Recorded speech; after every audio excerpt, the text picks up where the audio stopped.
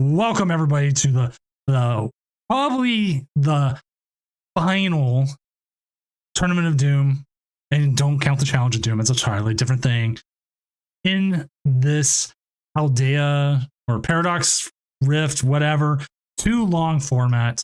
Also, Derek, I see your redemption. I'm paying attention to you. Hi. Hopefully you're having a good night. Yeah, like it's a weird thing. We're coming up. Like we do have Vancouver is in this format.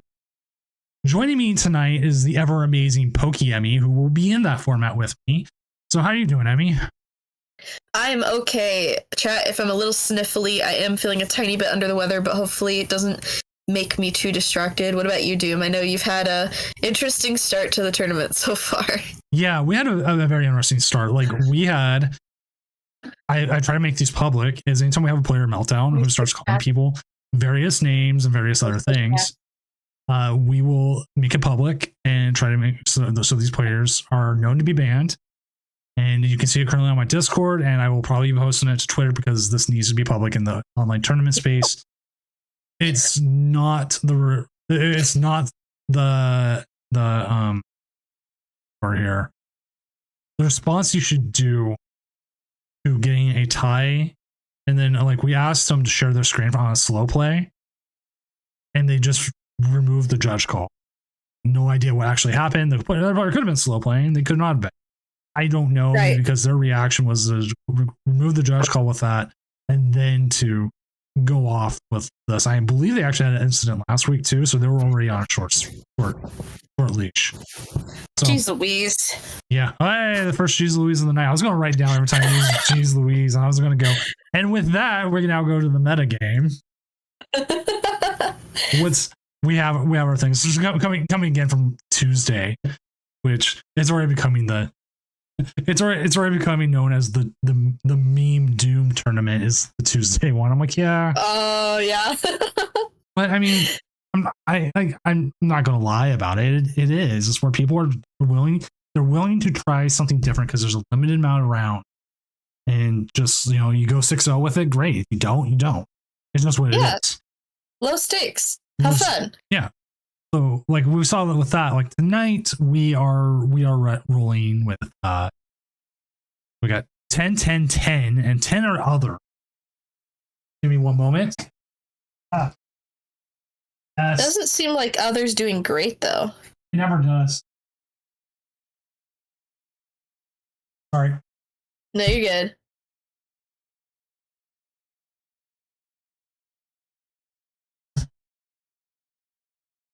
Huh. Interesting.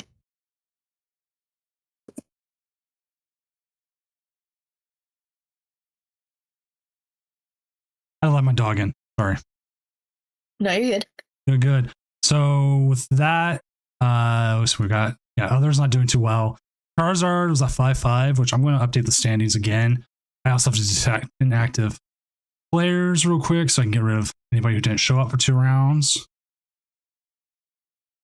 Always a good thing.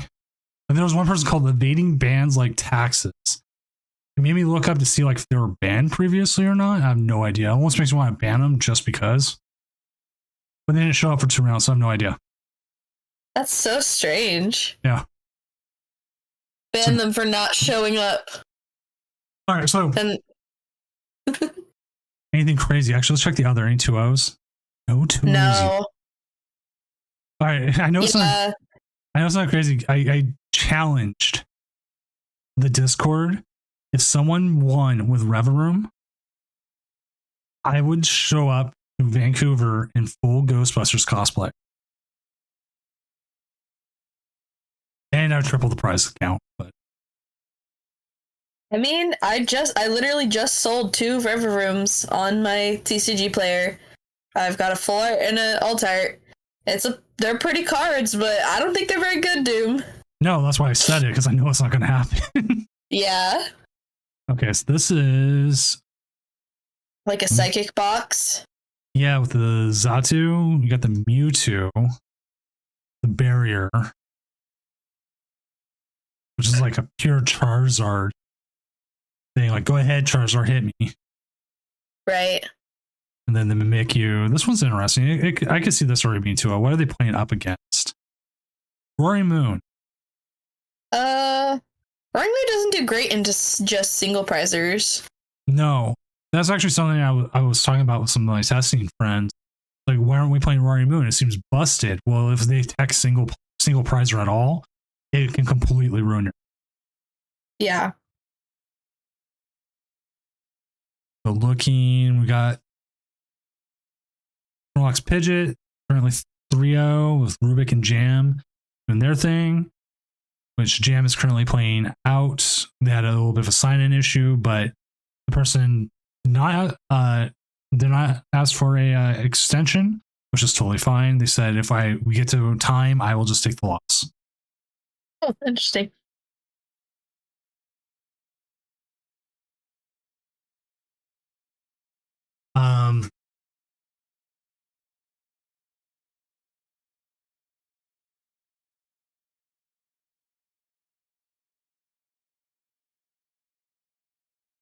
Okay, we just had a judge call. It was just someone saying the opponent hasn't reported loss, but it auto confirms everything. Right. And I'm like, and also from my end, it shows it did. So otherwise, they're all good to go. There's nothing wrong. Oh, sometimes you just need to refresh the page. Like, yeah, that's happened to me before. I actually gotta go check my mailbox, see if my reverse hollows have shown up. Charizard's definitely doing well, like the best out of all of the high meta decks so far. Yeah, Moon is not favored into Zard because if they're running Radiant Zard, it completely throws off your price trade. Which, let's see what Zard lists are doing well. Because I have been playing Zard Bibarel again. It's going to be really good post rotation. Well, yeah, but it seems decent this rotation. But normal Pidgeot Zard, here it is. Here everyone is. Pidgeot. Oh, this is a person trying to get the Pidgeot in. Only 3 Charmander? Yeah. Some have been running only 3 Charmander as a way to get the Pidgeot line. Only 3 Charmander, no Heavy Ball. Nope. That's terrifying. Which the Bibarel version I'm running right now has Heavy Ball in it. I think you should definitely have a Heavy Ball. I would cut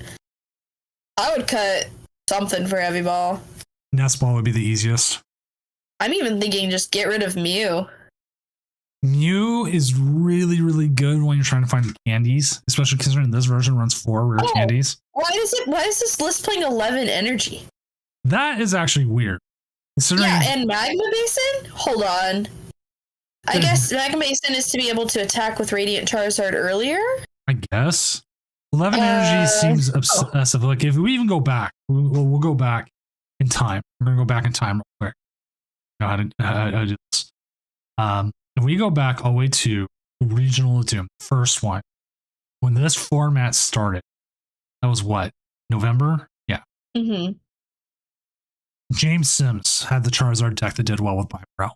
He ran at most 9 energy. I was going to say, I think for a while there, it was common to run 9, and you either ran 8 Fire, 1 Jet, or you ran 7 Fire, 2 Jet. Right. And then Jets kind of disappeared because they've optimized for other things. Like, here's another Zard deck from then. 8 energy. Again with the Bidoof Bibarel. This one ran the Toad Scroll. Wow. So that shows you how far this format has changed and how long it's been running since November 11th. I think Arczard running more energy makes more sense because you need that. If you are going to Trinity Charge or Trinity Nova, you need that like energy attachment. But exactly, if you're going to attack, you can put the energy somewhere. Update the standings one more time. But straight Snorlax stall though is 1101. So. Oh wow.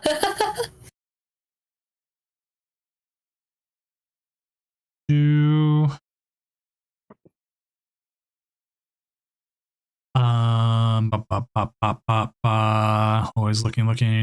And the thing is, like, we're at that point, like, what's gonna go? Like, here's Gardevoir. Gardevoir's only 2 people playing it tonight. Oh wow. What is Mysterious Player running?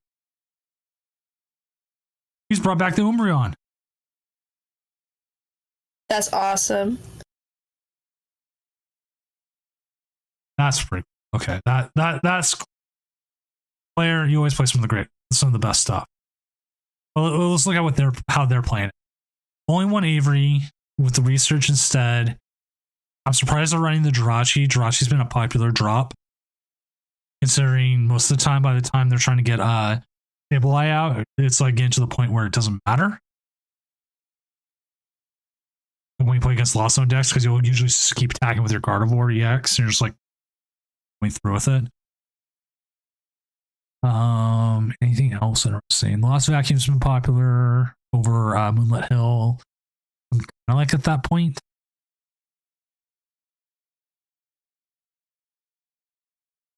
And yeah, this is like a pretty standard Gardevoir list you see right now, though. I never see Battle VIP Pass though. Yeah, I mean, it looks normal. I think Turo gives you a little bit of a chance against, you know, we've talked about the Guardy into Stall matchup though. Yeah, I had one I lost because I prized 3 basic energy. Oh, jeez. Yeah, because you want all 10, and you're going to try to use Turo on your Mirage Step Kirlia, and then you get 4 teleportation bursts with an energy apiece, and then you put 3 on this and 3 on this, and you just keep hitting. That makes sense. And if they bring up a teleportation burst, you're like 10, I'm just going to bring something else back up. Right.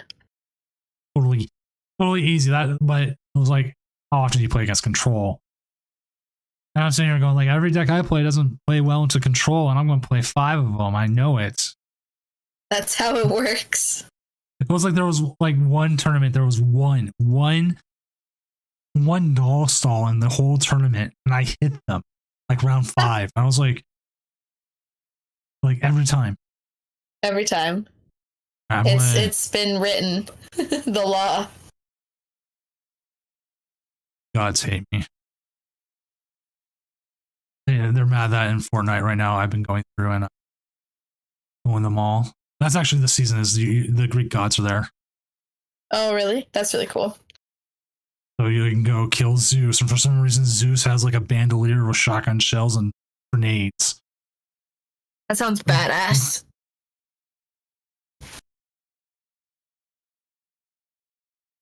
So we have like a tie. I'm just making sure they don't call judge or anything, and if we're all good, we will move on. It's been one of those nights where everybody's tying.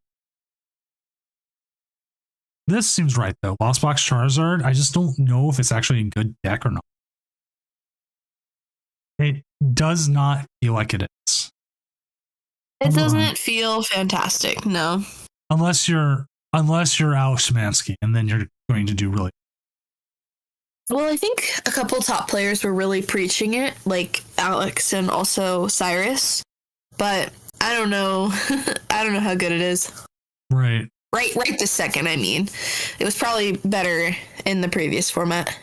On Urshifuso out there, Arceus Gudra, Arceus Rayquaza coming in 2-0. Ooh. Arcanine, there's a name I haven't said in a while. Meowscarada with the 1. Oh, it says 1-1. I thought it was 1-0-1. Huh. Let's see. Oh, it says 1-1. Okay. My eyesight. What's up, Rubik? Thank you. All right. They've had enough time to call a judge. I'm there the next round. Sounds and good. We will start getting some games on. All right.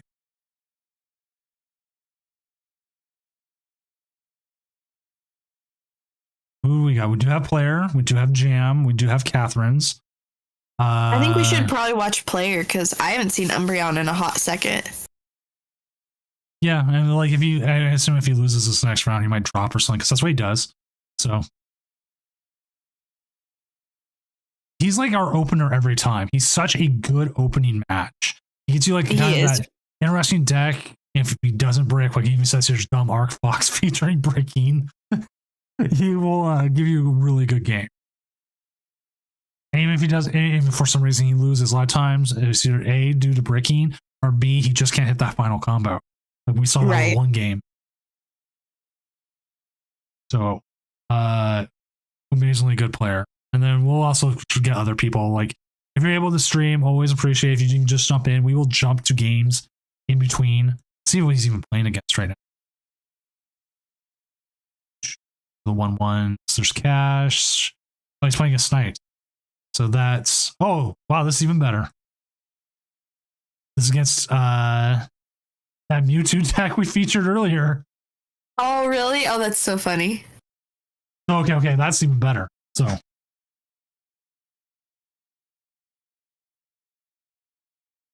Interesting. I wonder, because we have extra gust, I feel like no matter what they try to set up, we just gust it up, right? That's what I would assume. Yeah. I want to make sure like they do play. What's up, Moxie? So you're going 2-0 right now. Unlike last time when I said like, we want a certain card in the deck to win, I made sure we didn't get Moxied when he throws in just a single crab and calls it good. Oh, I gotta make sure that I forgot. Got to do my part and make sure they know they got the 5 extra minutes. That is on me, and that is something I need to make sure. Don't want to get out of it. Just so they know. And if Sounds good. single room would have been OP. No, it's Revavroom. And at least I would make it that you would have to have the previous evolution. You have to have a 1-1 line. Yeah. That's what Catherine is playing though too. Oh, Alpacas is back. Oh, 2-0 drop Alpacas. Ooh. I wonder if they had to go. That is true.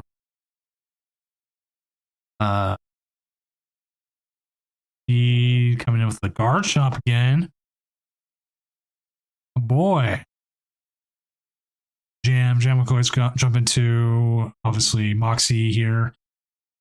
Running that. Oh, I thought he was already. Okay, that's why I don't know how far they got in. Okay, there we go. Got the game. Let me make sure it sets up on my end. They have not done anything other than play a card. Right now, Arsenal, we were just waiting for the player to share their screen. As we see Beaver, Radzard, and Umbreon, and nothing else. I think this makes sense because if we had an energy to attach, we would go grab Arceus V, but we have Bibarel in hand instead. So I think this makes sense. I don't even think they can attack us this turn, so I don't even think much will happen. Right. And we have the potential of like gusting something up to delay it as well.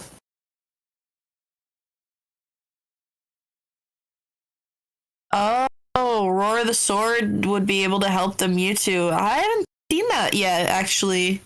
Yeah, Roar the Sword has been kind of a wow, that's not exactly what you want here. Definitely get rid of the old cemetery.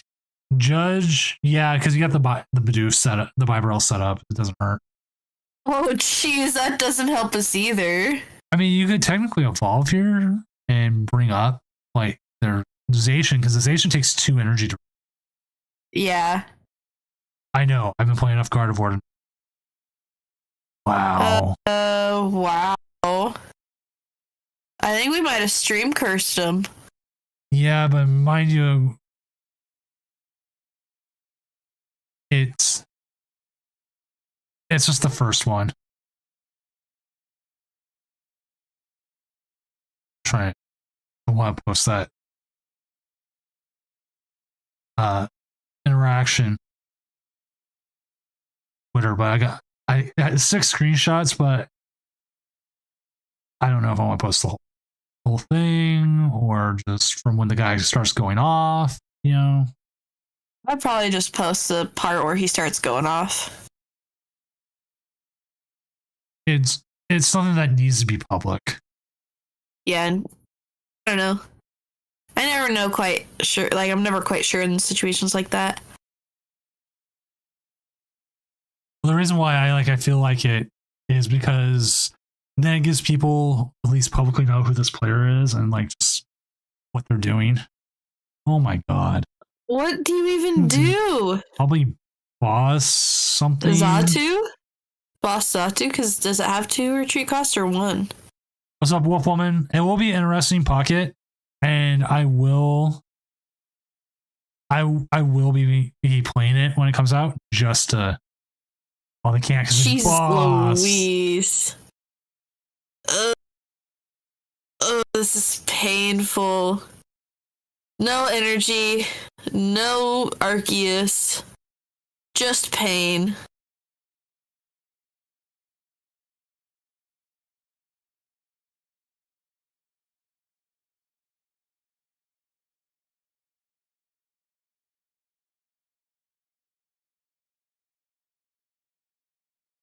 All right.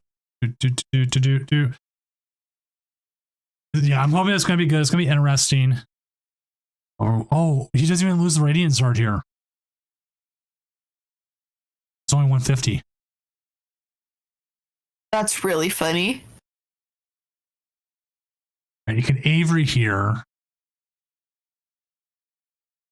That will get rid of some of their Pokemon on the bench. You start maybe setting up the Arceus. You'll probably lose your Radiant Charizard to your Lost City, but I don't know how often that even comes fully into play in this matchup. I feel like Radiant Charizard would have actually been really nice to have because it just cleanly KOs all the 2 prizers. So that is unfortunate. Yeah. We don't play any other stadiums, right? Just Lost Cities? Yes.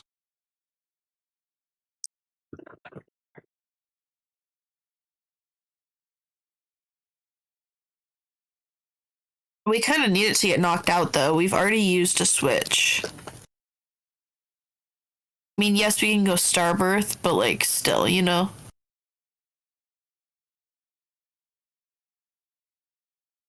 Ooh, if they put Mew EX down again, that's the easy 2 prizes for us. We just boss it up.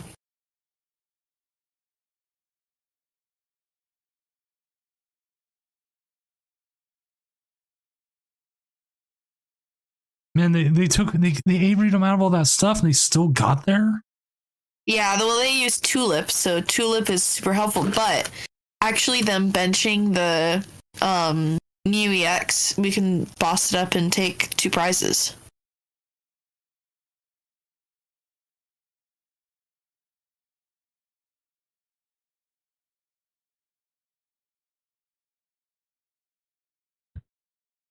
Arceus.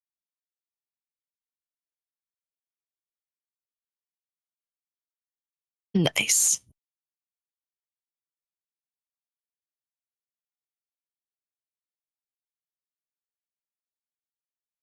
So we don't have another Umbreon. Delphox would get rid of 2, like the Xatu and the Natu. Squavit will allow you to shake up your hand, though. Yeah, that's true.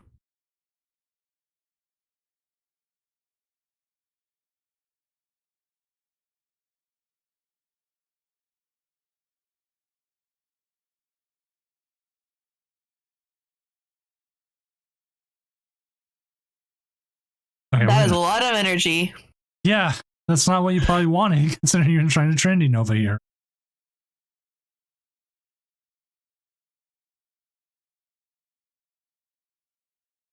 What is the Mewtwo weak to?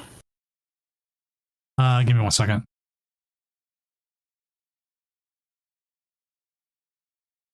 Yes, we're just having the friends issue where if you have too many friends, it gives you invalid username. Just saying, hey, this person has too many friends. So both players are there, both having the issue. Got it solved. 7-minute extension. Blah blah blah. Sounds good. But yeah, the Mewtwo is weak to fighting type.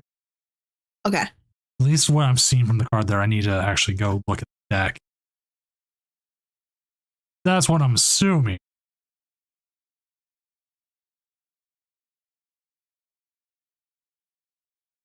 We just got Avery'd. Well, that should be kind of easy. Do you just want to get rid of Skwovet and get rid of the Umbreon?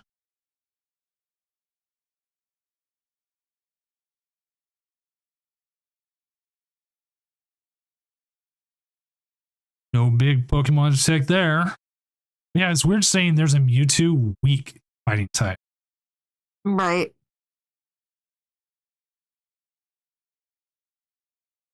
I feel like you have to Iono here, if anything, just to put the energy back in your deck. You can also Super Rod. Okay, they do have the Super Rod.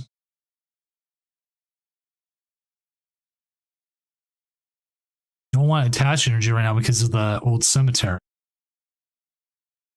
Which that was a card I thought we would see more play, but we just haven't.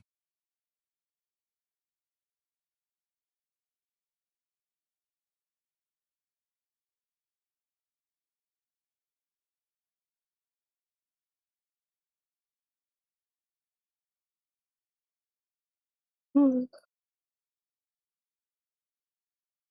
right, cool. Posting that to social media. So if you guys also had to see on the Discord about what happened during round 1, posted it. I am a firm believer that we need that public shaming of players like this is effective, because then other tournament organizers will not bring them back, for one thing. And then it makes the player base just better. Because like if this happened in a regional or actual tournament, the TPCI would probably look to ban them. Right.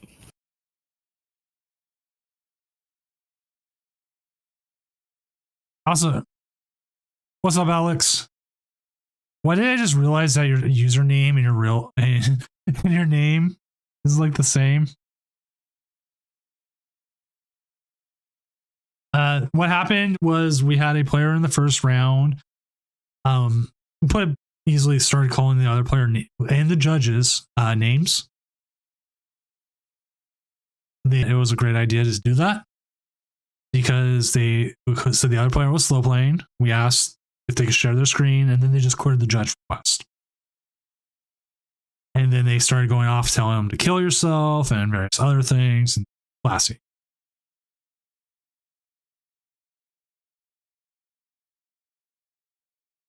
So fun, as we see here, as Mysterious Player is trying to decide what would be the most effective form of attack here. Having the boss and the rod, they need to make a decision like right now. They're almost out of time. Actually, we had a couple of weeks of dual tournaments, like just easy peasy, ran through it. I mean, Tuesdays are the best. Yeah. They're pretty chill. Sit there and go, yeah. Yeah.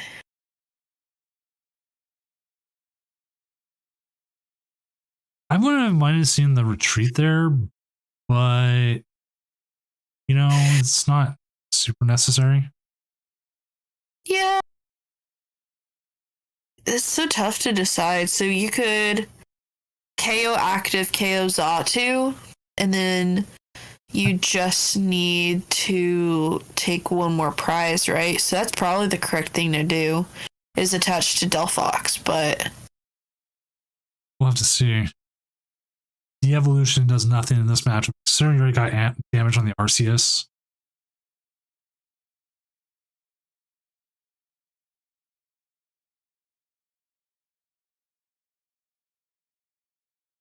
Yeah, Mike, that's actually what a lucky bunny. Thank you for the follow. That's actually one of the hardest things to do, because like we have the check-in time and you can use the check-in time for things, but like not talking to chess is such a yeah. It's like it's not that hard to say, hey, I gotta take a moment. That's what the chat's there for. Oh, okay. This Avery actually really hurts. I think you have to get rid of a Barrel and the Umbreon, right? Right. No, well, both the barrels. At this point, it's also do you check, because this is open deck list, what they have for like a disruption. Right. Oh, that's true.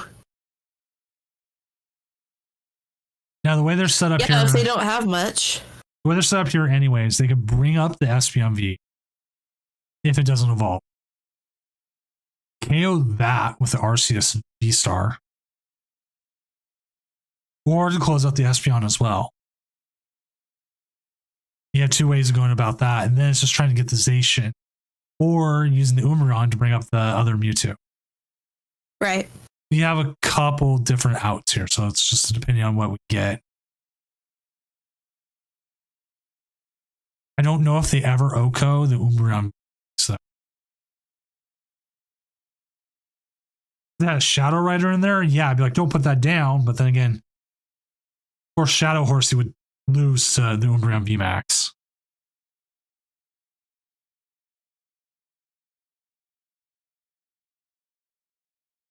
Nice.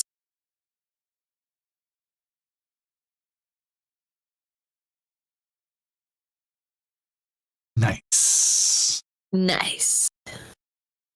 Magical Fire. And we have the DTE for Umbreon for next turn. So my Oh, Terra Roll! Terra Roll, no! What did they do? what did they do? Oh, the Terra Roll. That's right. They gusted the wrong thing. No! What's up, Z-Man? What's up, Vortex? Oh. Well, Vortex, next week is is rotation. And it's also on Thursday, not Friday.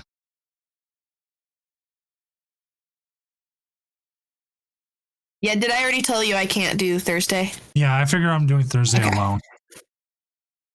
Yeah, path rotates. Playing it one last time. Vancouver. Yeah, so if he had put the Mewtwo EX in active High Flyer, then the Terra rule wouldn't have applied. So he gusted the wrong thing. So the Terra rule only works when it's on the bench. Okay, we have to make a quick move. We have a possible call that I need to go check. Okay. So we're going to transition off the screen for a moment. And we have to go check it. Sorry, chat.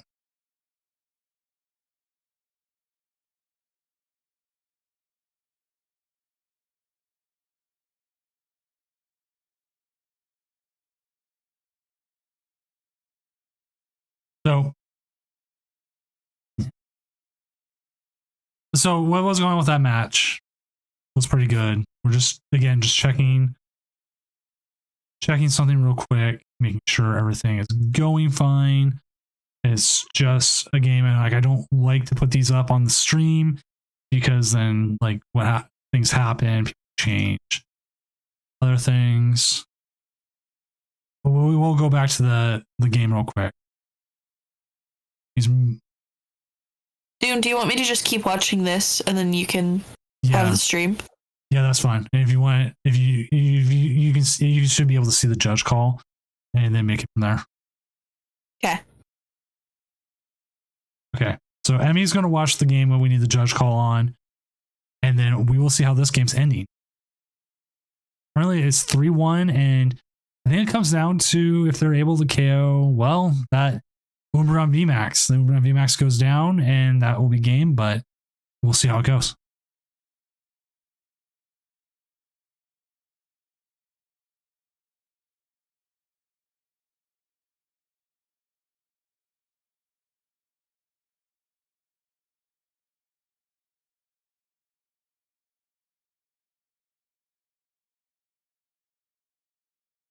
So, okay, we got the Zacian.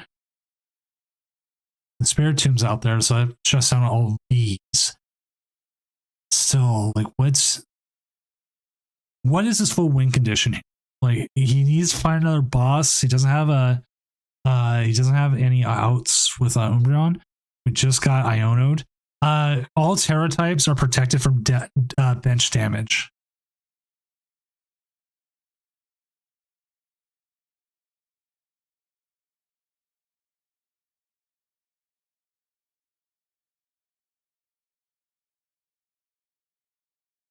Judge here.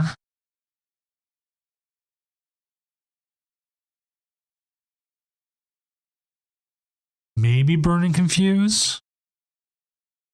And the judge gives him more cards.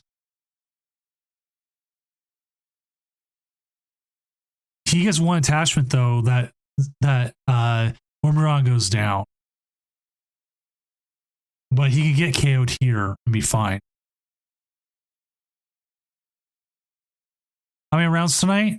7. I didn't think I updated it. If I didn't, I'll fix it. I meant to do that.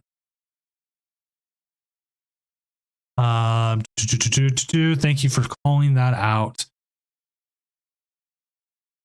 And tournament.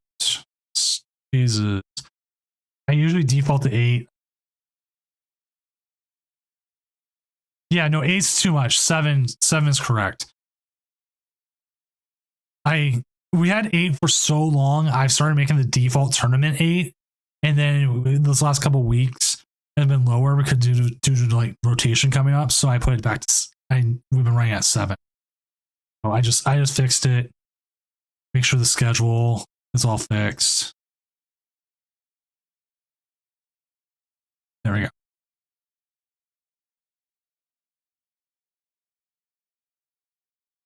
We get a DT here. Oh, they won the game. Dang, I missed that. I missed that.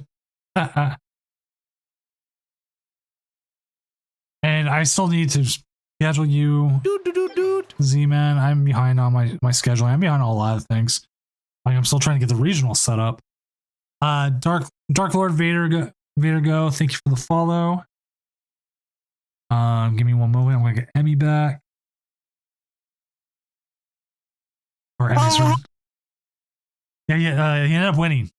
Even though the terror rule didn't do anything. Well, let's go ahead and just watch the rest of that match. Okay. Just to make sure.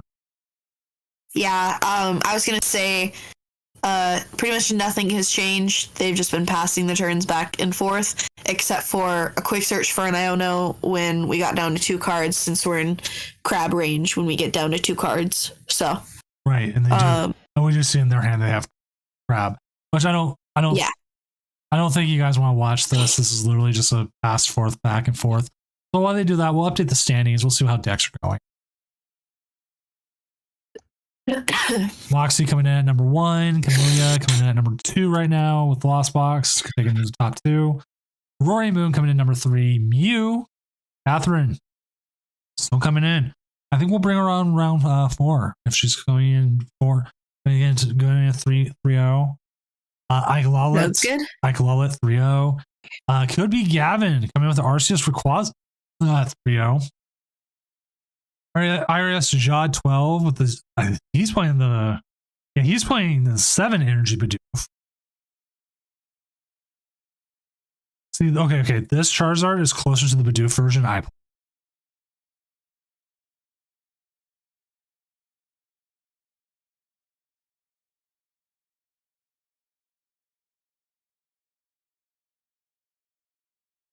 So that one's been interesting, but you can see there are only 7 energies, Vitality Band.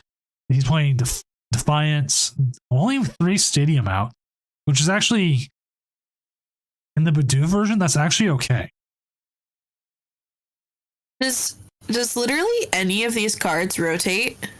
This one, not much. Other than Battle VIP Pass, it's like you just switch those for Buddy Poffin. Like, what else rotates? Yeah, I've seen the Zard with the literally nothing. I've seen the Zard with the 1/1 Ghastly Gengar line, and it's hilarious to play against Control because they never stop you. Right. Like, haha, and you're like, like, haha, and you're like, what do you think, buddy? Not happening. Yeah. Actually, I haven't talked about this yet on the stream, but I actually did a Metafy class earlier today. Owen Cameraman did like a post-rotation, like kind of overview of like what to expect possibly at UIC. And we actually talked a lot about Control, and that's something someone was talking about is... Did we time out? I don't know, did we? Time's not up, is it? I don't know. No, it's not. It's, for some reason, it's showing negative on mine. It shows negative 7 minutes for me. Yeah. Well, that's a bug. How much time do we have left? Let me see when I announced round started.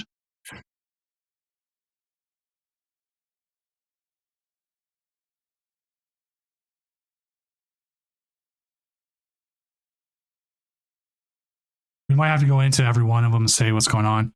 Okay. 8:48. It's 9:15 right now.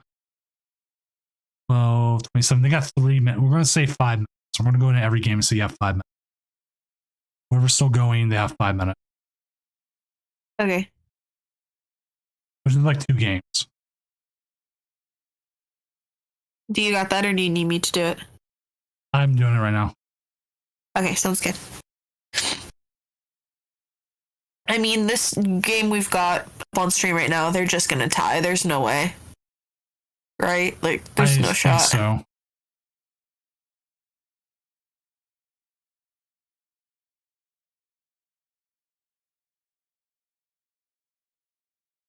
So, well, there's only 2 games going on. I've told them both they have time. Because, like, even if you like, we have a game we're watching, that's 12, 13 minutes. They still have about 5 minutes left at the use. So we're going 5 and 5. Oh, no, they're gonna win right here. Oh, they're going to win right here? Okay, then that doesn't matter. Yep. The crab is crabbing. Crab, what is the attack called? Cragalanche? No, Yeah. That's Tyranitar. This is like the first time I've had this bug. And thankfully, I announce every round so I know what time it started.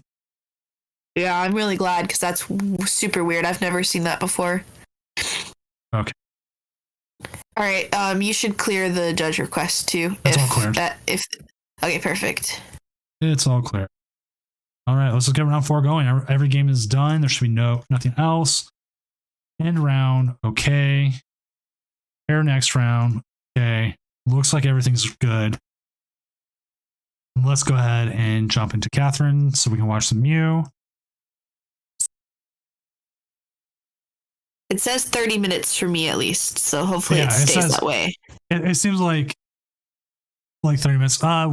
Z-Man, we were watching a game where there was a slow play call against Control, but we don't like to put them up on live game because it just causes people to freak out. It becomes impartial if chat's in there going, yeah, it's a slow play or something. So we don't. There's also the chance that someone realizes they're up on stream and then changes their behavior instead of us just watching, Right. So like, casually. If your opponent calls it and then they change up their behavior, that's going to happen. But that was it. Oh, EUIC control. Okay, yeah.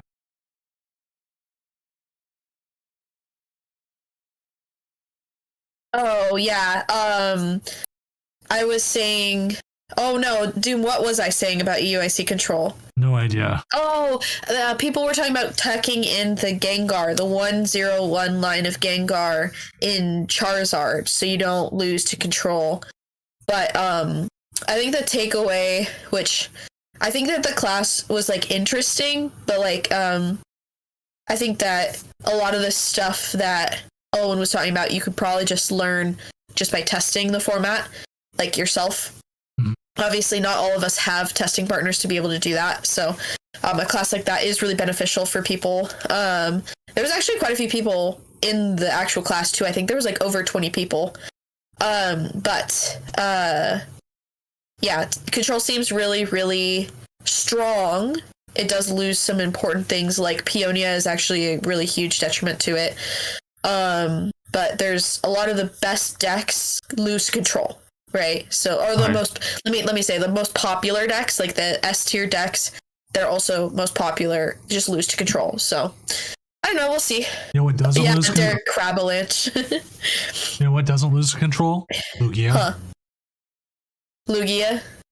It attacked every single thing in there. Attacks. Yeah. It never runs into the issue. This, I think, Did we just choose Mew versus Charizard? No, we chose Mew versus Control, which is actually a really interesting matchup in my opinion. Okay, yeah, that will be interesting. Yeah, I'm like, I think you just don't even do anything here, right? Like, I don't even think you attach. I think you literally just pass. Like, I don't think you do anything with this hand. This hand is great. We had 2 games finished. One was against Control, and it looks like the person just scooped instead of playing against it. The other one, I'm trying to find out what happened because it was a good matchup. So, no idea. Yeah, and what Nicholas is saying is true. Like, we talked a little bit about that. And then, kind of, just because Tina has such a bad Lugia matchup, like, it becomes Roxanne Temple of Sinnoh, which is really funny. But yeah, I don't know, the little chinchilla guys, they're kind of cute, but I don't know. What do you think, Doom? What's calling your name? They're murderers. I'm going to, you know what? That's my next drawing, like quick drawing I'm going to do. I'm going to do Chinchino with a knife behind its back. Oh my god, wait. If that was a playmat, I would 100%. I would actually wear that on a shirt too. Which is funny enough that this is my Eevee playmat. Japanese players found out I'm shipping like 4 of them to Japan. Really? Yeah. I'm like, wow, I don't ship a lot of playmats to Japan. Like, this is like the first time. And every single one of them was like, this is my Eevee playmat. That's so amazing. That's such a good playmat. Oh my god. I forgot I was gonna buy that playmat, or like, I was thinking about buying that playmat so that I could bring it with me to EUIC or NAIC. I might have ordered a second one. Let me do everything tomorrow, and if I do have an extra, I'll tell you. Okay, sounds good. Because I gotta bring like 2 playmats and a couple tokens down with me. I don't know if I'm going to bring tokens to sell though this time. I think we just want to like bench Mew Psychic Leap, don't you think? Yeah, like copy Psychic Leap. No reason to just do the 50 damage. Yeah, plus they have the Bravery Charm on the... They can't even use, like, Force Seal Stone. Because they have Bravery Charm on. Moxie, we'll get you a sticker. It's okay. We'll see what we have. What's left over. I've got, like... All I'm bringing is Fuecoco stickers. I'm pretty much out of hand stickers. Let's see how many we got. 1, 2... I actually need to order more Girl Power. Oh, I don't know if we wanted 2 heads. I guess we could grab Arvin Pidgey. Yeah, we did that. I have 23 Fuecoco stickers I'm bringing with me. And I do have my shop set up to sell stickers. I just haven't set it up where we would do on-demand stickers, which you can actually do for the Lake of Rage podcast at doom-gaming.com. Your premier home for artisan playmats and tokens.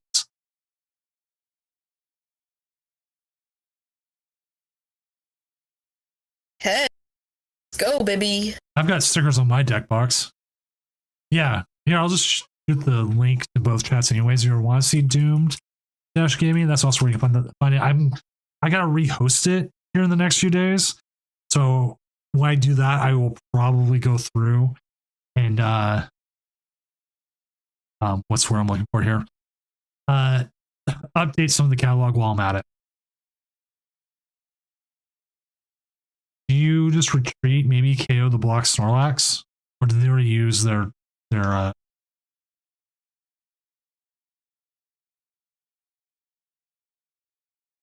was like, I think you just retreat and... Because then block Snorlax becomes less of a threat. Yeah. You can actually knock it out versus we can't right now for the Rotom. I should make a logo that says only Snoms. Yes. Oh my god, no, that works on so many levels considering it looks like a butt. Yeah, exactly. Why do I get like all my best ideas while I'm streaming the regionals, streaming stuff like this? I don't know, because you're like talking it out loud, maybe? Maybe. You would be great, only Snoms.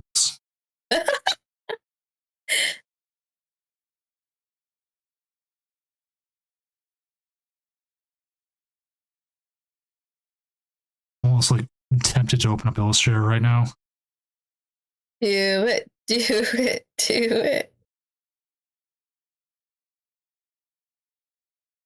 Looking it up. They have I found the brand guidelines to OnlyFans. Oh my gosh, really? That's so funny. The logo, I'm just looking for what their logo pairing.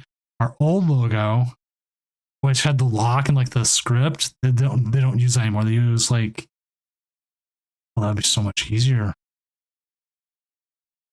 Oh my god, we're just flipping heads after heads after heads. What? No, what are we doing? Hold on. What? Yeah, why are they benching so much? I'm so confused. Well, if you put the damage on the Rotom now, if you can find one of your lost vacuums later, that's a free KO. It's true. I mean, I'm just scared of it getting pennied up. That's true. What's the logo font? That's cute with a smooth and traditional sans serif, which is pretty close to such fonts as Gardenia Extra Bold. Oh, good. Should have that.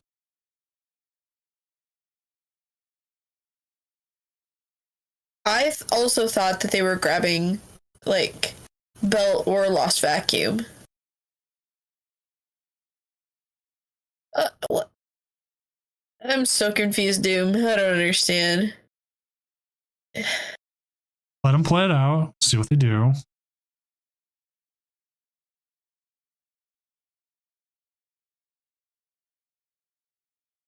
I know that they technoblasted last turn, so I understand why the concept of like grabbing another DTE, but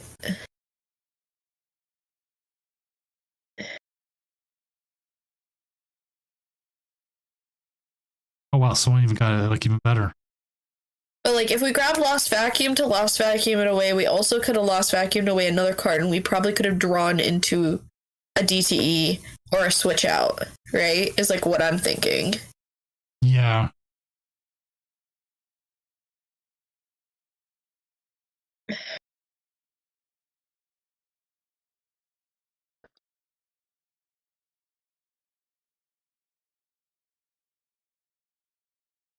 I don't know. It doesn't hurt us as much considering that we just draw out of everything. It's the fear is getting a Genesect stuck on.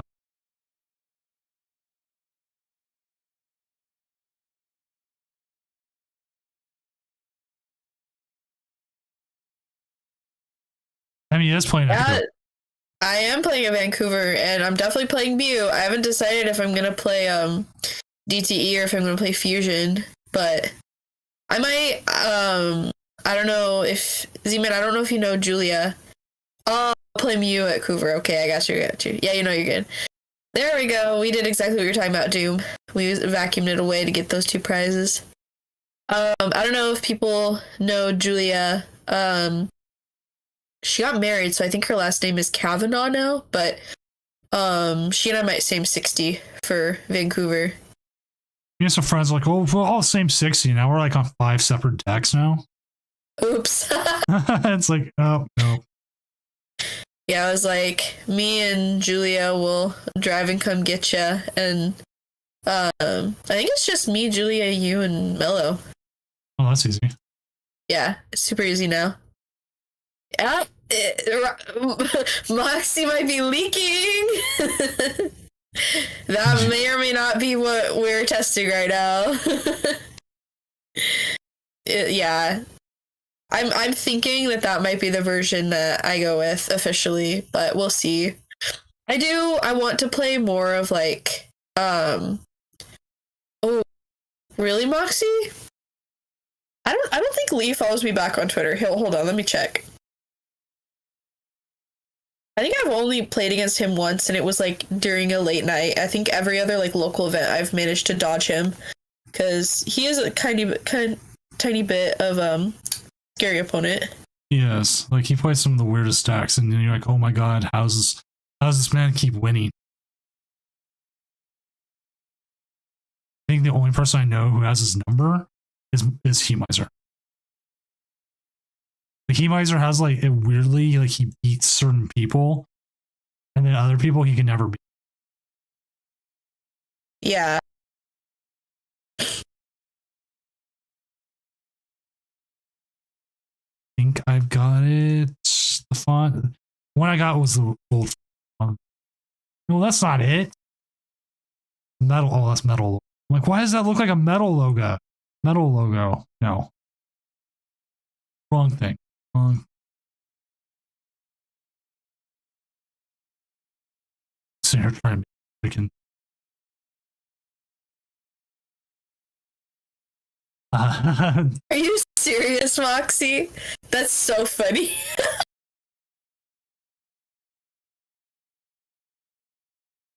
Kobe's always scary. I won't lie there. Yeah, I'm pretty sure I paired into him the last time I went to a 1K at tabletop because it's been a hot second. Yeah, I feel like there's so many amazing players at tabletop that I'm terrified to pair into.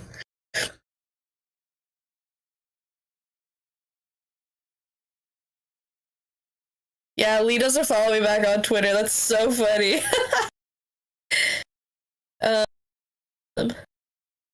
Hey, look, at the same time, it says use code Doom5 at Tabletop Village to save 5% on your order. This is very, very similar to what me and Julia have been testing. Okay, I'm gonna save this. Thank you, Moxie. You're leaking to me and Julia, and we appreciate it. Surprisingly, I guess he's thinking himself by posting it on Twitter. So, anyways, continue, Doom. Surprisingly, this was a fast match. So let's see who else we do have real quick. Who's still going? Who's on table 9?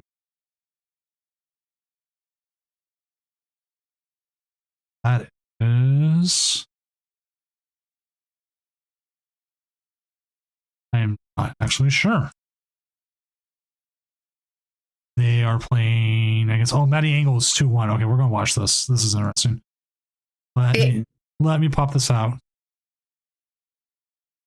What's up, Mello? Mew, the play for Vancouver. If that's true, then the play now is Charizard.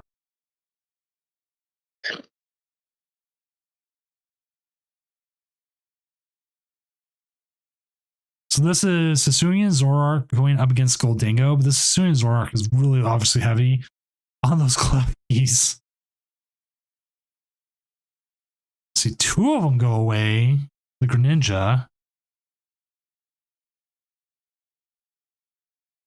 He's the Keymaster. Actually, you know, funny enough,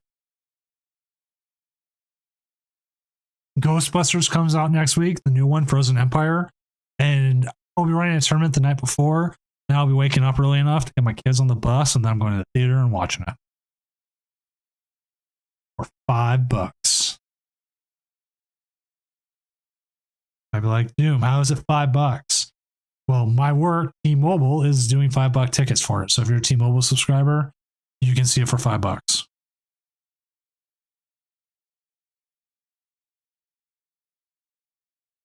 Too bad there wasn't a way to Goldingo here. Or not Goldingo, Mew.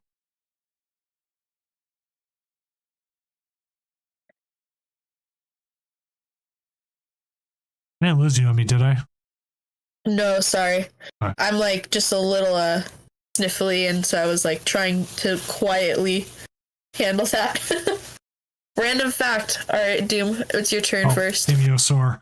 Random fact.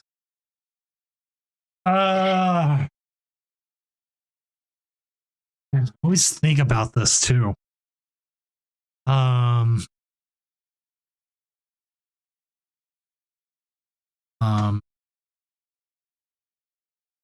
know, a wrestling fact.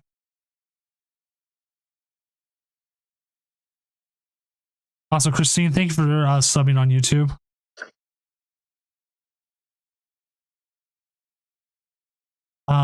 Okay, here's a random fact. Iron Maiden kicks ass. No,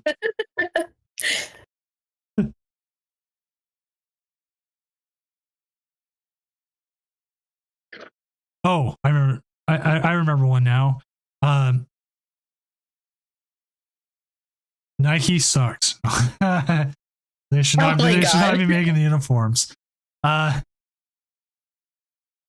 Actually, talking about evolution of baseball helmets.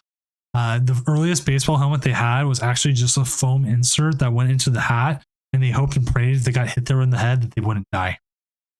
And that was in like 1950s, and then they had like a weird one that like protected your ears, but not your like top of your head. Like you had to take it off the side, and then we got the full helmet a little bit later. Maybe Nicholas gets it. I don't remember the exact timeline of it. I'm gonna look it up real quick. But it was weird. Like you look at these old photos, and like the batting helmet was so different. Right. Like when they had smaller people, so they'd have the smaller one.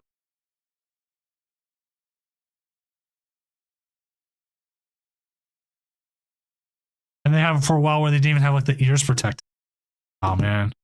Zoroark lost. So Emmy, you need one now. I need a fun fact. Oh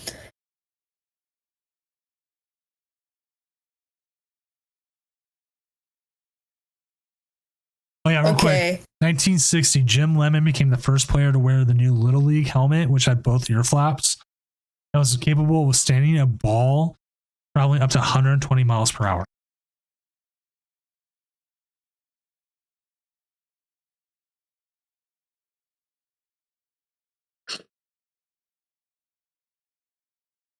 Okay, my fun fact is, do you guys know the Comfy Friends Pokemon plushies? Yes. They are literally the best plushies, like, ever. Why is it not letting me paste this link? Because it's too long. I was gonna link the Bidoof one. Anyways. My fun fact is that I found out that they have a Mew one, and I really shouldn't buy it before Vancouver, but I'm very tempted. But now I have to come up with a second fact. I know. I mean, Mike, that fun fact works for both of us. So fun fact, Doom's name isn't really Doom, and fun fact, Emmy's real name isn't Emmy. At this point, most people call me Doom. I think it is my real name. I'm surprised my boss isn't using it yet.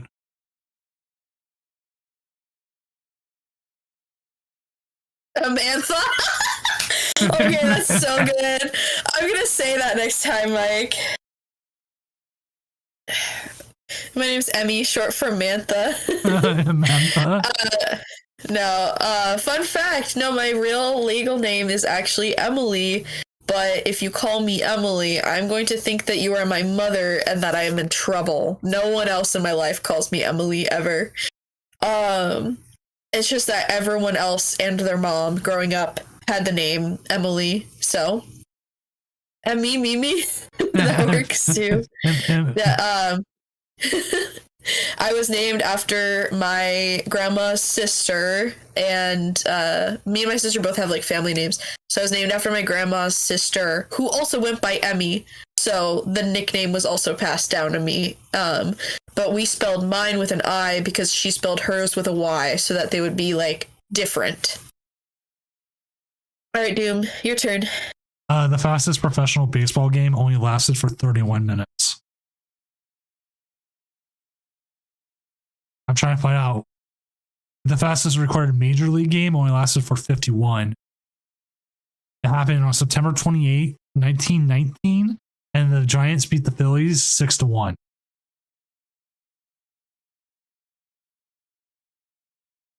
The one that was 31 minutes was Winston-Salem Twins defeated the Asheville Tourists 2-1 on August 30th, 1916. The game was originally scheduled at 2 p.m. and it ended before it was officially supposed to begin.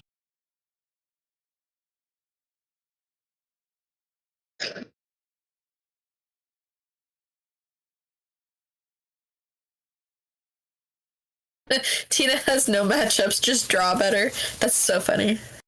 You know, sometimes that is the truth, though. Or don't toss all your don't realize you tossed 3 of your Mirage gates do the Comte because for some reason those other ones should have been better.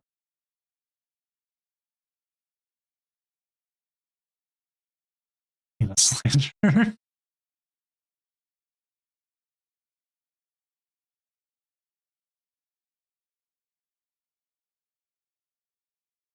How are things going? Actually, we got to double check, make sure we don't have any actives. Bye. There was one. The 3-1 not show up. Or 3-0, technically. So weird. Wait. No, they didn't drop. Yeah. Oh, was it the person who conceded to control? No, it's Tina. Oh. Never mind, I don't know. I don't know. I thought I saw someone like immediately conceded to control. So we got a moment. I gotta do promotions, like actual legit promotions. So hey, check this out. It's on screen now. All right, get my promotion voice on. What do you think of you're still owe us one more fact? I mean, your real name isn't a fact. I'm sorry. Oh no. Okay, let me think. All right. Tabletop Village is the premier Pokemon destination in the entire universe and multiverse. Located in Seattle, Washington, in the International District near Lumen Field, you will find Brian and his team is able to help you through their extremely large selection of products. If you use code DOOM5, that's DOOM numerical 5 at tabletopvillage.com, which we are currently looking at. Look at it. There it is. Go to it and buy stuff there and use my code. It's good. Get 5% off. All good. Tabletopvillage.com. And our second site is broken for a minute because WordPress is weird. Is doomed-gaming.com, or just known as Doomed. Currently hosts to many artisan playmats and tokens. And you'll also find Lake of Rage podcast merchandise. That's right. As you can see here, a t-shirt and a sticker is available, and also sweaters, various products. And also we have currently the Lugia regional playmat, which we did get. We did end up getting the champions and top format in today. Those will be there. They are great. Play in the Doom regional. That is coming up in less than about 2 weeks, give or take. I don't remember. I'm horrible with time. And here, check this out. Check this out. Let me see if I can find the photo I took earlier of the champions mats. Here it is. In hand, champion and top 4 mats. Goes to obviously our champion and our top 4 players in the regional of Doom. Play that, get there, do it. Right, Emmy? Commercial time's up. So, fun fact is that I yesterday found out that there's 2 kinds of okonomiyaki. Have you had that before, Doom? No. So it's like a savory pancake that is from Japan. And so it's like a specific type of flour and then eggs. Usually they have pork. And the main ingredient is like cabbage in that like dough mixture. And it's like fried on either side. And they have like a special sauce they put on top of it, and it's so good. But I found out yesterday that there's like the regular one, but then there's also a kind that's called like Hiroshima, and that one specifically has noodles in it normally. So when I was in Japan, I apparently had the Hiroshima kind. And so when I made it at home for myself yesterday, I was like, why does this taste nothing like the other kind, like the kind that I had in Japan? And I thought maybe I just sucked at cooking. I took a picture and I sent it to my friend who was the friend that I visited while I was in Japan. And she was like, oh no, you just made the wrong kind. Like there's 2 different kinds. So fun fact. All right. New round is up. Yes, I actually shuffle a lot myself of casting games, if you call what I do casting. I'm going to try and get the Arceus Rayquaza deck on. It's 3-1 right now. It's interesting. We're at the point of the format I want to see more fun things. So that will be one of our games. We do have Mysterious Players still streaming, Catherine, Jams. We have games, but I want to get some other people on. Also, if you're 3-1, totally cool. Totally be up for you to stream, even to 2. I mean, we're not going to be too picky. Like the Spide Ops. What a lucky bunny. If you can stream, I wouldn't mind seeing the Spide Ops. Nelson, Moxie, if you are able to stream as well, considering you are 4-0, wouldn't mind having you on. And you do get the benefit of 5 extra minutes if you do stream. Unless you're playing against Control Deck, then I'll take 5 minutes off. Minus 5 minutes.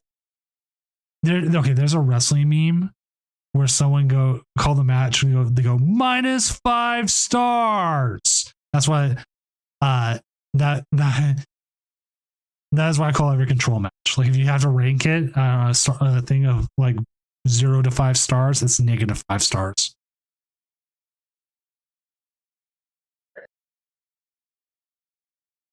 Yeah, so you got extra 5 minutes due to setup time.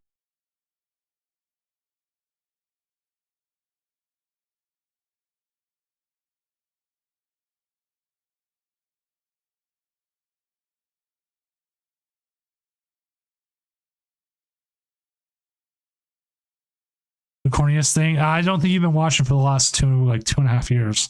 There's been some pretty corny things I said. But also the person who said it was Jim Cornette. So that makes sense too. We haven't had Jam on, so we'll go ahead and jump on Jam. Unless the other player. So what decks are you picking up first for post rotation? I think we talked about it a little bit earlier.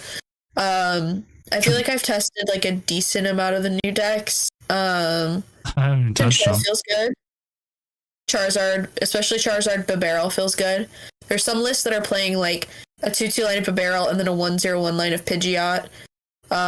Both Pidgeot and Charizard feel like both Pidgeot and Charizard and Babarrel and Charizard feel good.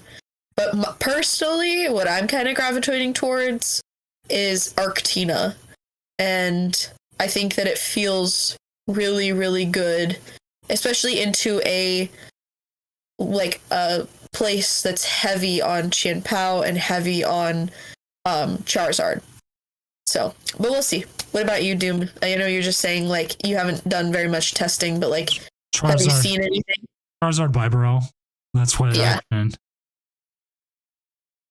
Well, Moxie, I would say that sounds accurate to me. However, you didn't know me in my Arc Duraludon phase, so I'm very familiar with the Arceus. He is my friend as well. I love Miss Marcia's Duraludon. Such a good deck. I've actually been told that a lot of Mew players might kind of gravitate towards Charizard, especially with Babarrel, because it's like a nerfed Fusion Strike system. Squelvet. Draw 1, play the card. Fusion Strike system. I mean, Industrious Incisors for 5. Funny enough, I have not. I bought Giratina and Lost Zone Box. I have never played it IRL. I don't think I have Giratinas. I don't think I even own them. I need to buy some. See, I love Lost Box variants as well, but I'm like terrified of like losing some consistency in terms of like you lose Escape Rope, so you have to play Iron Bundle because of Flutter Mane. But like, is anyone actually going to be playing Flutter Mane? Like, no idea. All right, so it's actually Jam versus Mysterious Player. So there we go. But Moxie is setting up too. So if we need to jump over. Okay. Actually, who is Moxie playing against? Goldango. So that'd be Tina versus Goldango. All right, chat, real quick. Tina versus Goldango or Control versus Art Umbreon?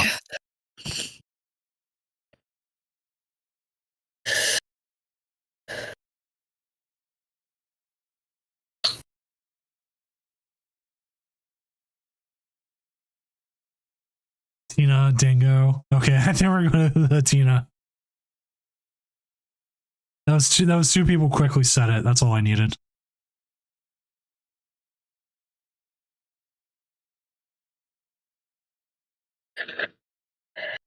You okay there? Me? Yeah, I'm just sniffly, sorry. No worries.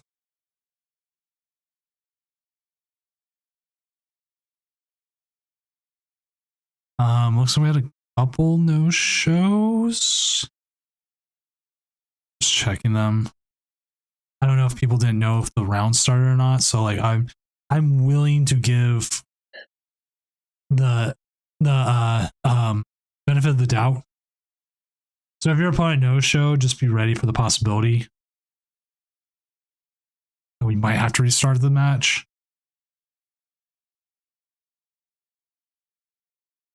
But with an online tournament, I mean, you kind of, I did announce this round is up, right? Yeah.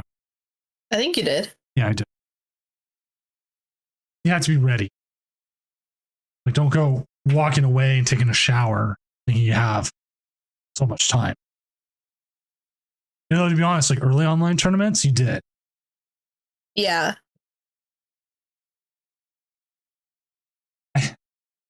Yeah, I have fond memories of the first Limitless tournaments. One of my fondest memories, though, was I'd be playing them super early. Mrs. Doom would go out and bring back a Breakfast Baconator. And it was so good. That's amazing. You come back like, here's a Breakfast Baconator. I'm like, cool, I'm playing against Control. Just put it in my mouth. Which that sounds dirty. Oh my god. It's only 9:51, Doom. You can't say stuff like that. Oh, yeah, that's right. Stupid FCC. What was that Family Guy song? The freaking FCC? Yeah, something like that. I have to say ding-a-ling.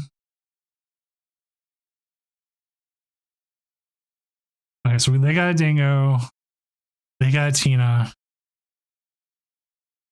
Yeah, so actually look at Ike's list. Ike is... I haven't fully looked at his list.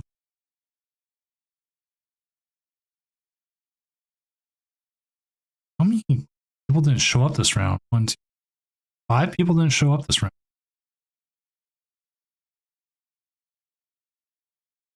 Weird. That is weird. But You hey, are seeing a ditto. It does schlup. He's just a little guy. He's just, little guy. Okay. just a little blue dude. We need to.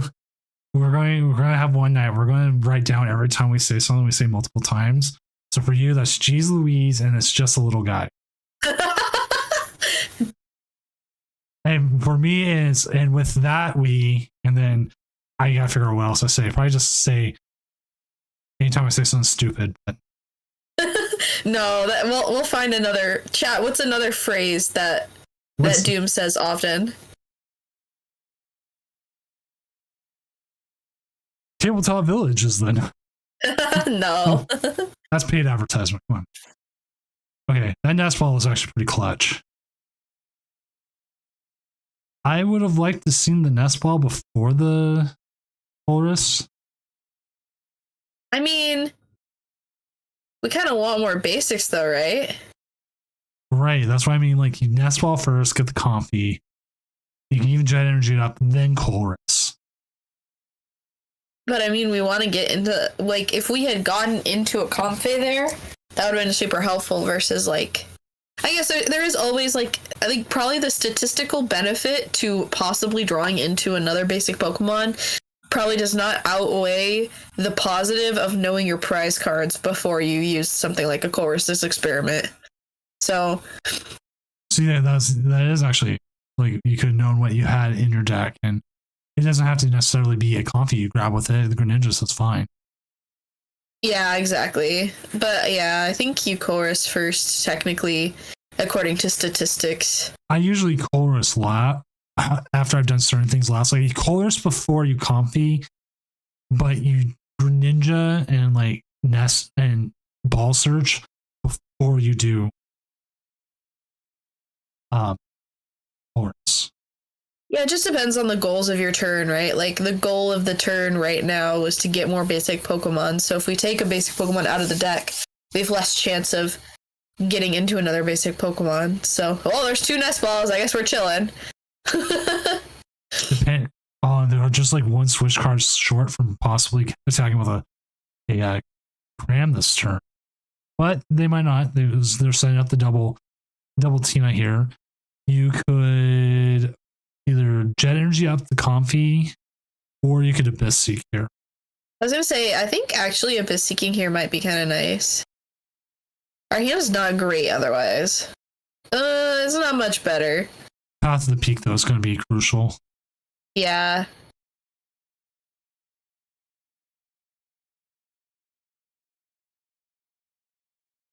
Yeah, force them to have 5 energy to, knock you out. See, like to me, I thought if you Jet Energy up the Comfy, then you're not losing a 2 prizer in the trade. That's true. And I agree with actually Colress before Flower Select. That's what it what works for me. But interestingly enough, the Giratinas do take easy KOs against them. Yeah, this is like a weird matchup where like Gholdengo reaches to knock out Tina, but this is where Tina can be a very hard play, and not just on it. It's your sequencing and your selections. And I notice that happens a lot with some players. They just they think they're just going to go boom, and then they get blown up for whatever reason. Yeah. Or they pad themselves out of like they have a small hand, and they pad themselves, and then they can't use Radiant Greninja.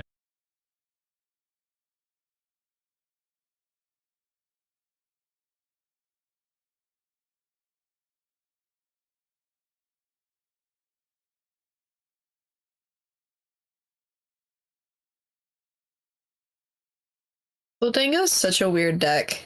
At least like right now in this format. I feel like after rotation, it feels a little more normal. Mm-hmm. You know?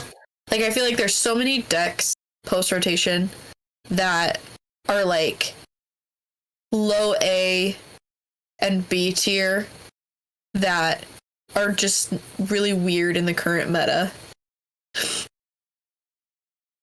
So I learned, even talking about like this, but this is going a little bit to IRL play.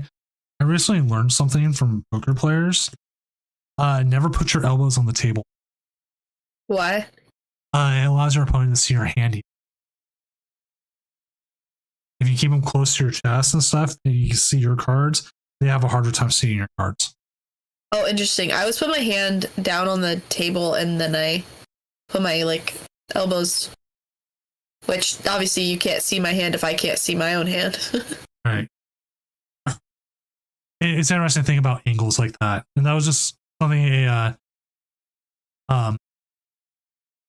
poker player was showing me. I was like, oh, cool.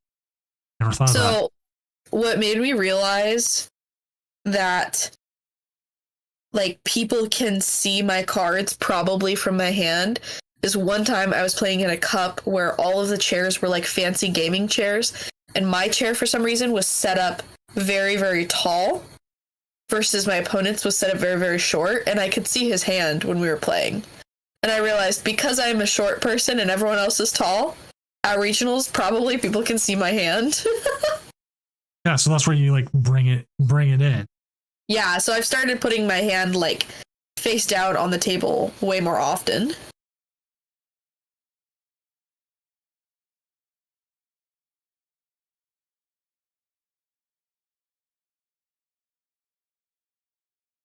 I don't know, maybe I've just like played against enough Gholdengo that I just kind of assumed that it was going to whiff in like a sad way that I probably shouldn't have said it like that, but like I hope you know what I mean. Ooh, ouch. Actually, we don't have very much energy, Doom. That's gonna be hurting. Yeah.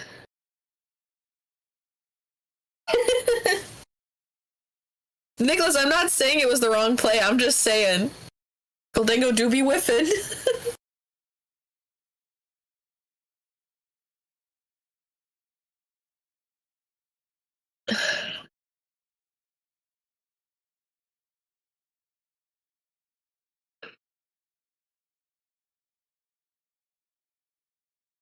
So we have 1 grass energy in hand, so we can do 2 lost impacts. Okay, as long as we find the V-Star for the second one. Yep.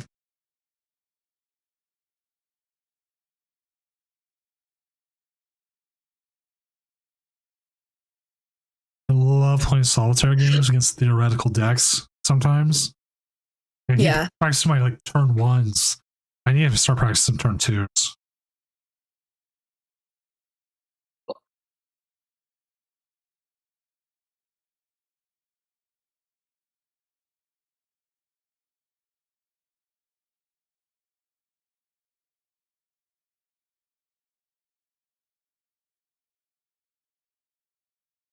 I didn't realize my cat was right behind me, and I just like bumped into him slightly.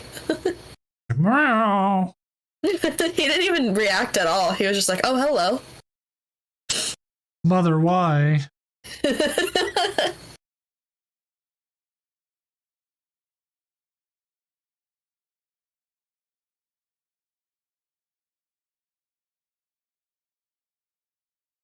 The solitaire hand I'm doing right now, I think I prized both my. I'm solitairing some Gardevoir.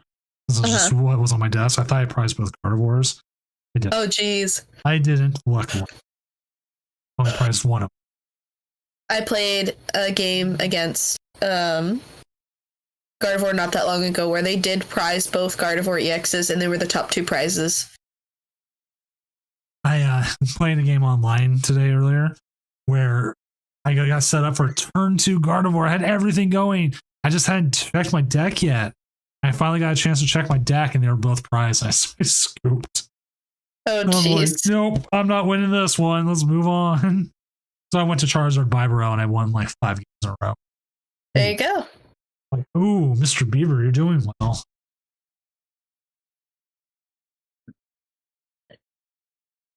I want Pokemon to do a series like Mr. Rogers' Neighborhood, but with Pokemon.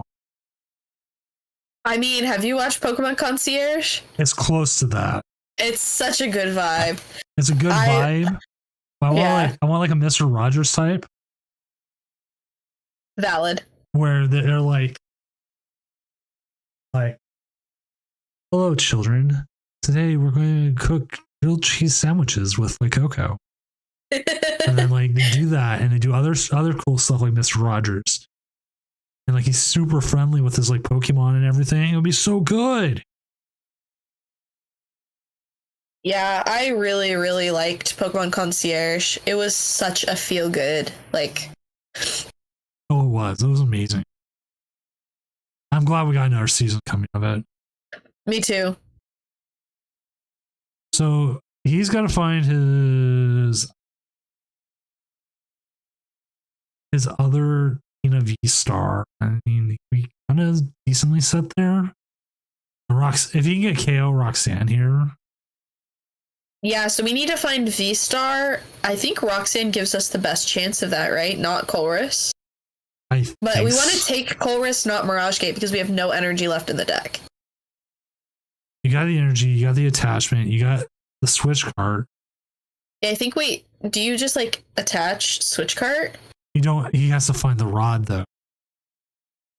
Oh, do we not have another V-Star in deck? I don't know. That was 6 there, and there was a rod. Oh, there it is. Okay, we're chilling. We're chilling. We're chilling. Never mind. Yeah, I think we don't even need the switch card anymore. You can still put the energy back. It depends on how many Mirage Gates you have left. We did just send one to the Lost Zone. I'm unsure.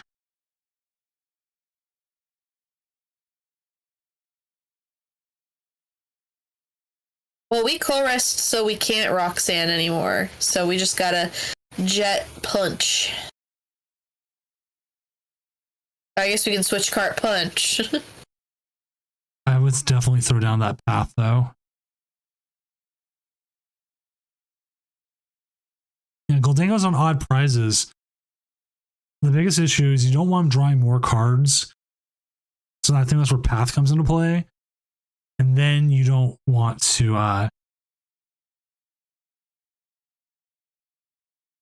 then you just get rid of the psychic water. Because because you have a second hand, right? Yeah. You don't want to give them an easy out. Almost like now you gotta get that Giratina out of there.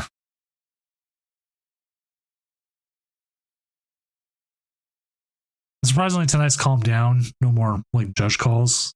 So we take those. Holy crap! Why do I have like Wait, you have a bunch of judge calls? no on Twitter? Oh.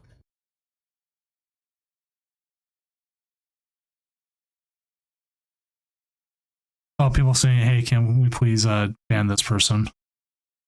Oh, yeah. As they should. Oh, Sonny says he's dealt with them before. Sonny, if you're in chat,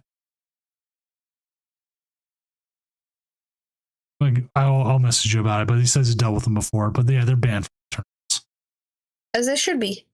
Was that not the best turn for Requiem though? I actually agree. I think maybe that was the best turn for Requiem. Yeah, I'm kind of surprised we didn't Requiem. But I mean, if our hand doesn't change, we just Requiem. Like, but we literally can't win otherwise, so. I mean, you can like Requiem depending on what happens with if they get a Goldango. If they don't get a Goldango though, if they're, I guess if they don't get a Goldango, what are they doing?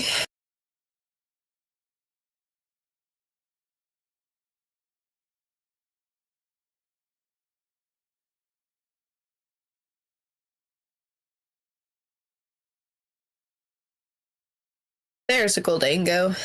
He exists.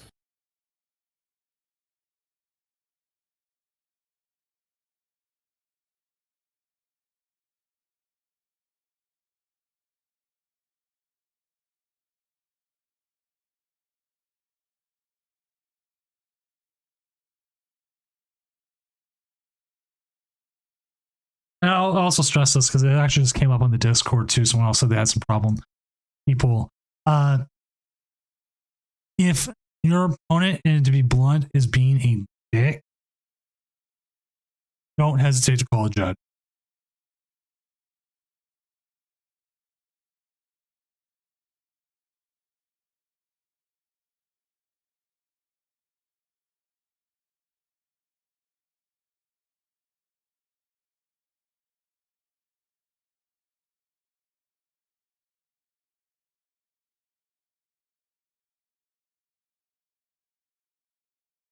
Right, we needed the gate earlier. How many have they used tonight already? I don't remember how many they've used.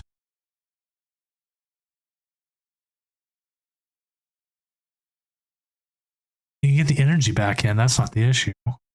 The issue is, do we have one more gate to win the game?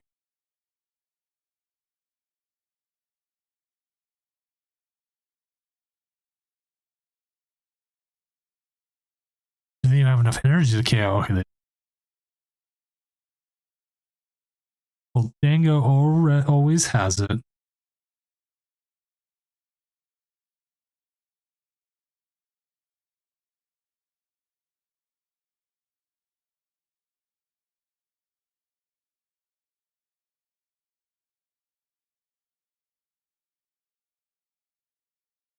Again, I wonder why you've seen the path there.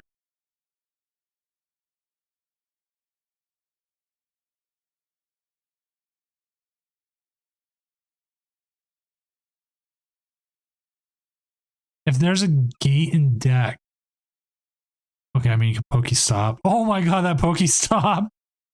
That's so funny. That's so cursed. There it is. Okay, now you can just Rod.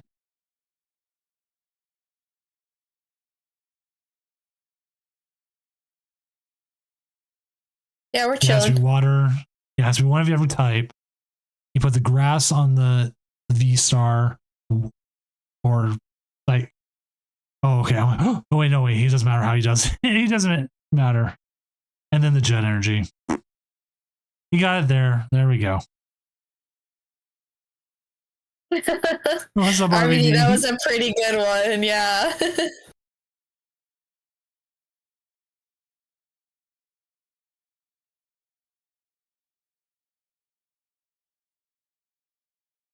Yeah, we still got there in the end. That's what matters.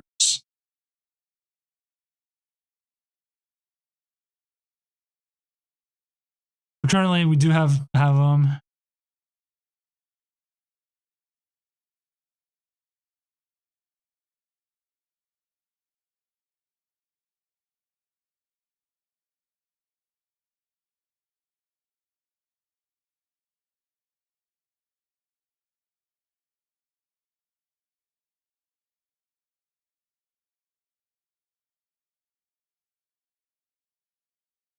all right, so sorry.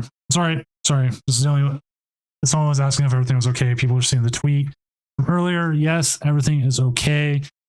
I just want to make sure people know about players like that. It's important. You shouldn't be doing that to your opponent on round one. Right. In happier news, we do have 2 5-0s. We have a Roaring Moon and a Giratina Lost Zone box. Checking the pairings real quick. Jam and Mysterious Player are still going. Let's go peek in on how they're doing. Okay. Because they are the last game. Dude, that triple VIP was hilarious. All right. You know what? I'll show it real quick. There's only 3 minutes left. I have no idea how this is going to end. We're seeing a lot of draw pass right now. You don't have it up on the screen? No, just popping it up right now. Oh, there we go. There we go.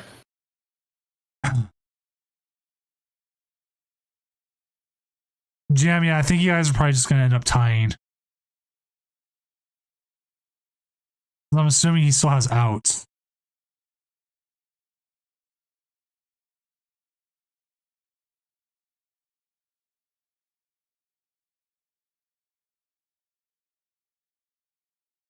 So I need to get the Poffins. I'm not paying pre-release yet though.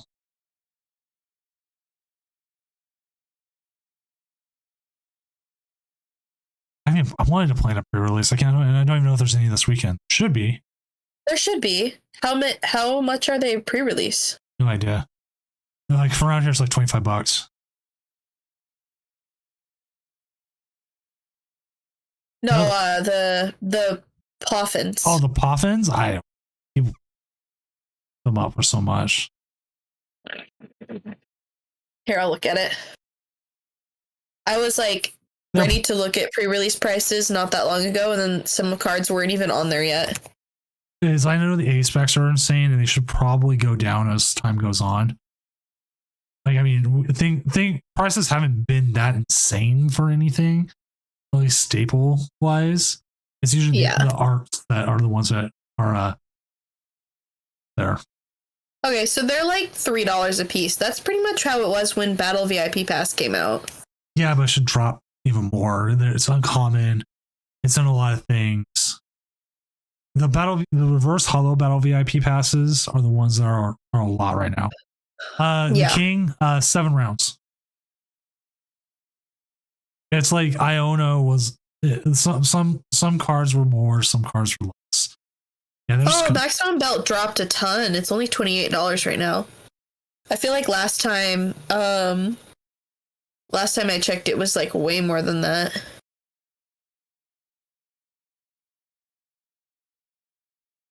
Right. There's no point in doing it.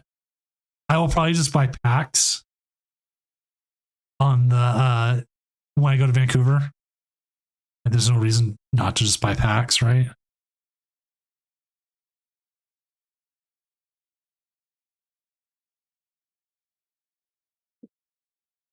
Or I'll win the whole thing. Catcher.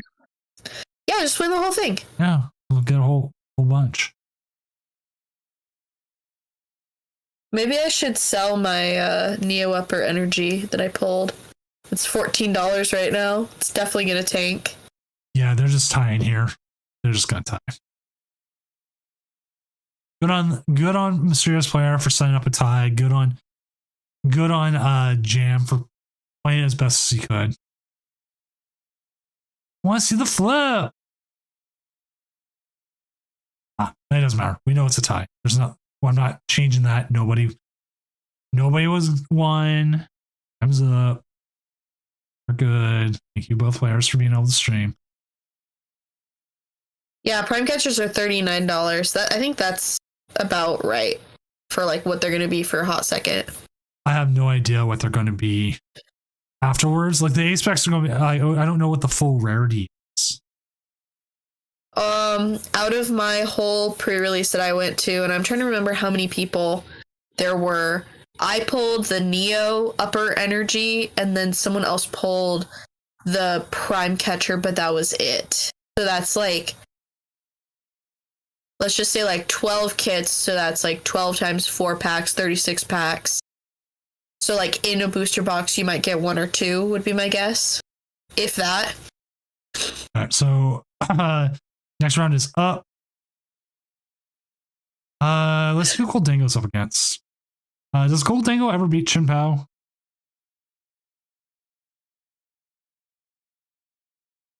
Does Goldango ever beat Chin Pao? Well, I mean, don't they have weakness on Chin Pao? They just have to discard 2 energy.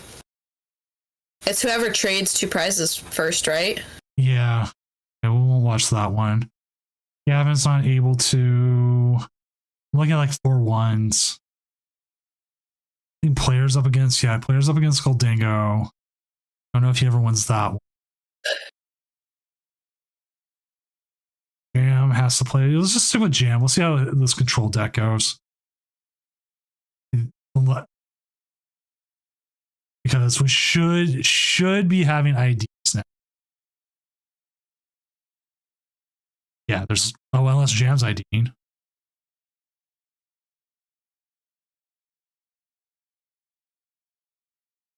Oh, they're just gonna ID. Oh, it's a mirror. I didn't even realize that. Never mind, we're not watching Jam. They just ID'd. Couple IDs. Who's Catherine's up against? They're streaming, I know. Or I'll see if I'll ask Ike. I know it beats Chin Pao, but we haven't had Goldango versus Chin Pao yet.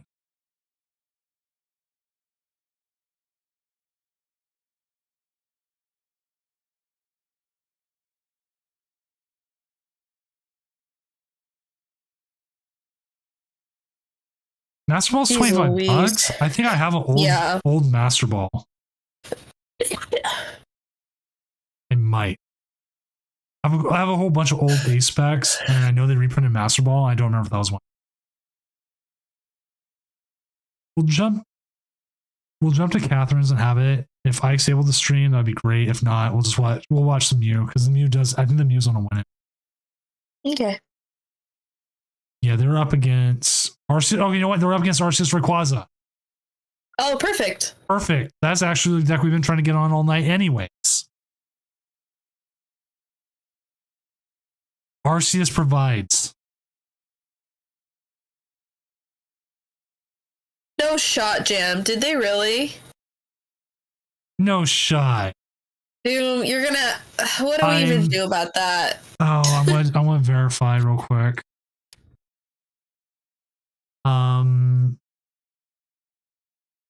That was we're still in check-in time. Did they mean to drop? They have to have meant to drop, right? Oh man, I must check. Yeah, 411 drop.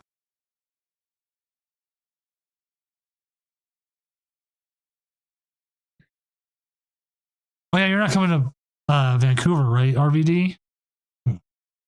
He's also gonna come this Sunday. Yeah.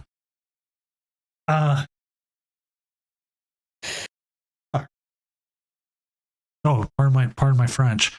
Let me talk to my judges real quick and get their opinions.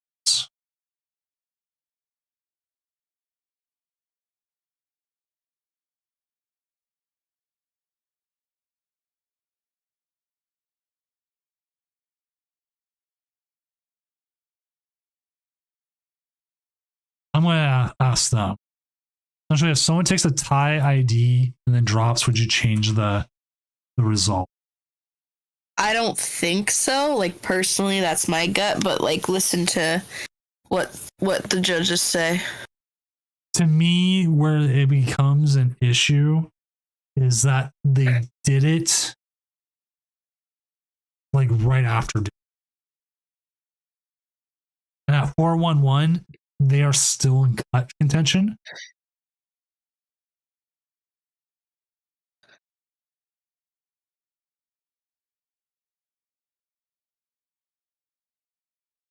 But at 402, you're technically in it. That's what I'm wondering too, Jam. I'm asking my judges to see what their opinions are. Because I have no idea what if they did play a fast one, what did they do? Oh, they played the Spirit Tomb. That's why we're seeing that. Like, why would they just Fusion Strike Energy both of them? Yeah. Honestly, I'm thinking it might just stay.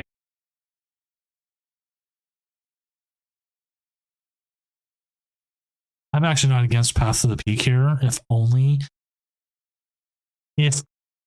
because it stops the Arceus.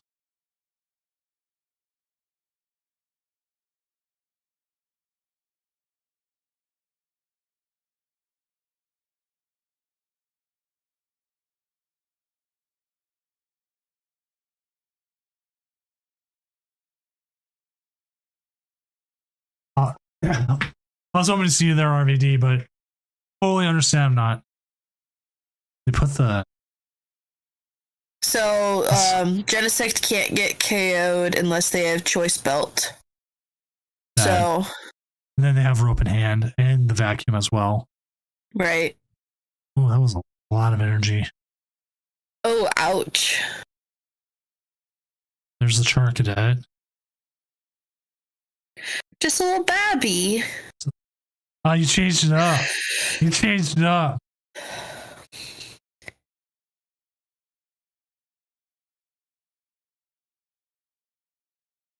No worries. It's just a little guy. It's just a babby. Just a babby. I gotta not say just a little guy all the time, apparently. Well, it's like when we become like when you realize what you're saying, you're like, oh man, no, I gotta stop. Like, I won't lie. Like, even me, I'm just sitting there going, like, man, I can't say. I can't say. And with that, right. Oh, we're gonna see the Arceus go away. Goodbye, Arceus. This is pain. Yeah, this Arceus is not liking what's happening. Stop, he's already dead. You already killed him. Yeah, RVD, so I have a crazy amount of Pokemon in like the next, month, and then like nothing for a hot second. So I'm doing Vancouver Regionals at the end of this month, EUIC, come back from EUIC, work for a couple of days, then go straight to Orlando. Yeah, we'll kind of see how that ends up faring out. So I do have quite a bit of events to try to finish up some much needed points. I think I'm trying to remember. Let me double check how many points I need.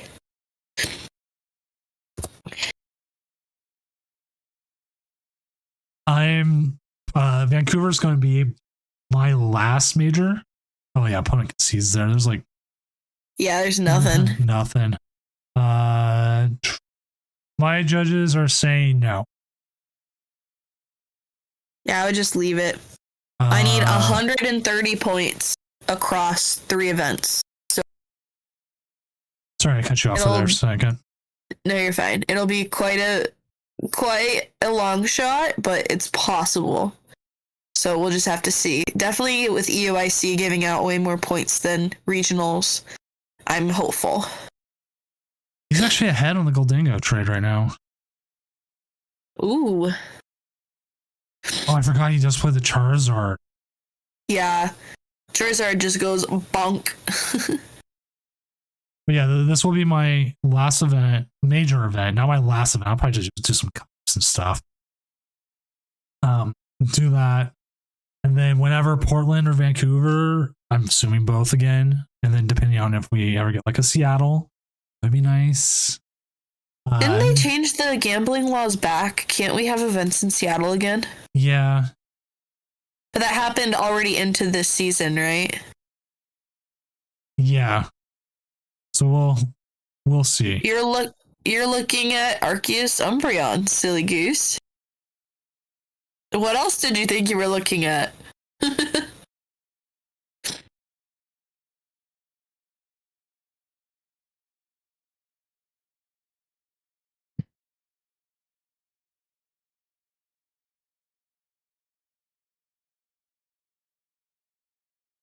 The mock regional on Sunday? No.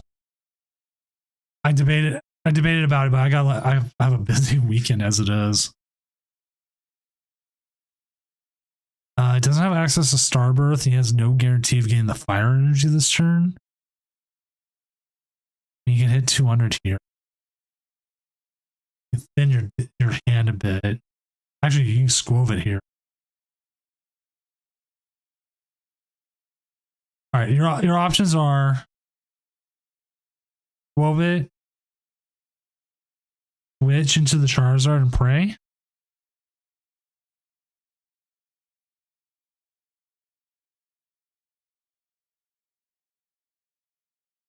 What the mock regional you should play in is the one that's being put on by this guy called Senior Doom on March 30th and 31st.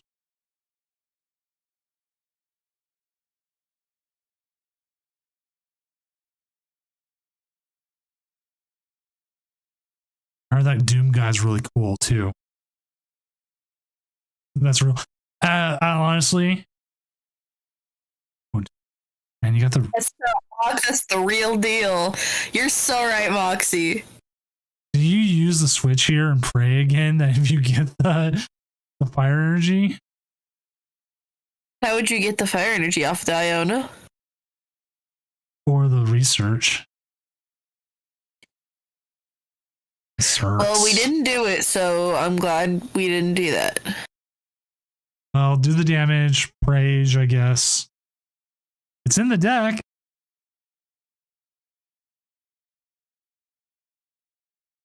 Like 10 hours for a fake regional. You don't play over 2 days now.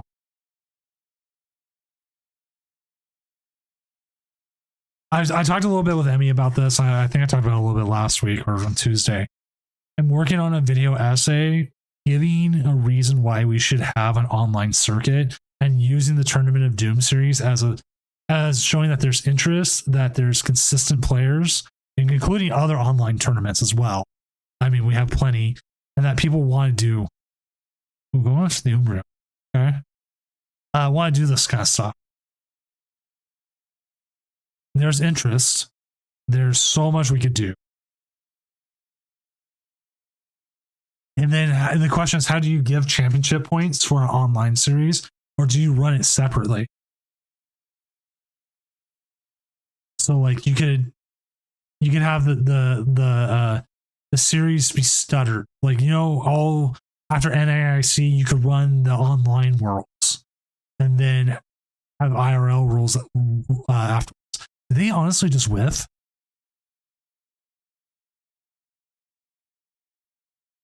Looks like it.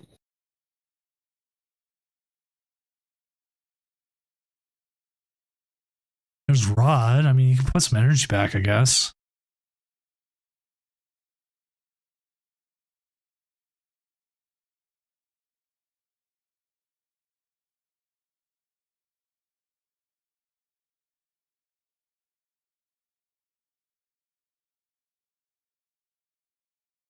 Hey, there we go. But if we get KO'd, we lose the. Okay, you know what? That's fine because we can still KO the other Goldango.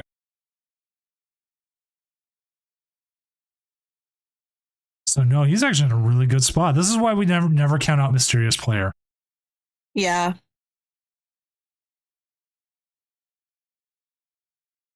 I will actually detect inactive players. That's it. There was an Avatar The Last Airbender TCG? Yeah, for a short while. Interesting. The funniest thing, again, I talked a little bit about Fortnite earlier. Avatar is in Fortnite, going to be. Uh-huh. And the first one they confirmed was Cora, which makes sense. Cora would go out and use a gun, I guess. Yeah, she Mhm. would. She would.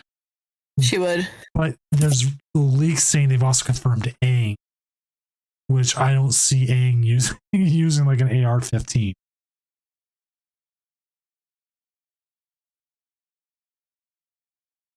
Was that Acerola's premonition?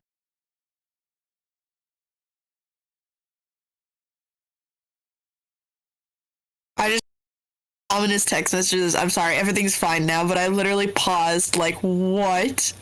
Okay, everything's fine. I should probably check make sure I'm not getting things. Nope, everything's fine. We did shave Littlest Doom's head today, and yeah, I say that now something popped up.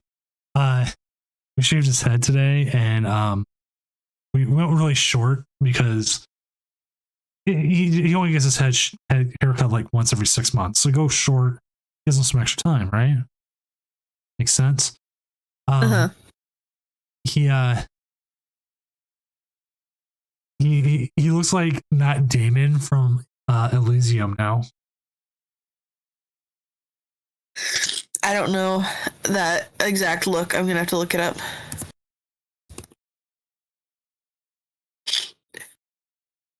I have it. Oh, that's funny. Okay, that makes sense. I'll send UFO. Nobody else can see it. Sorry, chat. Y'all see my dog and cat there. How short it went.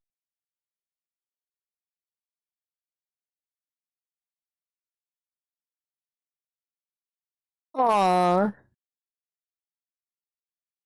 I mean, honestly, especially if it makes it more comfortable, it makes sense.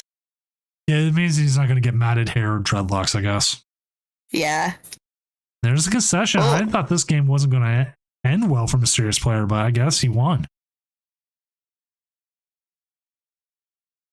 I mean, so that means let's update the standings. I think we have almost a clean cut already.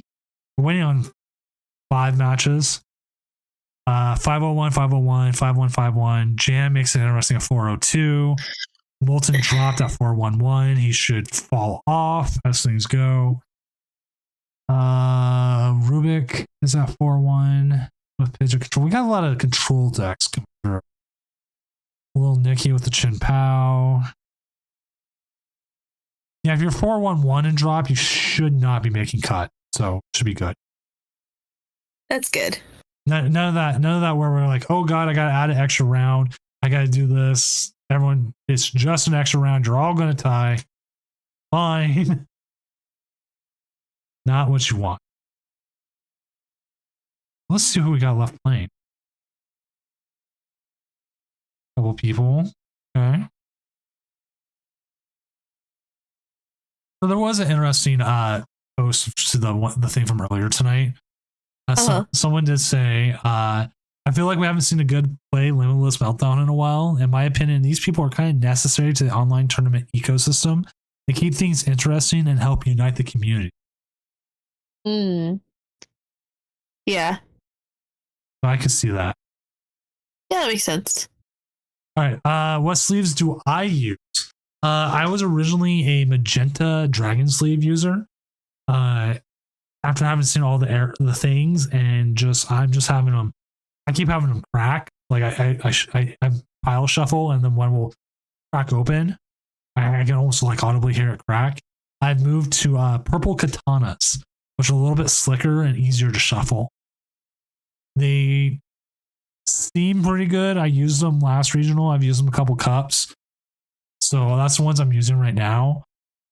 But if there's ever a sleeve sponsor who wants to sponsor the Tournament of Doom, hint, sleeve makers, I would definitely switch to them with a heartbeat.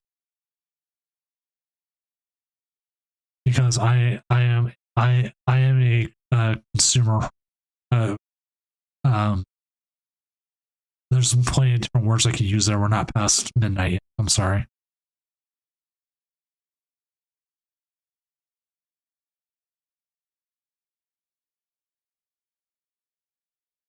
I'll send it to you, Amy, what I am. Okay. It is a reference to a joke, as it is. If you've ever seen Rejected by Don Hertzfeld. I don't think I have. That's so good.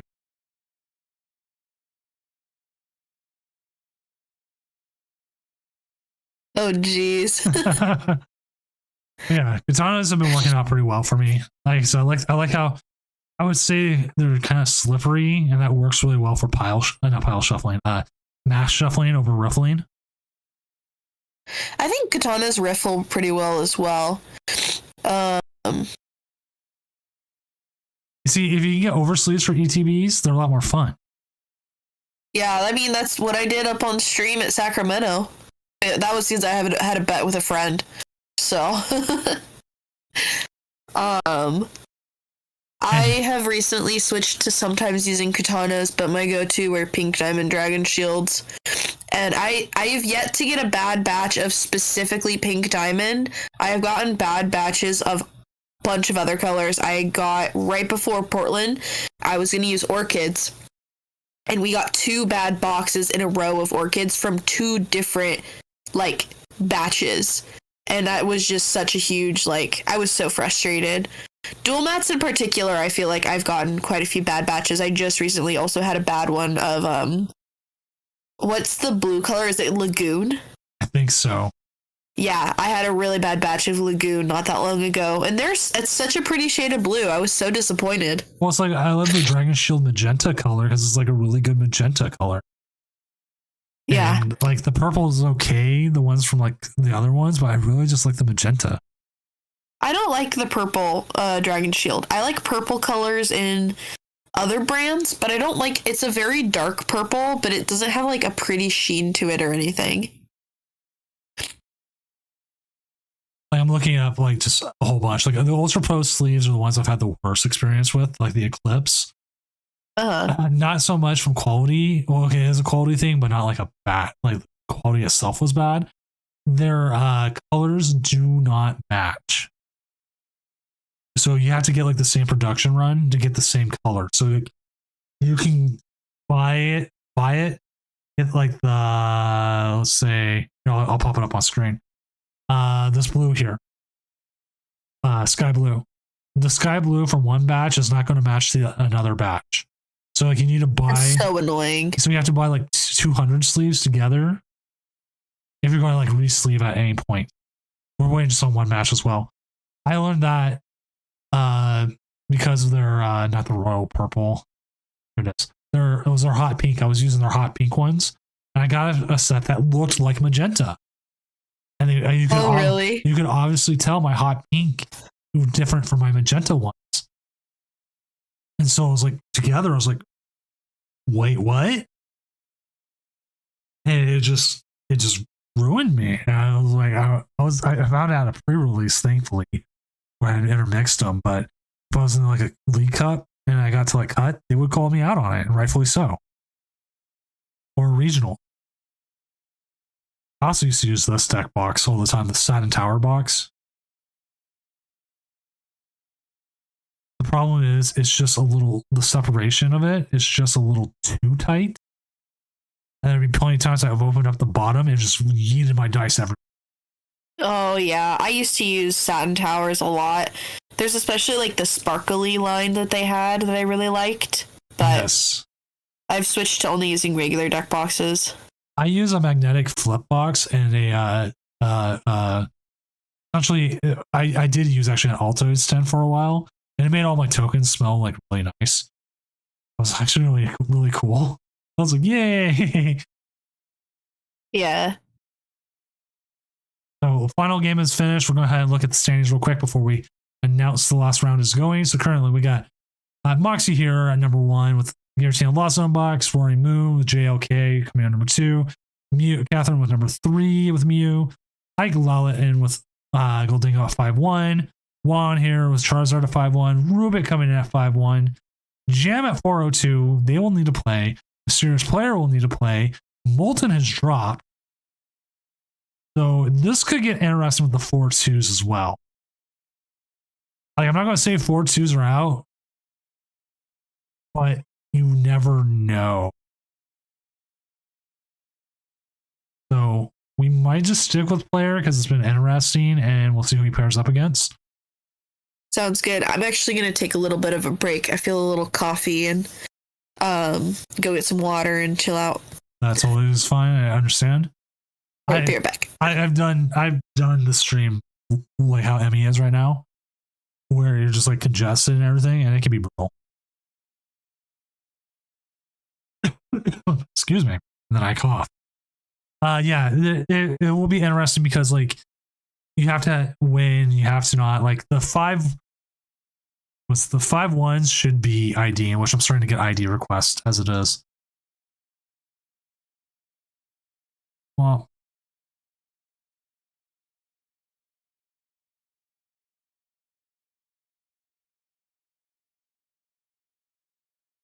who are you playing against, Jam? This also might be a good round to get you both, have you both on at the same time.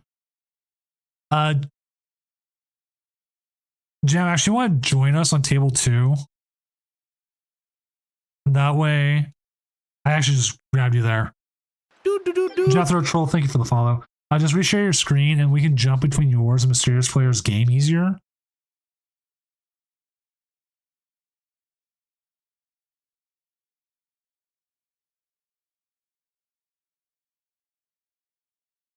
And it looks like we have another ID. Go, ID'd.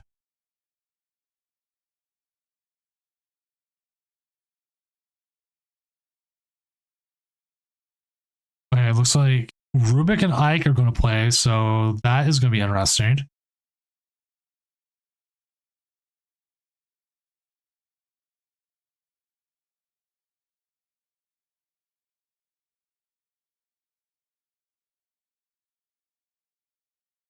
It's actually changed into the Challenge of Doom night, and then I've got a sign up list. I need to go through and start getting some other people in.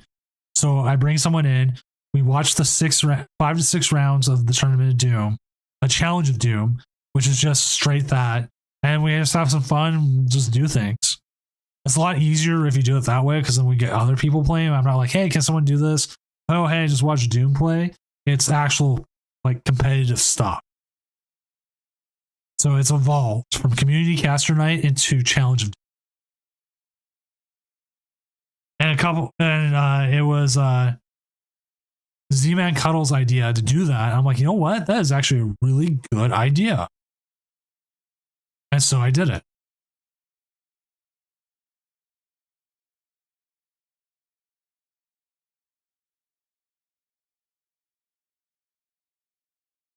Yeah, yes, that. See though, I do give you credit where it's due that. I'm not just taking the whole thing myself. I can just be like, yes, this idea was 100% mine. You know, he came in, talked about it. It was all good. Getting people in. I said I got to go through the things. So there's a couple other people, and then we'll go from there. So I'm just waiting on both players here to get their game set up. But I do have both games. We have the Jam game and the Mysterious Player game, which are both actually very crucial to the standings. So this could be actually really.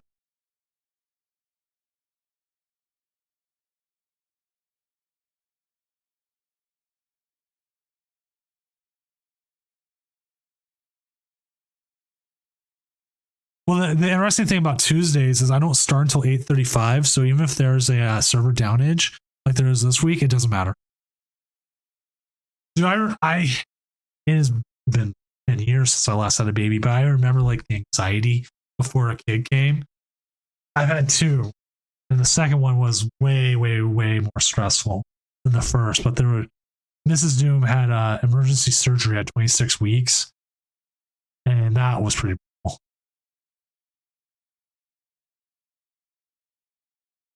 We thought littlest Doom would end up being a preemie.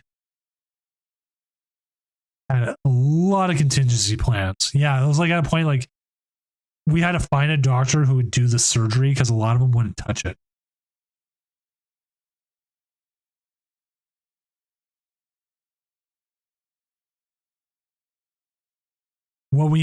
I'll talk about it real quick.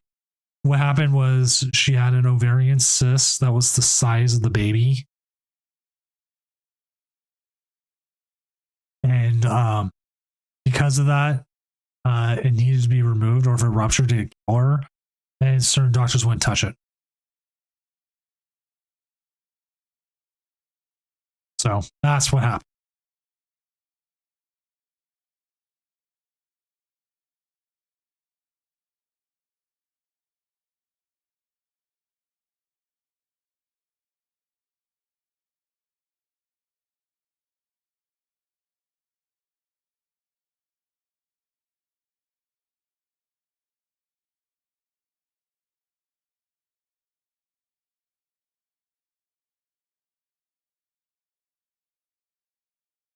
All right, so we are sending them up here.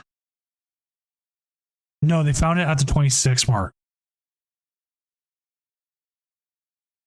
She was in severe pain and it was like falling over and everything, and just couldn't deal with it.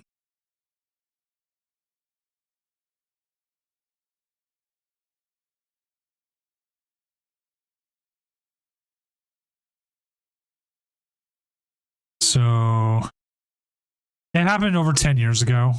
Like, we kind of healed from a lot of it.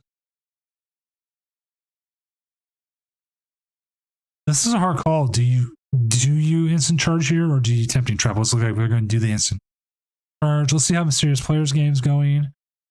He's started with there's a path out, RCSV, Spirit Tomb, and a Bibarel. So we'll see how this goes.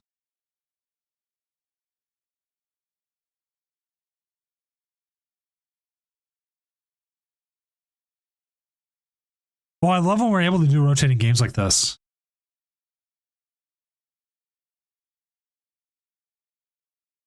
Okay, Coco. Yeah, do it early. As Mrs. Doom lost an entire ovary due to it.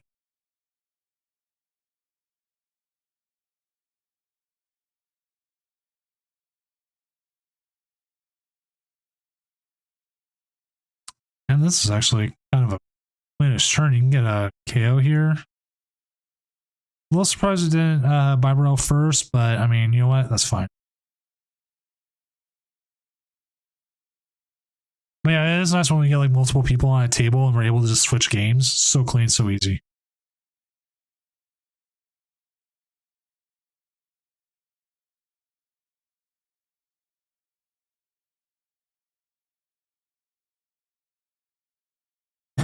Yeah, like it can get so much worse.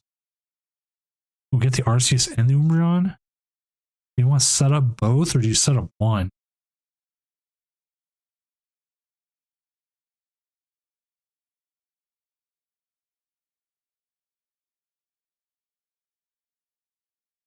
Also, congratulations, first kid's always exciting. Is always exciting.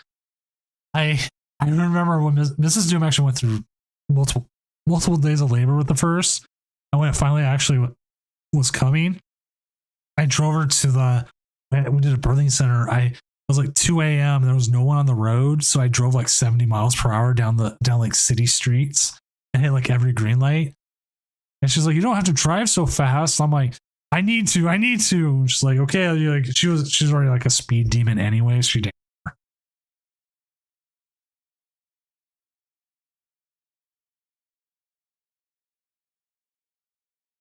One of our earliest dates, we went around in her old PT Cruiser, and we would drive at like small hills and try to like get air in our car.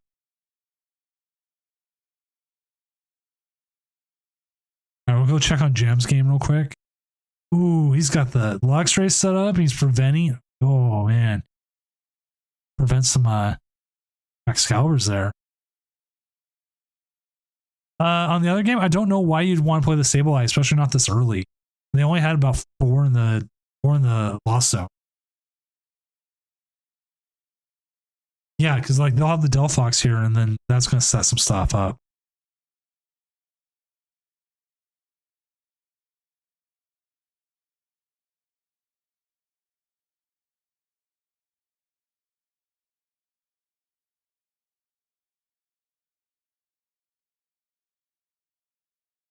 I don't think Excalibur. Oh, okay, you know what? They play the Beaver, but even then, the Beaver can attack. The block lacks.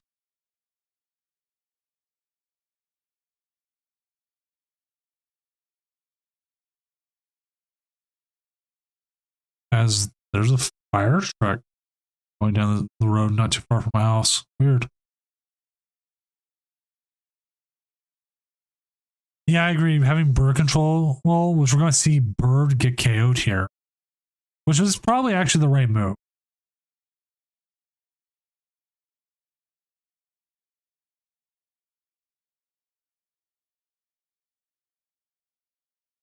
Which scares me a little bit going into Vancouver because I always play against control decks. I hate playing against control decks.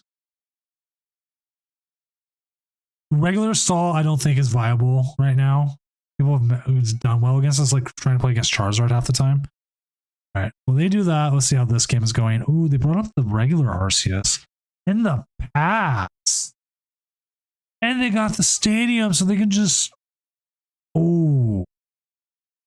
they can just get out of this. It's consistent, but people can get around it.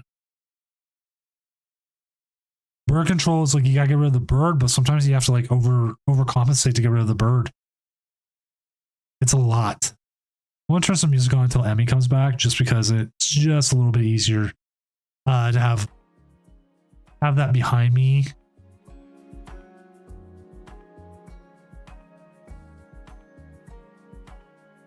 Is Moon a good matchup against control? I think Moon does pretty well against control.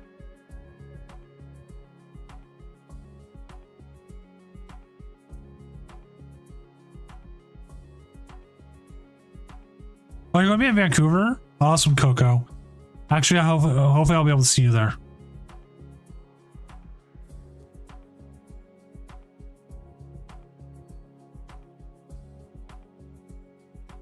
So we put 120 onto whatever he wants. The Sableye is going to the Lost Zone. Goodbye, Sableye. So now, yeah, that's in Oko range now, the Giratina is. Let's see how Bird Control is doing. They brought the Excalibur back up. Here comes Chinpao. We did watch Mew, I believe, decimate control earlier.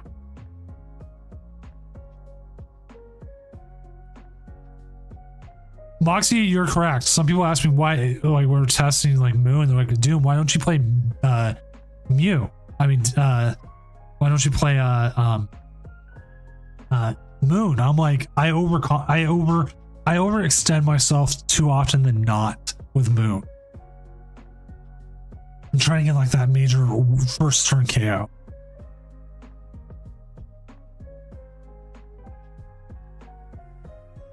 Whereas the Mew's been out for 2 years. I mean, everyone knows how to play Mew.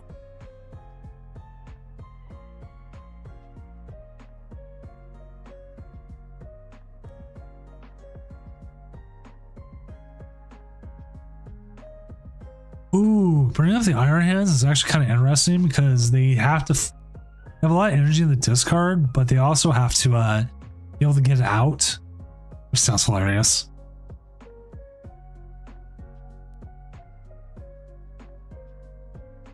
All right, let's see how player's doing. Player is still waiting out their opponent's turn here.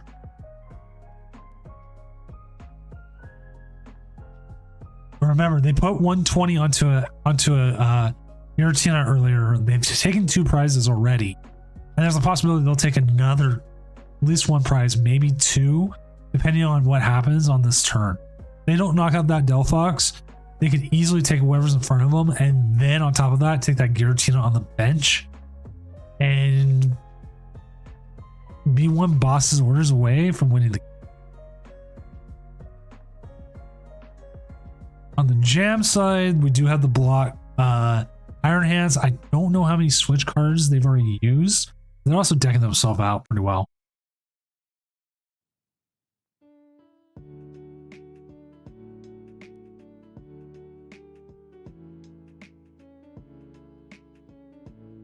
So that's what scares me about like control. But it's like, I mean, technically, even if control just did win, it still only makes up like 1 to 2% of the meta. Oh, so he brought. Oh, that's actually kind of good move there to bring up the Radiant Greninja and evolve the Giratina. But depending on what you do here, if you can get a boss's orders, that's not boss's orders.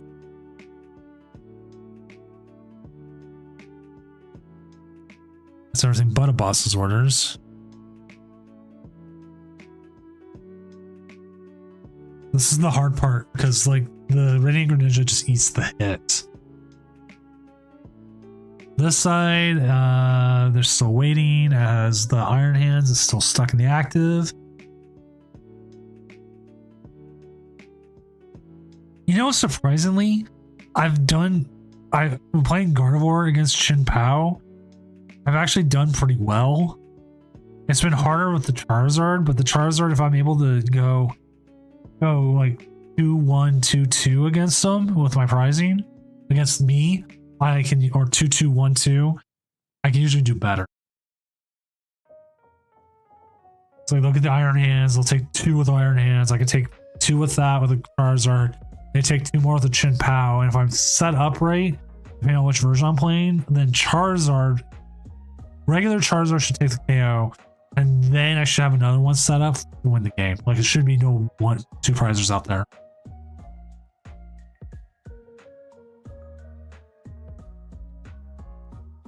If they had a boss's orders here, that would hurt.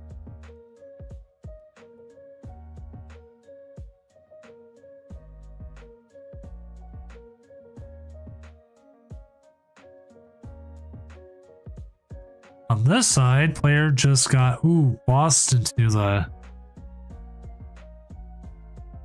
Red just misses! Oh, what a game to walk in on. Well, mind you, Moon might be one of the most played decks. It could literally be one of the most played decks. Oh, you were trying to boss here. Well, there's the boss, and you got an energy for the other Arceus.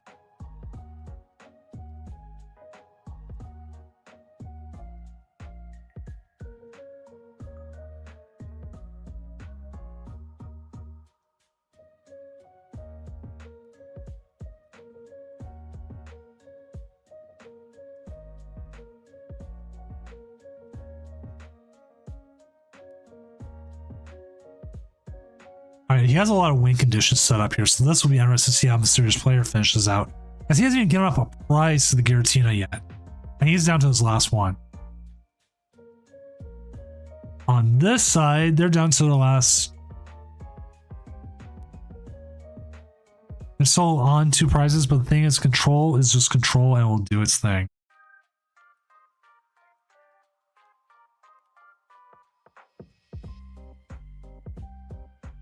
I did run into into a few Roaring Moons lately playing the water. As soon as I see the water, I'm putting down Manaphy. If I see off like the Mulligans or something else.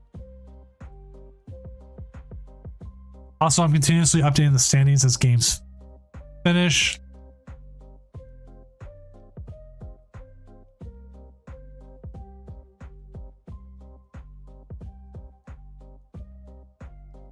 Seeing that, the full darkness into Mew. Right off the back. So you have to like, the interesting thing is like how much energy have they used? And how much energy retrieval have they used? Because now that Iron Hands is stuck with that energy, but if they're running stuff like another cross switcher, they can just win the game off a Mawile there.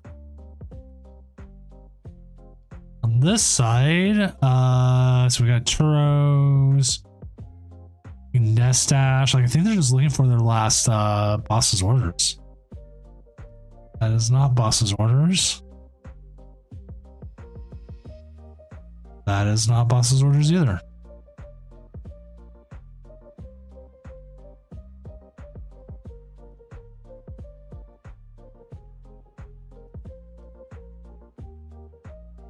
Yeah, I think you just get the Umbreon down.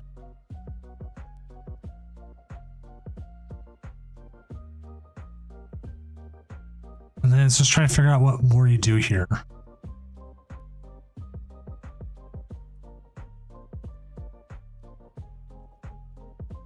On this side, it looks like the lock is still kind of going. Yeah, this song is Gourmet Race Lo-Fi from Kirby Superstar by Cinderace, which had just ended. There it is. Next turn.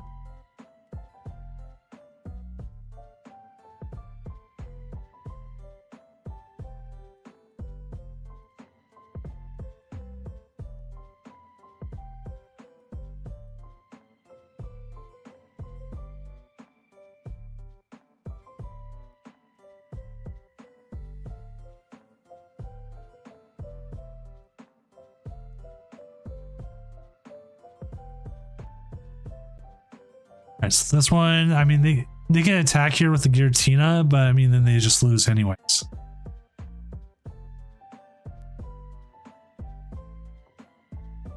Then on this end, the block is still going.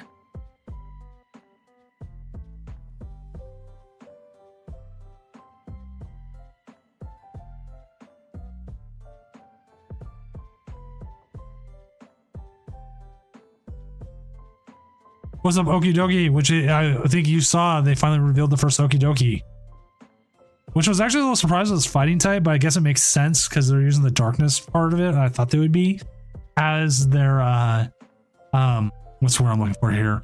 As their ability.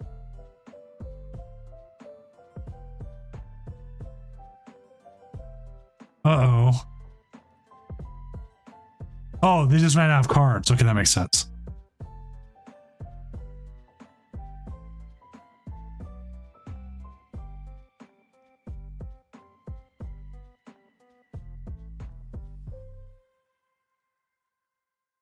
That's what I'm assuming too, the Petra Runt. That makes sense if it would be like a Reggie kind of thing, because like it's got to, and they like talk about the chains and they have all this darkness energy stuff.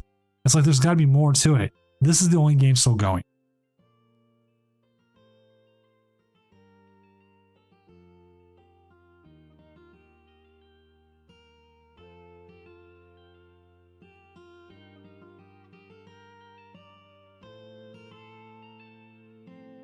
I was hoping, like, I think the Grass Ogerpon has some benefit. There could be something with the fire, maybe. I don't know.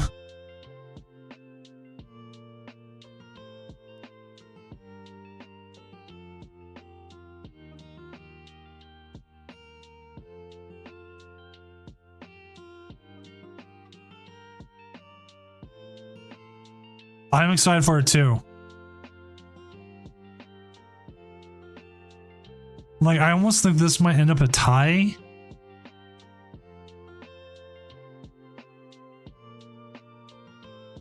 Rotation's coming up, Jolly Flying Man. Tournament of Doom Regional coming up. 2 days. We've got the playmats have come in. I've got the top champion and top 4. Which if you want to sign up for it, I will add the link right here. If you haven't already. It will be post-rotation format.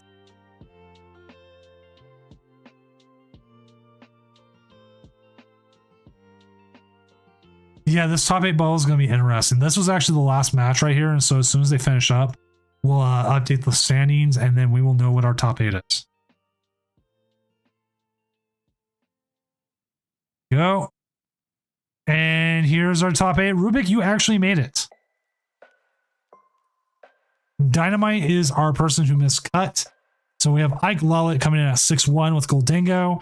Nelson Moxie Roxy coming in with Giratina Lost Zone Box. JLK 1790 with Rory Moon. Jam coming in with the Snorlax Pidgeot. Catherine coming in with the Mew Genesect. Juan coming in with the Charizard. Mysterious Player coming in with the Arceus Umbreon. And Rubik coming in with the Snorlax Pidgeot. I'll probably bubble out in seconds.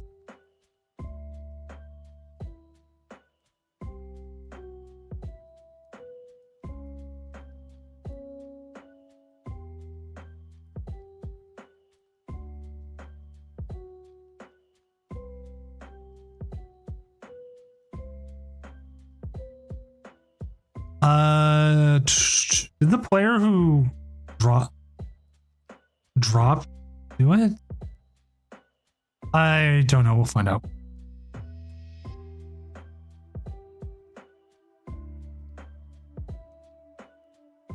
All right, so yeah, Molten dropped. So we're gonna end round. Let's go ahead and get ready to pair the next round. If you're able to stream, please stream. Player Jam, I'm moving you. I think you're playing player. I'll move you off back to your specially named room. If you're able to, if you can't, I completely understand. So go ahead and set up next phase. Okay, pair next round. Okay, and we'll get going. This is top 4 at 11 o'clock. I mean, this is moving. This is moving.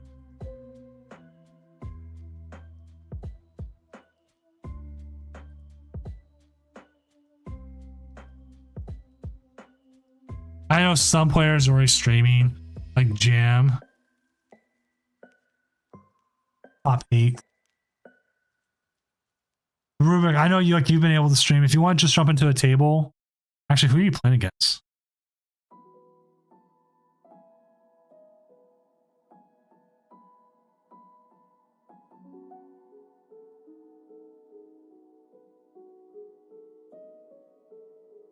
Rubik versus Ike. That's bad matchup. Yeah, it can be a bad matchup for you. Nelson versus Player. So we have both of those. Catherine versus Jam. We have both of those. Josh.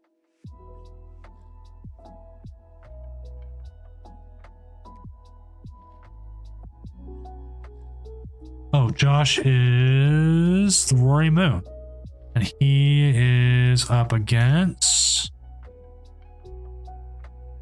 Charizard. And this Charizard is the pretty basic Charizard. I think we'll watch that because that's like a matchup we haven't had tonight. Make sure Emmy's here. All right.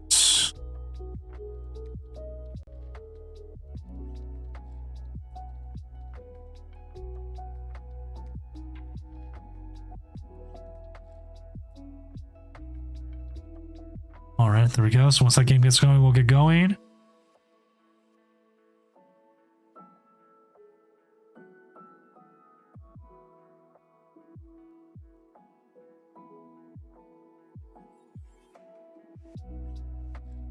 Just checking something. Person came in 9th.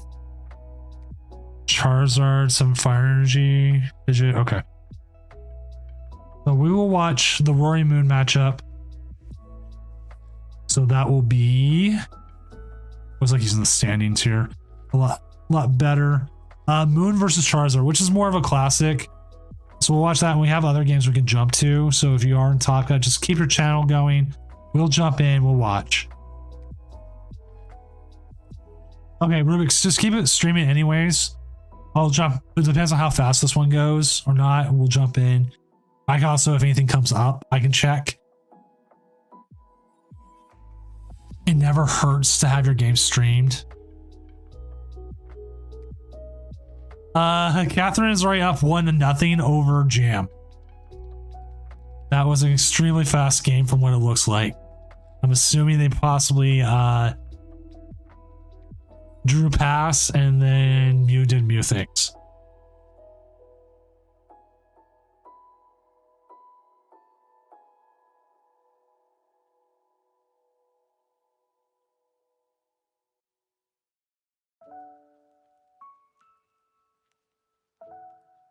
USA, USA, yeah. No. Yeah, it's like all US. I can tell you Ike's US too.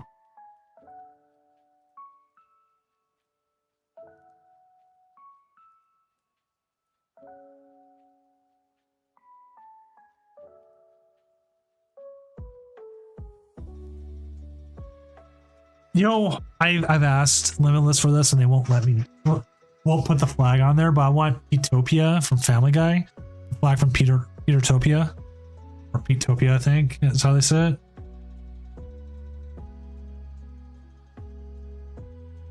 Which is, or Petoria's flag. Or it's like a badly drawn Peter Griffin.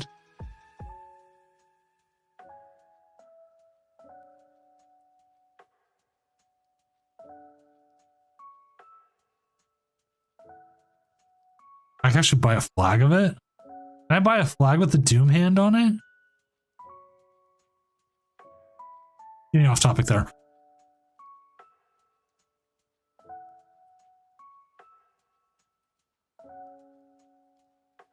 Actually, while this game sets up, I need to go run and grab something to drink real quick and take a couple pills. So enjoy the music, watch the game start here. I'll be right back.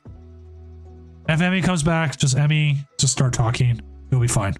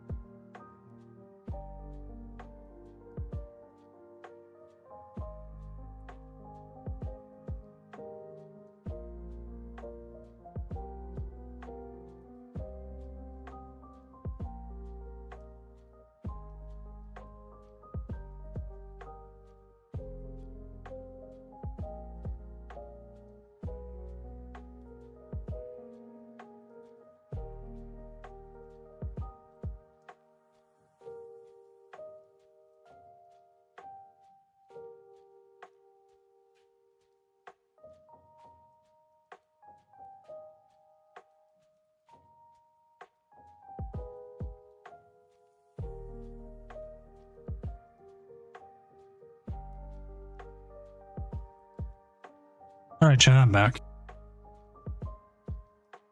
Yeah, take my medication. Has Rory Moon taken a KO yet? Has we already seen this was the Charizard Bibarel? I didn't even realize that. I thought this was, oh, this is the version with like the one of Mew EX. Or it's the Pidgey. It plays a 1/1 Bidoof, but Bibarel, one of Pidgey EX. That's what threw me off. I saw the Pidgey EX and I thought this was just what it was.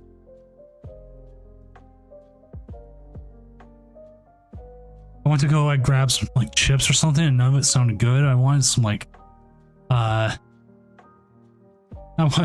wanted some nachos, but like we have no nacho chips. Like any tortilla chips. I'm like, no.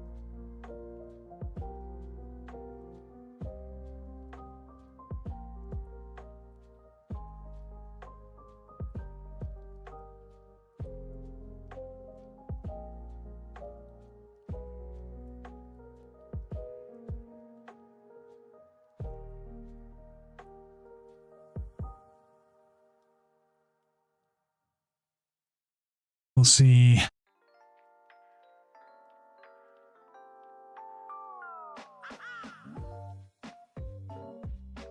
So a nice attack here coming from the Morpeko. Take an easy KO.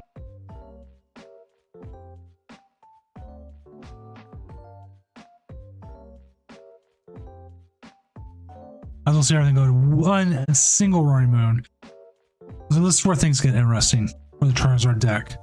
They can't KO a Rory Moon right now without some sort of modifier, which they play Vitality Band, which doesn't get them there, and Choice Belt, which also doesn't get them there. Only you played the other one.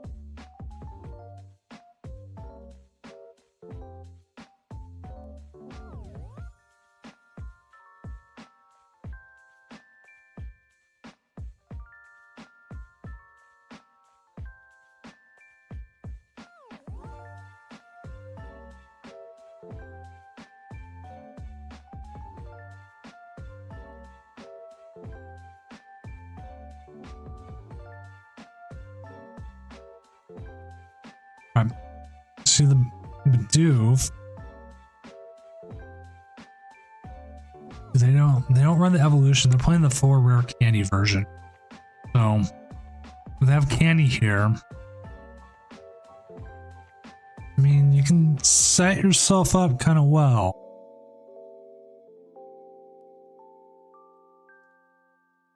Hey there, Zeus.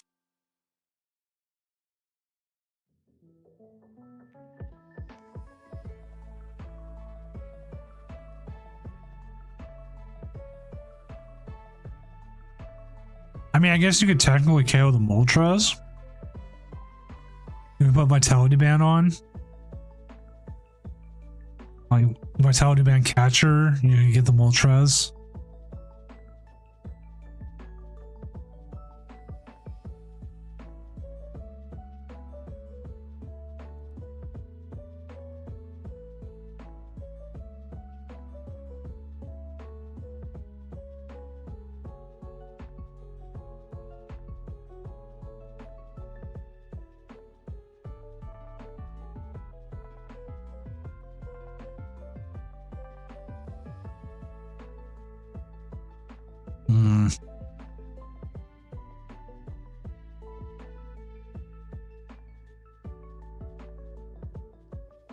They're gonna take out the Squawk instead.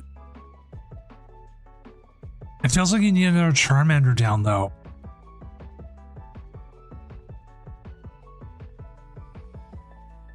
Like, just to be ready.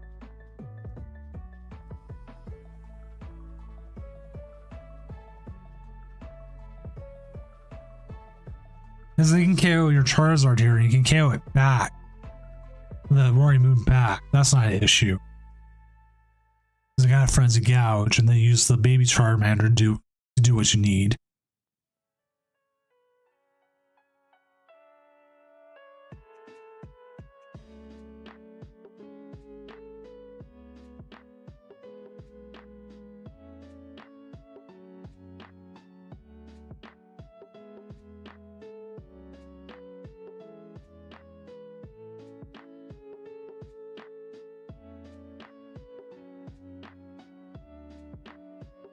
Meanwhile, to be something I go, I'm in danger.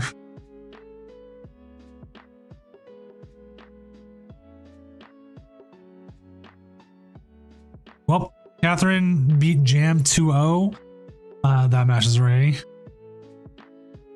done. So that top 8 match is already done. We'll update the standings, so we'll see how that is going.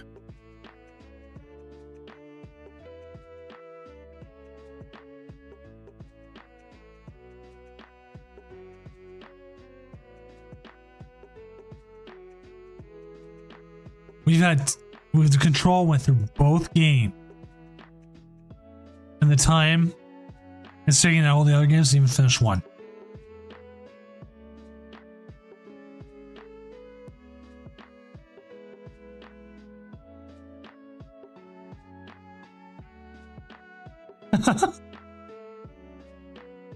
For a cup, yeah, not bad. Do you have to be at the cup in 7 hours, or do you need to wake up in 7 hours to be ready for said cup?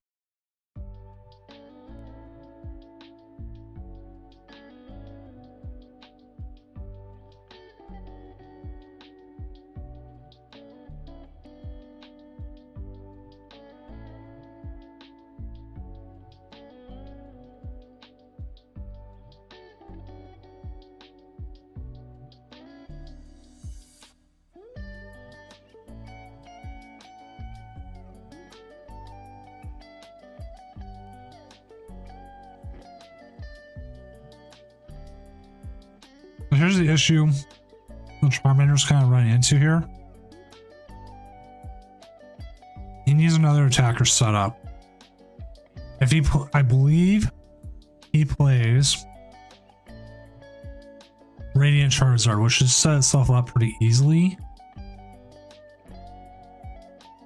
He does.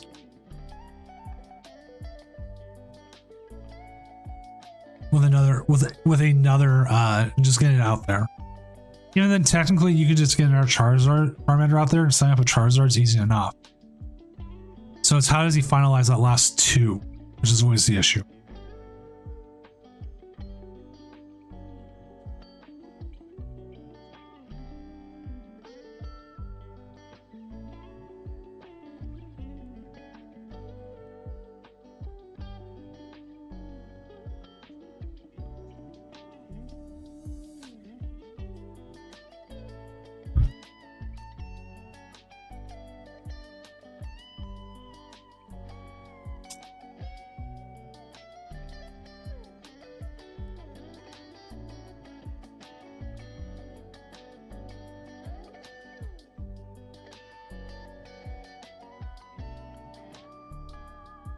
Yeah, and this one you just bench the Manaphy.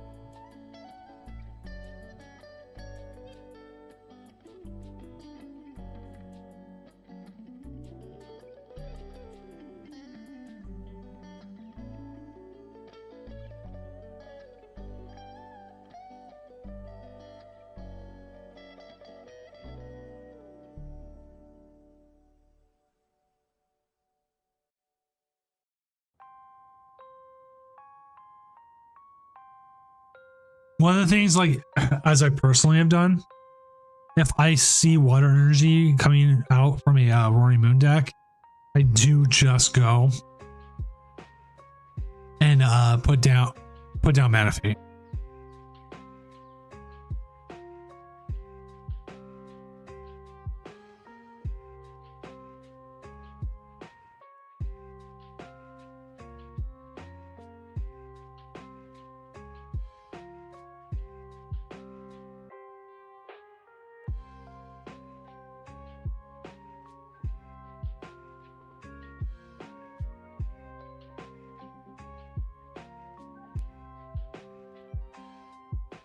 But what if you're able to do it without seeing that, then yes, it becomes an issue. Like, okay, that's actually a really good move there, because now they're able to get rid of their Bibarel and part of their draw engine.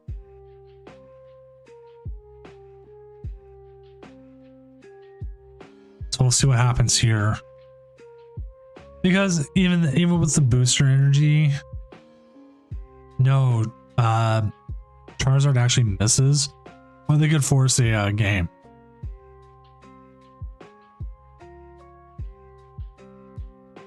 What are we watching? What's up? Charizard versus Rory Moon, and this is the Bibarel Charizard with Pidgeot EX. And they're currently tied at 2 prizes, and Rory Moon just took out their Bibarel, so they don't have that as a draw engine. But if they can get, they don't exactly need a Charizard set up, but there's a possibility they could just win this next turn, depending. Because the Charizard math sucks right now.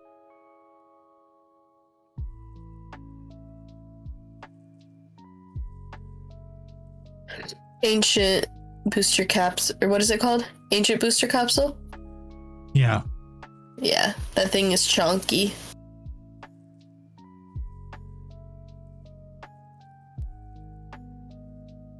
Yeah, chunky boy. I had to say it. Catherine and Jam already finished. Who won? Catherine, like, super fast. Mew just ran over bird control. Yeah, I was gonna say it's a bad matchup for control, especially playing like hybrid, like playing fusion energy. Yeah, this is still on game 1. Mysterious Player and Moxie are still on game 1. Ike Lawlet is beat Rubik 1-0, so that one's moving along. Yeah. Also, I apologize if anyone on stream can hear me like sneeze or sniffle. And we've all done it. I mean, like, I have allergies all the time. And I sit here, I'm like, ah! There's been times. Yeah, I was like, there's been times there you go. Mrs. Doom has messaged me like Achu gifs when I sneeze on stream. And not That's because, so funny. and not because she's watching me stream. She can just hear it from the bedroom. Yeah, that makes sense.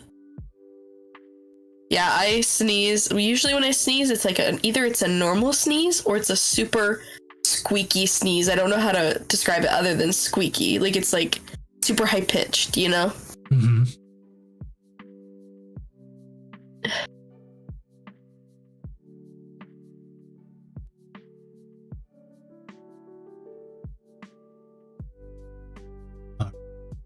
Morpeko could actually take a knockout, can't it? On the Mew? Or on the Pidgey? It could. It depends on how they want to handle this. Like they had the boss here. The Morpeko can take a KO. But they're gonna take the small Mew out. I mean, like taking the small Mew out isn't a bad idea. I think you would take the Pidgey out, right? Because if you take the Pidgey out, then they don't have an out to just like get boss.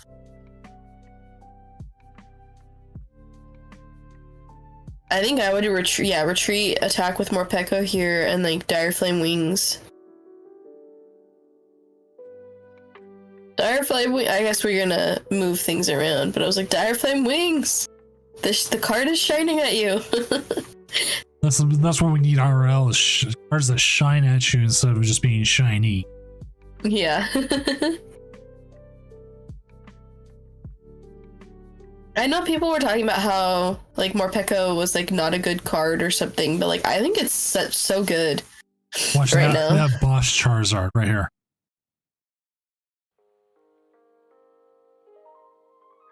They don't have it. I think we're going to game 2. Yeah, the pause is so long. There's the Charizard. I mean, they have so many ways. Like, if they have Counter Catcher, that's a way. If they have anything for it, that's it. But the thing is, like, even if do they play one escape rope? Even if they have the one escape rope, technically that would also be it. Like, I gotta double check their list. They've got to have a catcher or something. They do play a Counter Catcher. I don't know if they've already played it.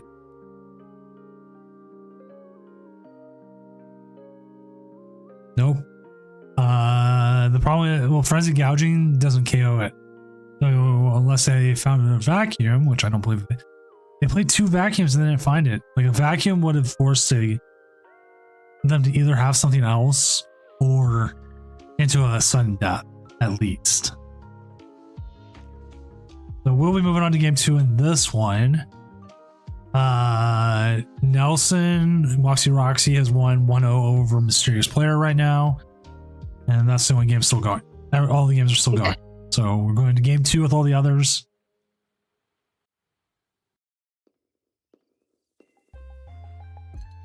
Surprisingly, I beat Moon and Sudden Death because they like overextended themselves. And then I got the Charizard set up and bosses ordered up like the one thing they had that could easily KO, which was their Mew.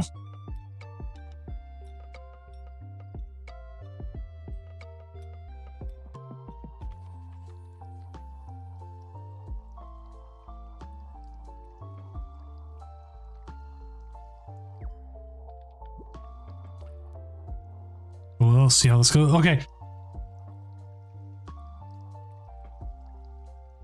But the question is Moon Catcher better or is Moon with more bosses orders better? Catchers are funny, so catchers.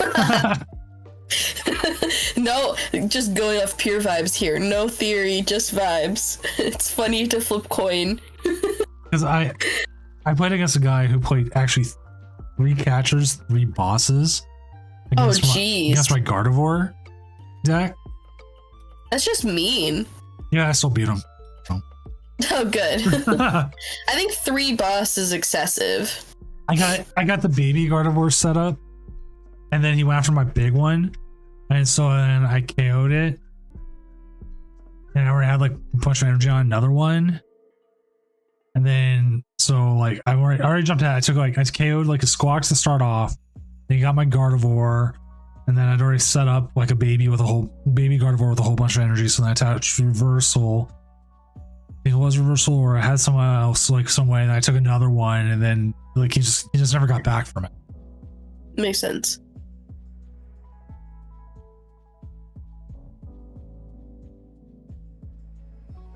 I don't remember exactly what happened. I was just like playing the game like ho ho ho ho ho ho, and I won. So That's good. sometimes I feel like if I just go into a game and just play just like whoa ho ho ho ho or whatever, I seem to win often. That is Having actually fun is like half the battle. that's actually one of my. I have a couple goals for Vancouver, and one of my goals is actually to play out all rounds, no matter what my record is. You can do it. I believe in you. I've had so many times where I've just dropped the last round, knowing I'm out of day 2 cut, just because I just want to get the day over with, and I think I'm missing out on like a good practice round or something. Only like yes, do that, but if you're not feeling like good, like if it's better for your mental, or like if you're physically not feeling good, because you know a whole day of Pokemon, like it's hard on yourself. Like also take care of yourself, like balance it. Well, it's like I think the difference is like why the last time I dropped like that when I lost the round before was a Team Northwest run thing, and like by the end of that, like you're tired and dying. Yeah. Pretty much. So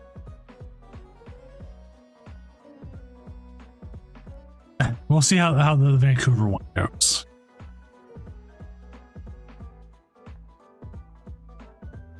I don't even think we won a Squawk. No, your hand's pretty Like, I good think- here.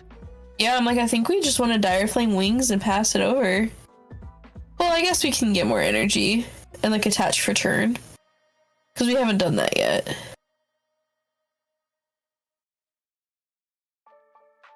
That's actually one of the hardest things. Like I play like double Avery in my Gardevoir, and it's so bad in the Rory Moon matchup because I want to take 2 prizes off that Squawk at some point. And I'll Avery, and that's the first thing they will get rid of is that Squawk ability every time. Yeah. Avery helps, but it also hurts sometimes. Whereas in like Mew's like shit. Oh Yeah. we're not midnight yet, but We're like 28 minutes out. 11:30. I mean, late night just started. Adult Swim song. We're fine. Yeah, we're fine. I mean, it's early morning in like London and stuff. So True. Where I will be in a little more than 2 weeks.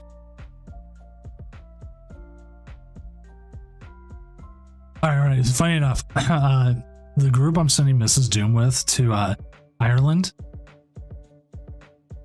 So yes, I'm a good morning. What's up, hi, Ahu's, Ahu, I don't know, horrible with names. Thank you for the follow as well. They're like pack all this like winter clothing stuff for Ireland in July. Like it might be 50 degrees. It was like Oh my 50 god. It was like 50 degrees today here, and we're wearing shorts. I was gonna say I literally wore like a tank top today and it was like 50 something. And I was like, dang, it's kind of warm. I shouldn't wear a flannel today. And the thing is like with it, Mrs. Doom's like, well, maybe there'll be winds and stuff, maybe more like a beach thing. So she's like, I'll bring something, which is like, I'm not going to bring mittens and all this other stuff. Like we come here in like we've had like -3 weather here, and like we don't even wear gloves. I actually got a sweater in that, so I'm like, if I die, I die. You'll be fine. It's Okay. not that cold. You'll be Okay. fine.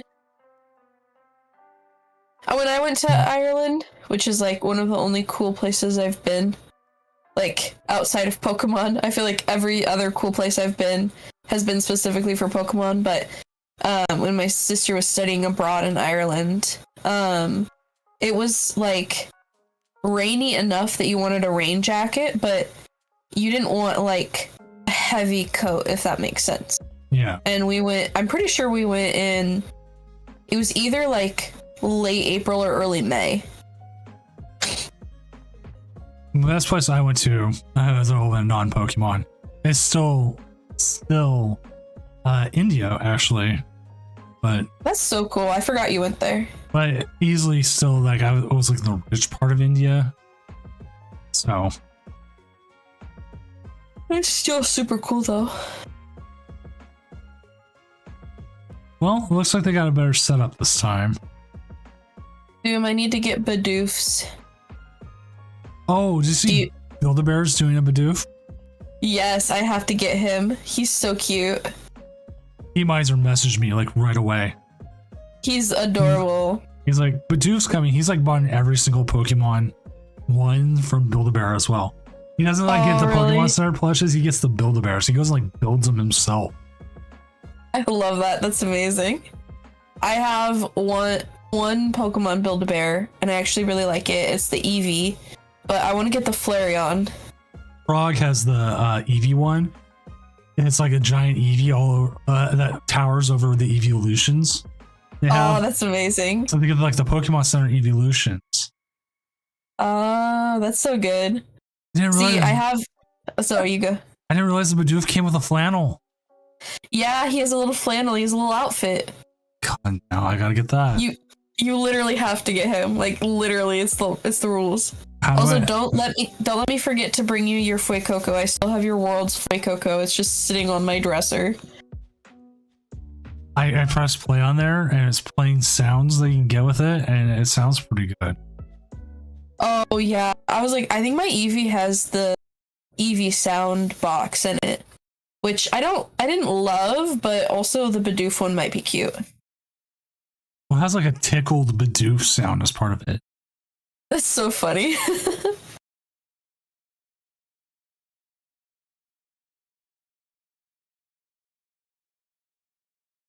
Yeah, I'm looking at like there's like the Gengar one. Like I gotta justify like $65 to like Mrs. Doom somehow. So Yeah, I really wanted the Gengar one. I ended up not getting it.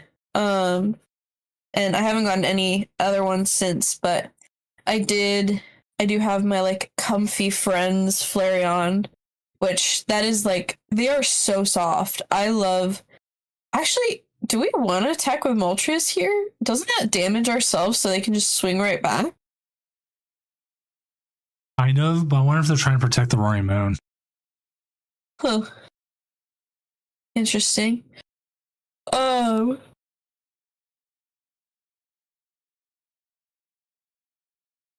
Saw the double and then switch card here. Because like they don't have enough damage modifiers here to take out the Roaring Moon straight, because they play Yeah. Vitality Band and Choice Belt, Oh yeah, so they're kind of chilling. which Rubik talking about getting ran over by Goldango 3 times kind of makes sense with control, I guess. Considering they have so many different outs, and it's just everything in it can attack almost. Yeah, I think do they even run Manaphy? They might run Manaphy, but like what else do they run that doesn't attack? This is Ike's version, and the only thing that doesn't attack really in there is Radiant Greninja. Even then, he can still just kind of like bring stuff back. Yeah. Ditto can't Yeah, no attack. Manaphy. Yeah, Ditto can't attack either. Okay.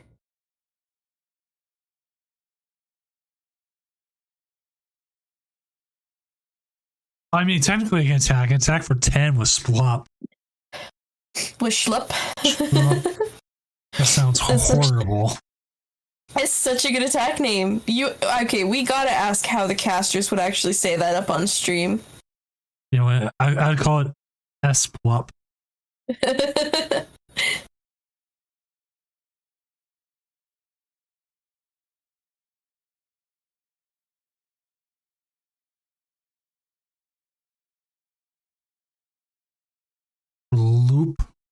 I'm a sploopy. Shloop, shpaloop. Oh, what was that Aquabats fake company called? I'm not sure. I'm looking it up. They would do like fake toy commercials with it. Trying to remember what it's called.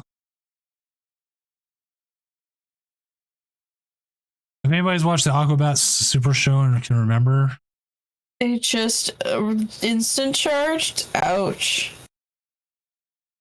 yeah.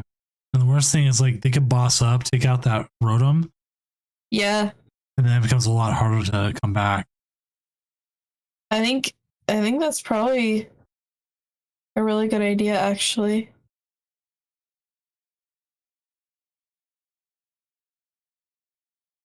Oh, Gloopy.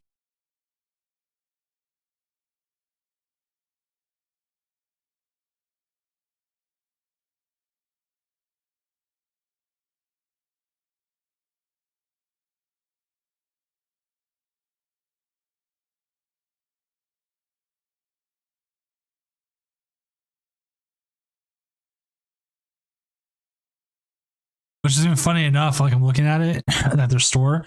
They're actually releasing a physical CD, which is actually becoming more popular. Makes sense. Well, I mean, with like how streaming media is going, I don't blame them. Yeah, I was gonna say, like, there's like whole ass TV shows, excuse my French, that just have disappeared off the face of the planet because someone bought the rights to it and now they don't have it on their streaming platform. Yeah. The fact that they promoted the Radiant Charizard here makes me think that even though we have 9 cards in hand, we don't have a way to rare candy Charizard.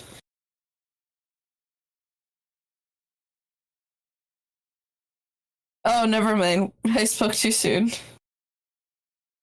You can have the Radiant Charizard here, take a KO. You put 2 on that, 1 on the benched one. That gets you 2. You give up 1.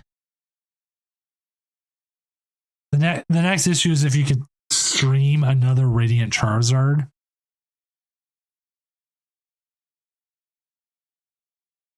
Or hope they don't get another thing set up. Yeah, I'm like, if we actually kind of don't mind knocking out a single prizer here at all. Like, we just take out Radiant Charizard and then we're down to 2 prizes, so then we just take out the Charizard from there.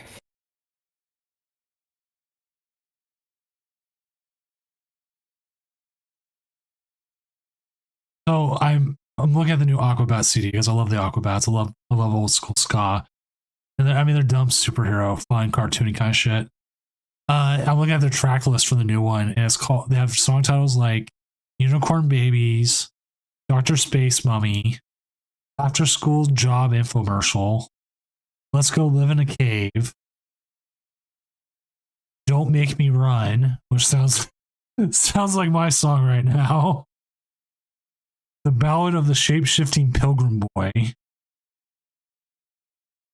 "Spider Love." I'm like, my God, this is gonna be so good. And they all have exclamation points at the end. As they should. As they should. As everything should. I'm hoping they come back to Seattle on tour. Their show is just really good.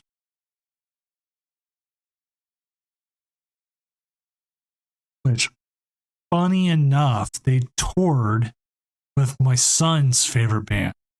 I talked about. Really? Yeah. That's so funny.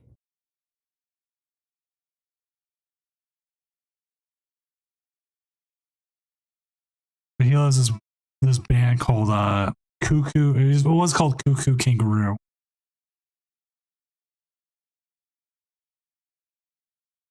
It looks like he has everything he needs to set up a second moon now. Never punished.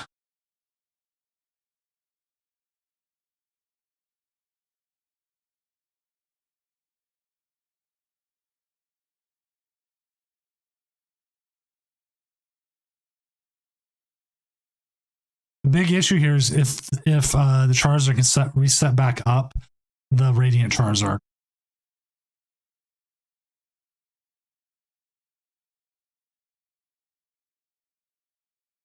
Yeah, considering they only have 3 cards left in deck as well, like a boss here could be devastating. That's a good point. I don't know how many energy switches or dark patches they have left either. Probably a whole whopping 0 would be my guess. At this point, yeah. Yeah.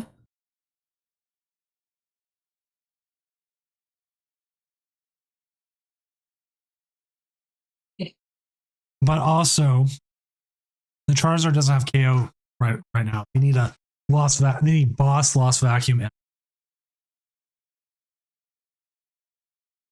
mean, they've got 8 cards in hand. It's very possible, but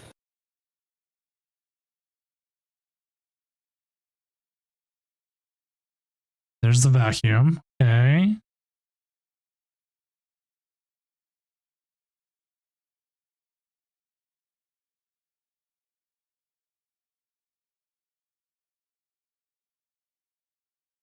there's both of the vacuums.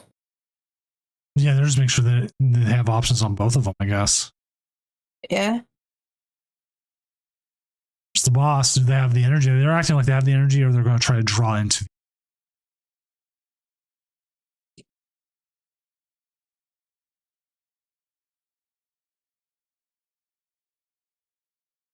I'm guessing they whiffed.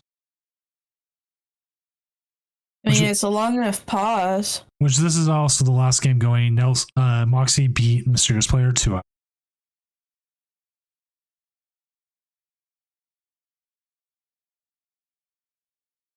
All right, so this is hoping they just don't have enough cards in hand to bail themselves out, essentially. There's 3 cards in hand. If there's an energy switch and a dark patch in there, or an energy switch, energy, there was a rope. I mean, you can rope here, but all they do is send up a 1 prizer. Yeah. You got Iono and hope you get it. I mean, Iono gets your 2 cards left in deck. So they better be what you need. Nope. Nope. And if you Pokestop here, that's game anyways. So I think this is moving on to a game 3. Was that not game? That was game 2. Was that not game 2? That was game 2. We're moving on to game 3. Oh, okay. Yeah, they would have won if they didn't focus up on the Moltres as much. So that is actually where this is why like people have talked about, like, oh hey, why don't you play Moon kind of thing. That's what I would have done. Is I would have ended up in this situation.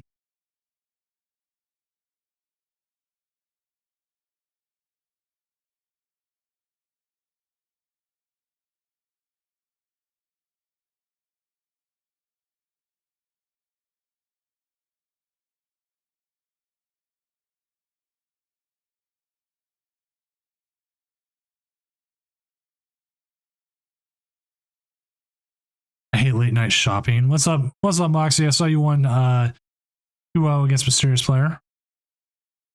And I'm looking at like cool stuff. I'm like, oh man, I would buy that. What are you looking at? I'm looking at Aquabats cosplay stuff. Oh, nice. Because they all come out in costumes and stuff. And I've seen them at like Comic Cons. They have the official stuff that they wear on stage. So it's like the same exact stuff. The belts, the helmets, everything. I'm like, man, I could spend like $110. I could do it. Then Mrs. Doom would be like, hey, why did you spend $110 to the Aquabats? I'll be like, because I did. And I'd run away crying.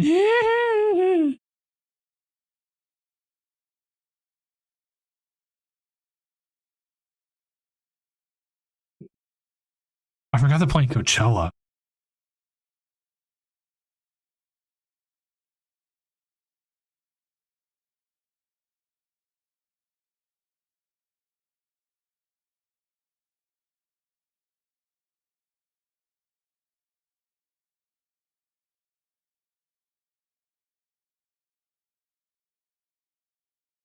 We are just waiting on this match. I mean, this is the last match we're waiting on. got the Zard, the Bidoof, we got the Radiant out there. They top deck the Squawk in the Battle VIP pass, but that's 2 energy. That's 2 energy switches. So like, I think you have to Iono, right?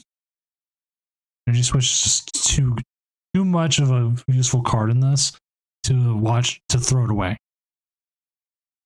Moxie, does that mean you're contemplating LA, or what does that mean? He's supposed to say contemplating. He's taken 6 shots. I know, I saw that part. Doom, you're not doing LA, right? No. Vancouver's my last major event for the year. So I'll be at LA most likely, but not guaranteed. So I need to win Vancouver for my Worlds invite. Sounds good. We'll just have you win Vancouver. If I win Vancouver, man, like just the amount of money it costs right now to fly to Hawaii in August. I mean, I don't know about Seattle, but when I was looking at PDX, flights to Hawaii were actually not bad at all. Like, I know it's terrible for everyone else. Like, flying to Hawaii is not cheap. I totally get it. But, like, specifically flying from PDX, probably the closest, like, Seattle and PDX are probably the closest airports, right?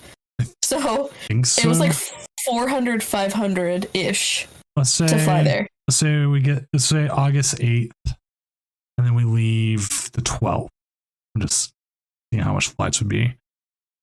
471. See, that's about what I was seeing. Was like under 500. Well, that's actually, I was like, that's not terrible. I think it's like I don't want to go on a Boeing flight.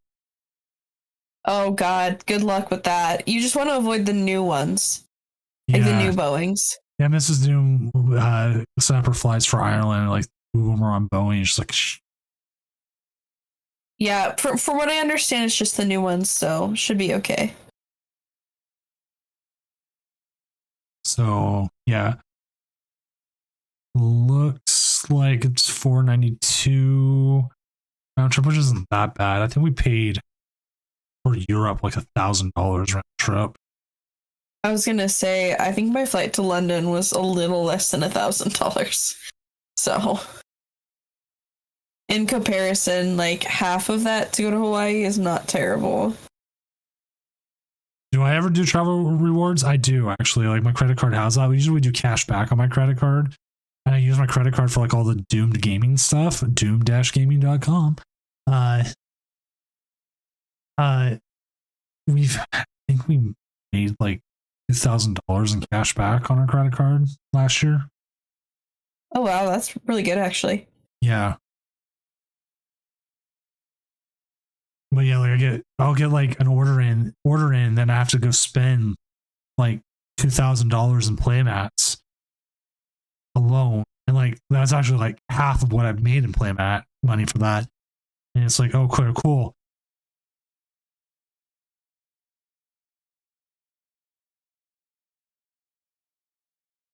The Jirachi, good move there. You get rid of the Squawk, but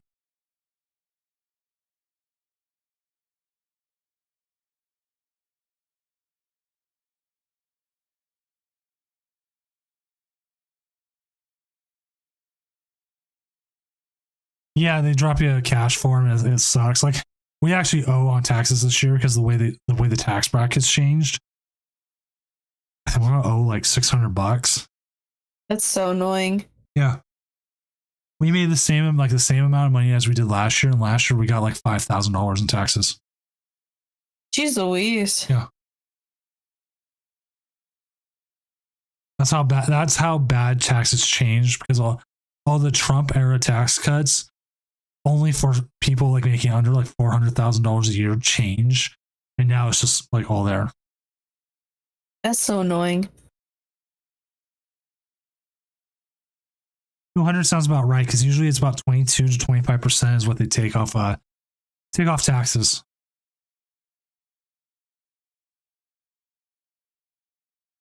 Do you knock out their barrel here? If you can, I would. We have boss in hand.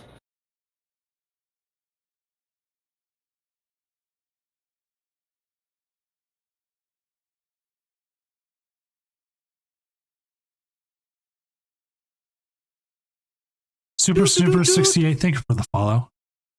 Talking about is like you don't want, I guess you don't want the Boeing planes in Oregon because that's where they seem to keep falling apart. So don't take a Boeing plane, Emmy, please. I'll double check what I'm doing for EUIC, but I think it'll be okay. The Zard does run, this one does run Choice Belt, but it doesn't run the other one. Whatever it's called. Fury Belt or whatever. Defiance band, right? Yeah.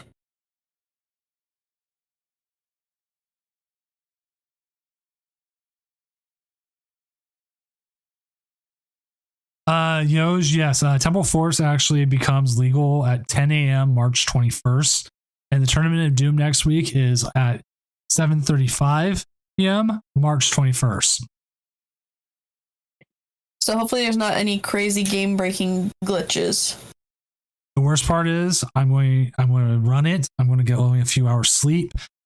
I'm going to put one of my kids on the bus. Then I might take a quick nap. And then I'm going to go see Ghostbusters. And then up my caffeine content. And then hopefully I should be fine-ish considering I sleep enough during the week.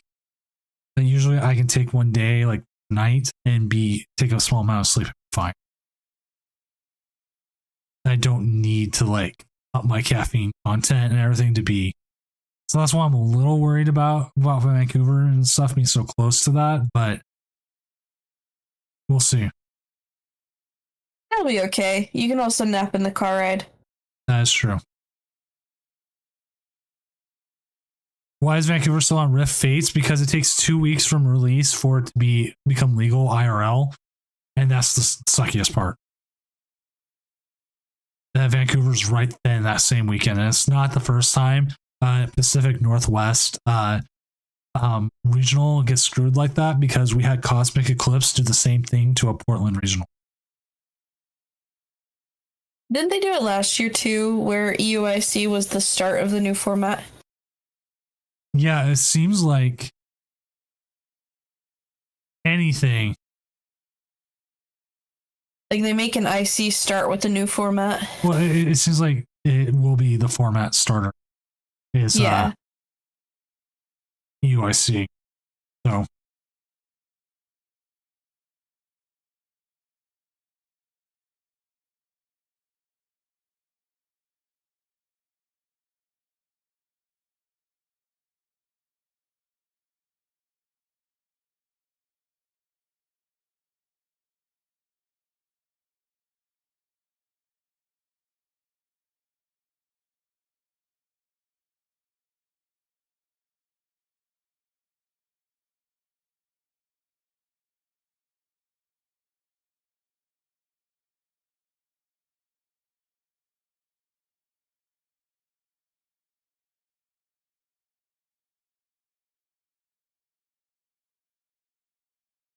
Oh wow.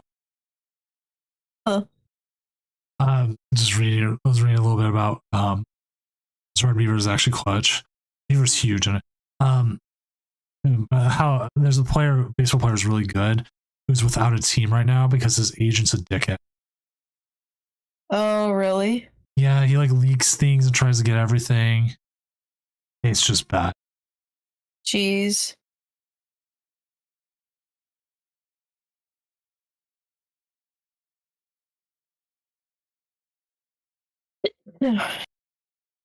Oh, here we go, catcher. Oh, I love that Yokohama coin. I hadn't seen that before. Boy, Radiant Charizard. But surprisingly, though, taking the Radiant Charizard out, and if they can find a Lost Vacuum, it will KO the Roaring Moon that's active. Oh, that makes sense. And if I was them, I would still try to get the Charizard, the Charmander that hits for 30 out there. Yeah. Hey, there it is. There's a Charmander. Guess they have an energy for it.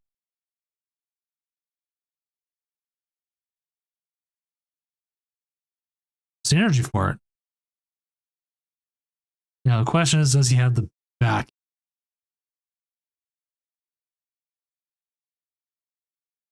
Surprisingly, because they play 2 vacuums, it makes this matchup even better.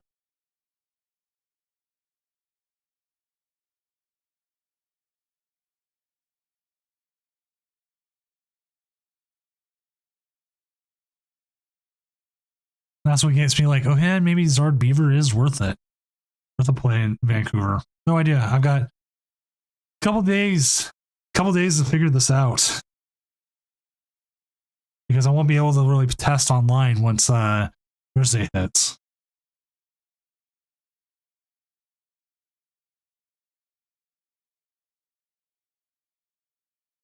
Yeah, it's a Japanese list. I know quite a few people have been trying to get the Japanese list fully working. Because like if you add Pidgeot with the Bibarel kind of helps you against Path to Peak decks, and the Pidgeot just helps you out with everything else. Or you can replace Pidgeot with Gengar and then never lose control.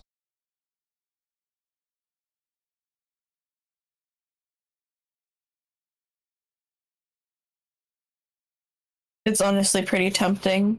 I don't think anyone likes losing to control or mill. Oh, no one does. We tested the Pogo barrel, but it's just not good because its ability doesn't work when it's in the active. What's his ability? I don't remember what it was. Your opponent can't mill cards from you. So, I think that's what it... I would have to look up the exact wording, but it says if this Pokemon is on the bench, like it specifies. So your opponent can just gust it up and then mill you still.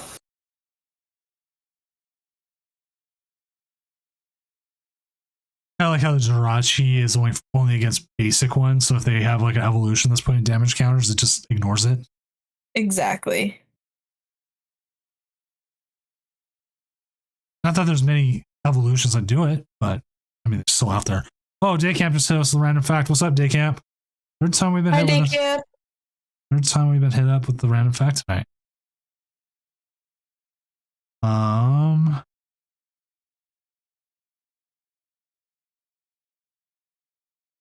Remember one.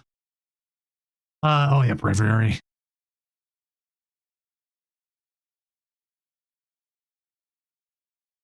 This is going to be the important turn here. If they can find the Lost Vacuum, get this KO, but they also would like to get another Charmander out so they can go ahead and be possibly ready to finish the game.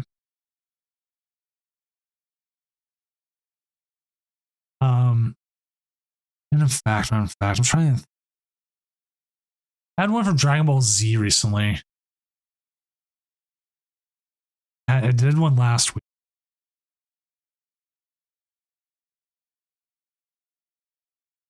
Like there is one like when there is a new Dragon Ball series actively airing, when the episodes air in Mexico, the crime rate drops dramatically for about 24 hours.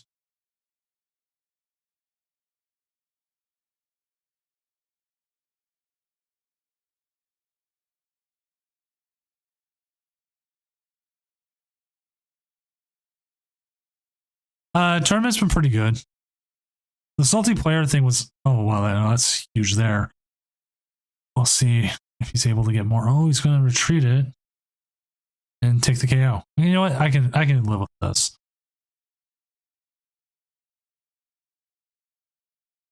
Emmy's looking up a new fact. Shit. Literally what I just did. Okay. Random fact, and it's a bird fact because Daycamp works with birds. A baby puffin is called a puffling. That sounds like a Pokemon name. We have penguin Pokemon, but do we have like a puffin Pokemon? I don't think so, not yet. I don't think so.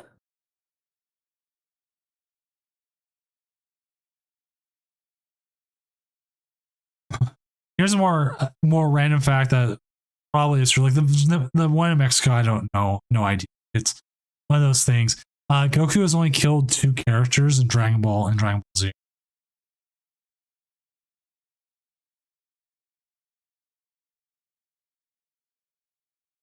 And those 2 characters are Yakon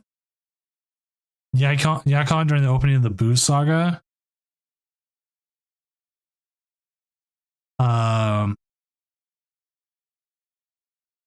Let's see how he did. I made him explode. And the other one is Kid Buu.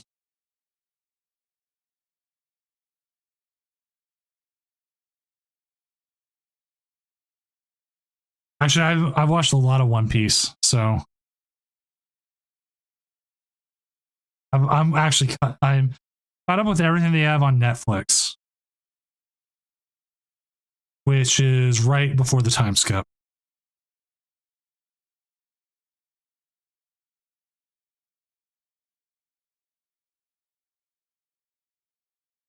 What about Demon King Piccolo? Well, okay.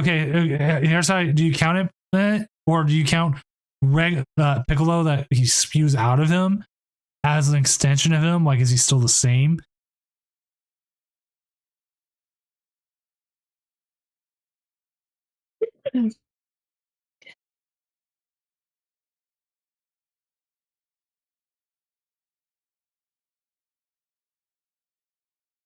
I wonder if the fact I grabbed it from was just only counting Dragon Ball Z and not Dragon Ball. Wait, those are 2 different things? Yeah, they're 2 different series. Oh. Crap, we got 4 minutes and 21 seconds left in this matchup. They're almost done, right? It just doesn't matter. Yeah.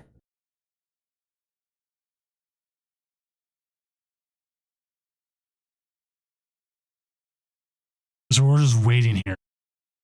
Marineford is really good. Marineford is actually one of the best One Piece, in my opinion.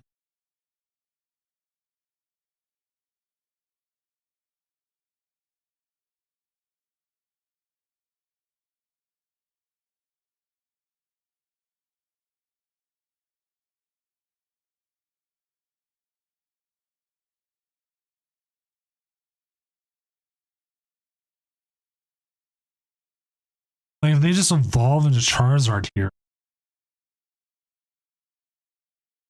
I'm assuming they need more than 1 piece, so that's why they just grabbed it with Ultra Ball, right?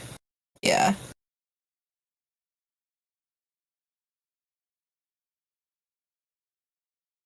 They can play it out, check their energy counts, because there's a lot of Charizard players who won't check their energy counts. We don't know if that last prize is energy. Oh, they have it. There it is. Okay. Charizard wins.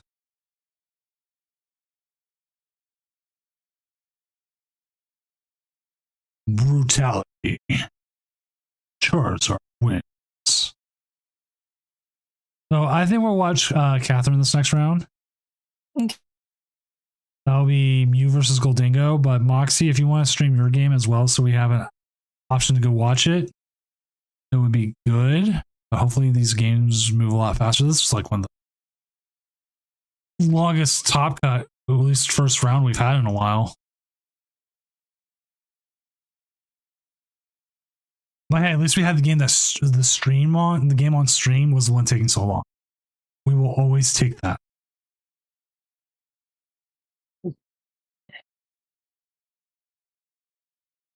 Oh, the one Oh, who, really?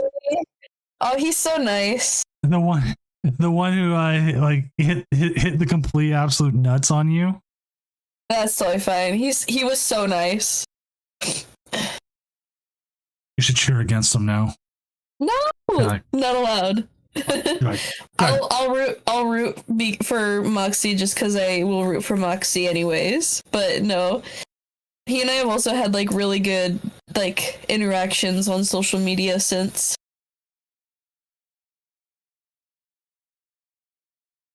Did I tell you, Doom, and also chat about this like going up on stream and them adjusting us because of our tattoos? no, but I actually figured if I ever ended up on stream, they would make me cover up at least 2 of my tattoos. So, from what I understand, they try their best to kind of like either position you or deal with wardrobe in a way that covers up tattoos. They don't really like Pokemon tattoos because I literally only have Pokemon tattoos, and they don't really like them either. But Juan also has tattoos, so they like chose which direction he and I were facing based on our tattoos to better hide our tattoos from the cameras, which I thought was really interesting. See, my issue is I have 2 Transformers tattoos on both my wrists. Right. So it would be easier if I covered them up where I wore long sleeves. And the problem is I like to roll my sleeves up. I was gonna say, like, if you can't really control that, I don't know if they'd even try. The reason I don't why, know what they'll do about the furret that's like huge on my forearm now. because the thing is, and we're just waiting for the game to start here, chat. They're setting up.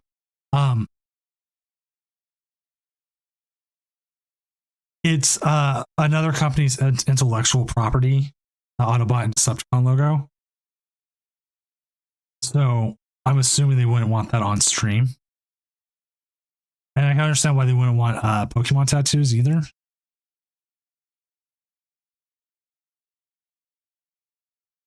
Because there's a lot of issues just with tattoos and copyright stuff now lately. Like, here's actually a random fact.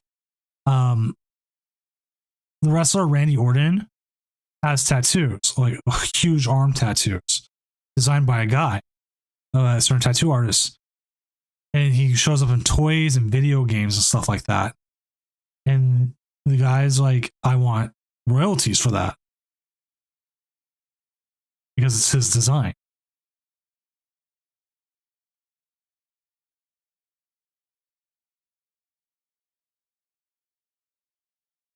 Did you see, I know you saw the flannel, but did you see his bandana for the Bidoof Build-A-Bear? Uh-huh. It's so cute. I want the bandana.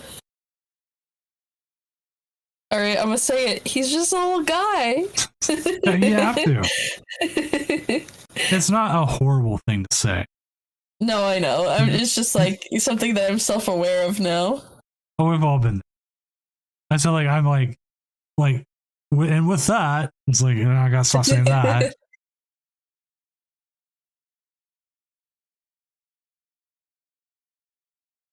This round, I'm hoping maybe runs a little bit faster, but then again, Lost Box versus Zard. I mean, Tina versus Zard can be interesting. I'll just try not to fall asleep. I would normally be like better about that, but I am not feeling the greatest. Totally understand that. Like, there's been times I've sat here, I'm like, man, what can I do? You're like, is it nap time yet? Do all that stuff tomorrow. Shipping. You can do it, I believe. I bought 50 tubes, thinking that's all I needed to ship. And I think I might actually be like right under. Oh, really? I think you can get them from the post office, like if you just need like 1 or 2. Yeah. You can actually, like, if you order them from Uline, if you're near a shipping place, you usually can get them in 24 hours or less. Oh, that's good. Excuse me. They always like default to next day shipping. Have you, That's good. I didn't know that. yeah, so like if you ever need shipping supplies, like I'm talking like boxes or shipping tubes or a whole bunch of weird stuff. They have a lot of weird stuff. Uline's actually pretty good about it.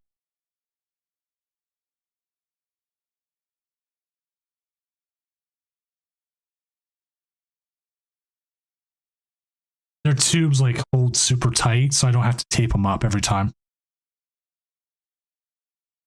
Thoughts on new cards? I kind of want the Ogre-Pons to be better than what they are. I'm still holding out hope on that.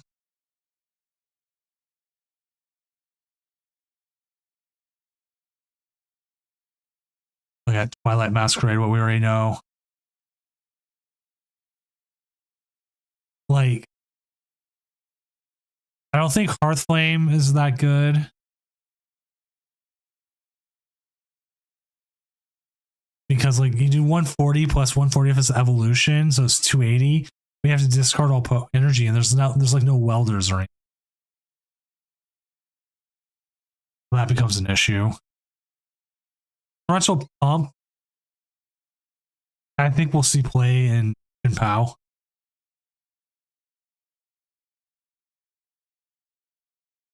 Like doing 100 and doing 120 to the bench isn't that bad. Considering it goes back in the deck, that doesn't hurt either.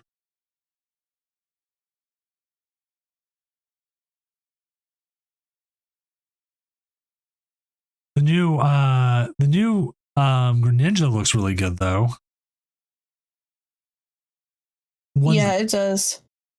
170 grabbing a card you want, or you can just do rapid flow. I could see that being put in Chien-Pao decks again because Chien-Pao can evolve, but you're going to be using up a lot of rare candies. Then we also have that new Blood Moon Ursaluna coming out. Love Ball, that's completely useless. The new version of Reset Stamp. That really awesome Hisuian Growlithe and I forgot her name card. I forgot her name too, but that artwork is adorable. Yeah. I know my brother was one of the new cards he was messaging me about. It has coin flips in it.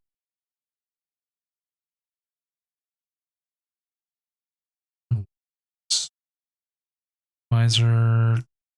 Lucian, where you shuffle your hand, put it on the bottom.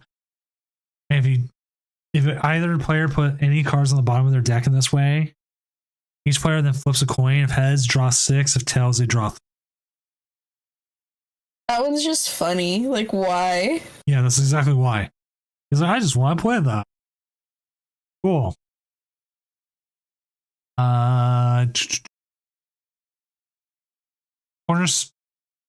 Cornerstone Stance, the Cornerstone one, like the ability is kind of good, especially like no path out there. Like you stop ability people from attacking you. And you can kind of go through anything with Demolish, but it's like still trying to set it up. It feels like Zamazenta, where it's kind of got a thing, but what does it fully have?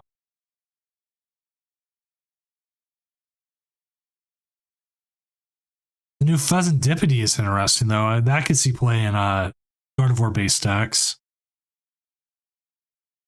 Yeah, wasn't there like a post not that long ago that was like comparing that to Shining Arcana? Yeah. It does, what was it, 30 times energy attached to it. So you can do ending if you hook it up with Moonlit Hill. 5 plus Moonlit Hill gets you to 7, so 210 is what you're hitting. And the thing is, you can't put a reversal energy on it. Yeah.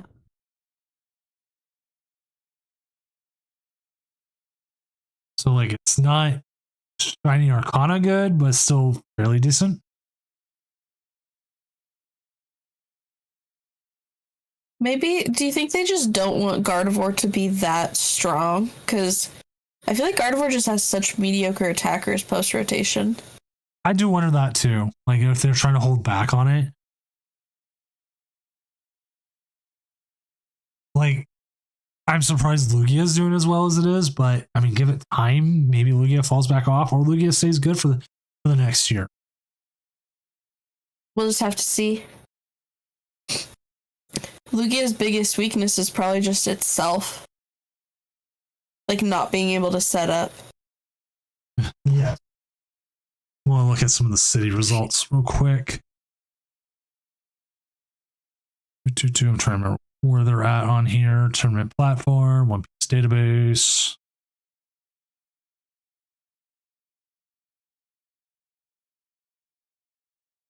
Some Muse done some damage.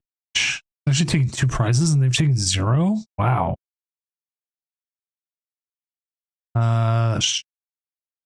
Either city leagues.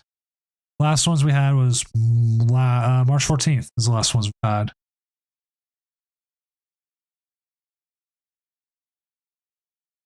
Charizard Pidgeot's already coming back. Charizard Bibarel. Excalibur Bibarel, which the Excalibur looks like Excalibur is as it is right now with 3 Buddy Poffin instead, Prime Catcher, and Cypher Maniac's Code Break.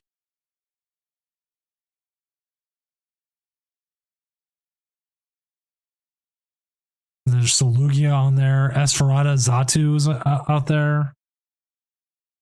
Lost Zone still's a deck.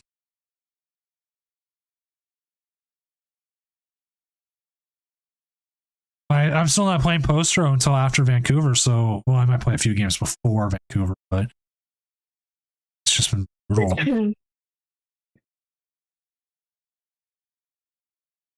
God, man, this sucks. This Goldango is just not drawing cards. Yeah, it's such a bummer.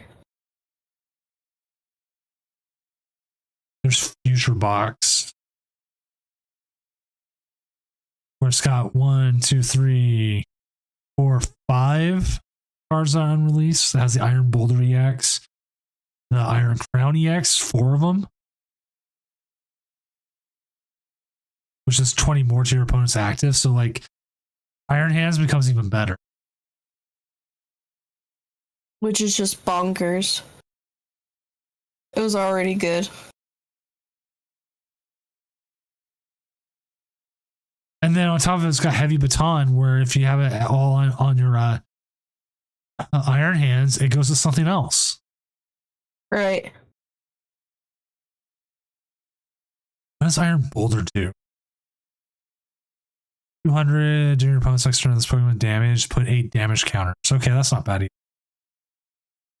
Are they 12 lightning energy, 2 fighting, 1 psychic? They got to be using. Yeah, it's a lot of electric generator.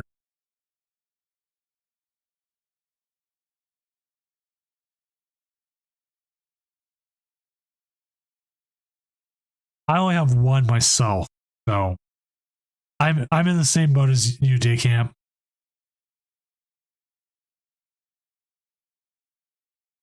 Do they have enough damage modifiers here to get the KO?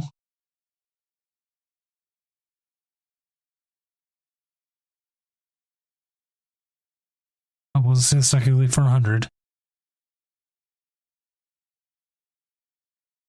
Because Iron Hands has like gone through the rough price. No update on the other game either.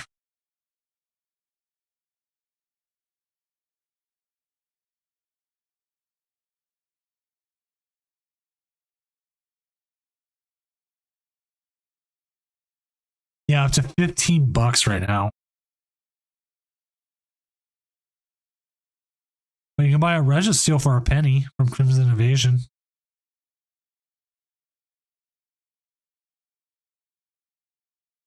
That's the true deal.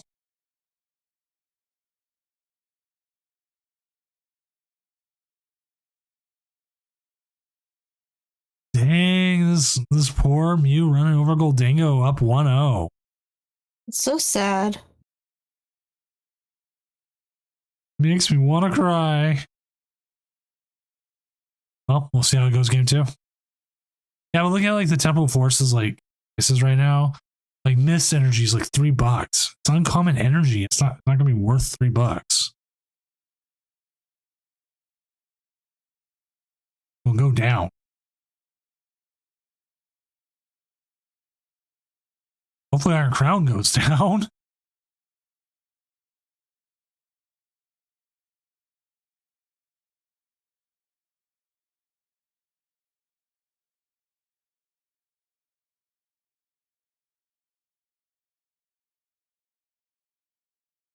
That makes me do wonder if they changed the pull rates. Because like we used to have like that really good pull rates from like Scarlet Violet and everything.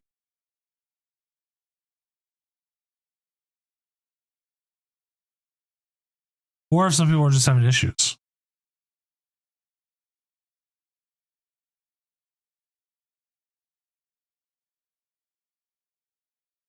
All right, see, like that's two different differences. There's one person 0 miss energies. Day camp went to 2. Oh, I pulled like 2 play sets. Like I can, like when Cresselia came out, not the current one, it was a different one. I wanted it. I opened like 150 packs and pulled 0 Cresselias. That's insane. Yeah, it was just so rare. I pulled so many other things. 0 Cresselias.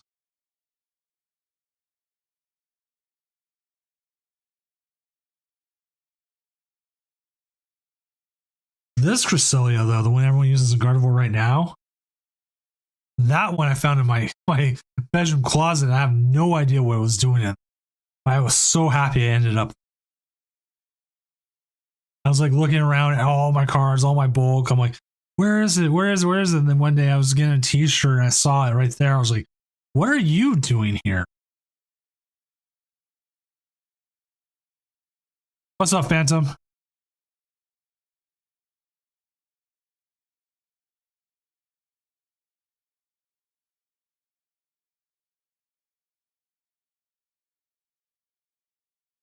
Also, I can't leave Pokemon cards in the car because if Mrs. Doom finds them, she just eats them. There's no shot. You're messing with us. But that Mrs. Doom just eats them? Oh, yeets. I thought you said eats. No, throws them away. Yeah. She doesn't- I heard eats twice. I was like, I think you're messing with us. No, she throws them away.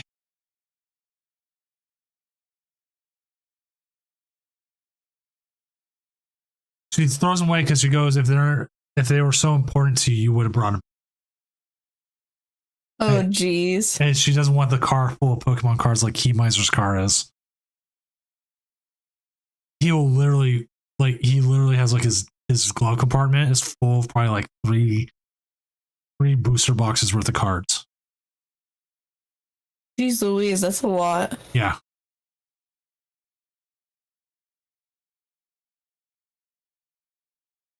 Dude, how did you get paid for watching hockey? I mean, like, I'd love to pagers watch stuff all the time.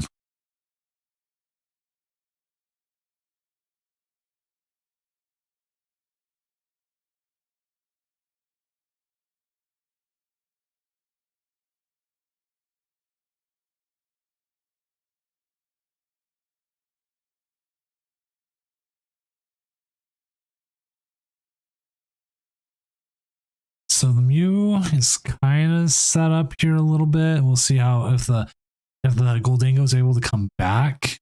Let's also double check. The other game has not even had a game finish yet, so we are still waiting on that.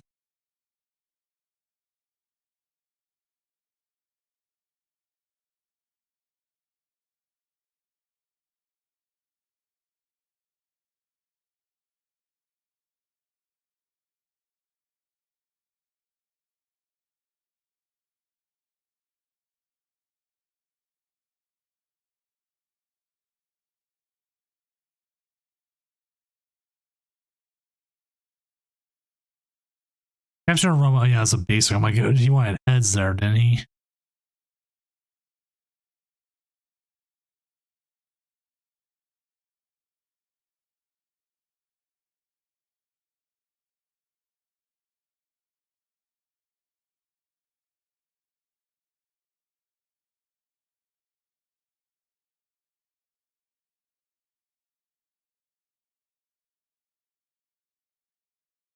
Oh, USHL, but still, it's a free game.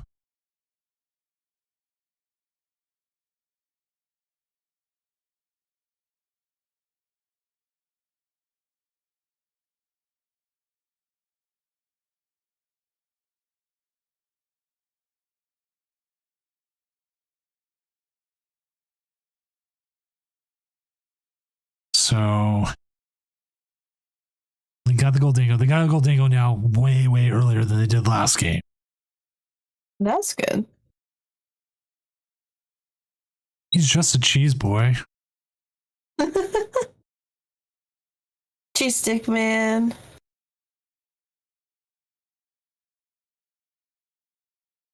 Oh, seeing the Turos must be trying to draw something to get a KO here. Hoping maybe he's got enough energy. He didn't attach for turn, correct?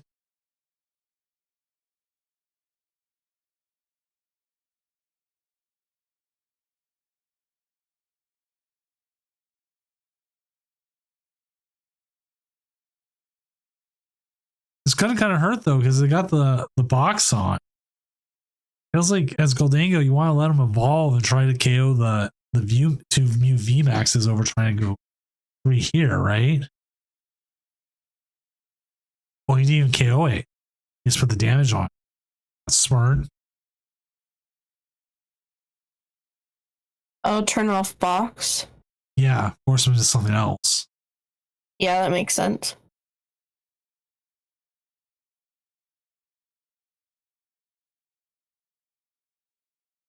More energy. It's like Judge feels really, really bad here, considering that if you Judge, you end up possibly putting him into a better hand.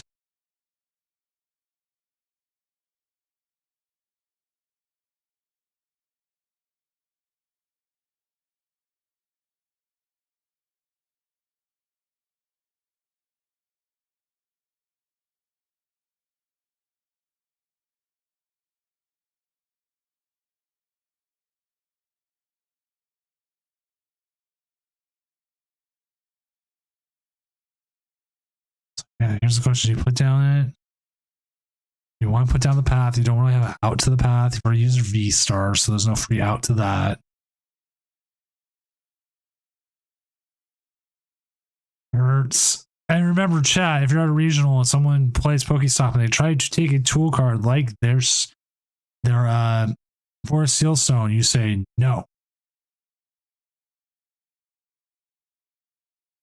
It's not an item.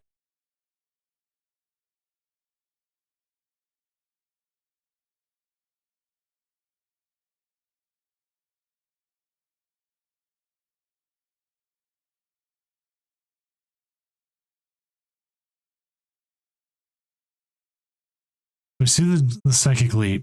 Get it out of there. Keep things going.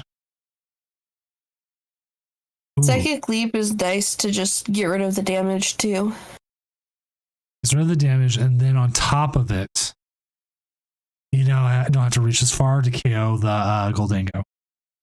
Exactly.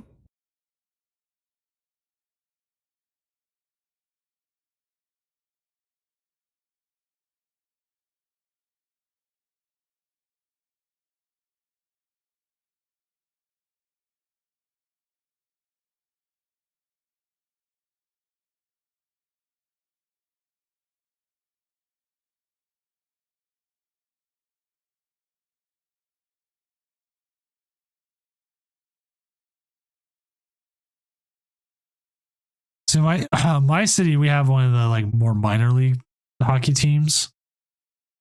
We actually have quite a few of them around here. So, and then we also have the Seattle Kraken now. Which I still haven't seen a Kraken one yet, but I will in time.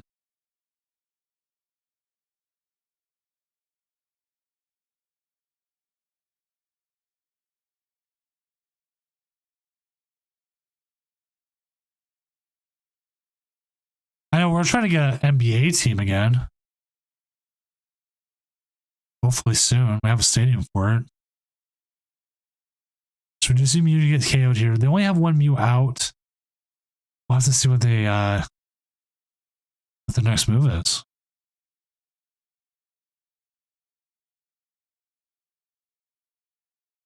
Well, there's another one. That's good.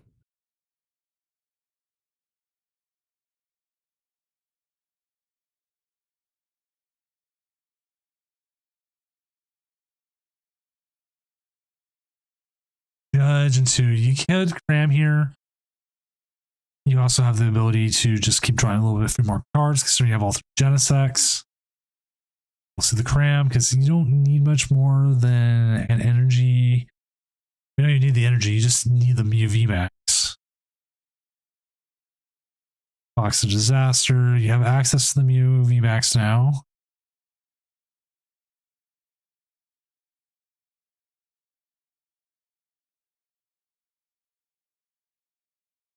You draw the cards and then you draw the path.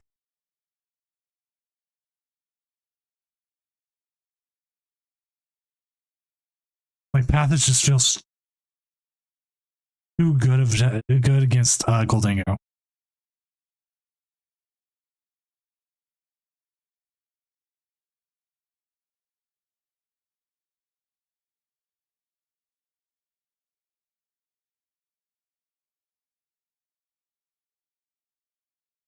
Like I remember watching, I think it was a game on, maybe it was actually one of our games on stream where we watched the Gholdengo was never able to get the path out of the way, and they just got ran over by like Cramorant. Yeah, I remember that. Against Tina, right? Yeah. I feel like that wasn't that long ago. No, we've had a lot of Gholdengo make top 8. Surprisingly. I feel like it's like similar to how Chien Pao, like everyone was like, oh, Chien Pao's so bad. I feel like it's similar for Gholdengo, like everyone was like, oh, Gholdengo's so bad. It's actually not that bad. That's where like we were talking about like on Tuesday, like how do we feel about this format? And I think we're going to see people are going to like this as maybe more of a retro format considering how many viable decks there are. Which Moxie is up 1-0 over Juan right now, so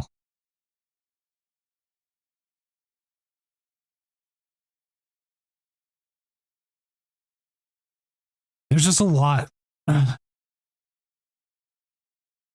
There's just a lot of decks are solid. I mean, you still have Mew. You have Mew for 2 years.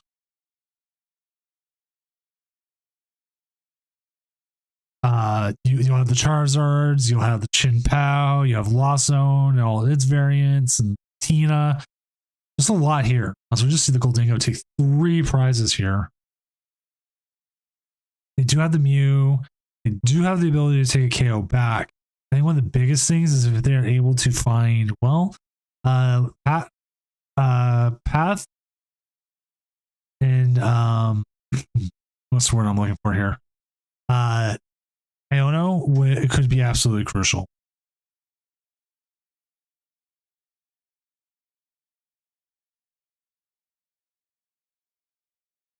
And there went the Iono. What? Never spin the stop, bruh. Yeah, bruh. Give him the thumbs up because that was like. You never spin the stop. The stop is a trap. It 100% is. Well, there's the path. I mean, the path can help.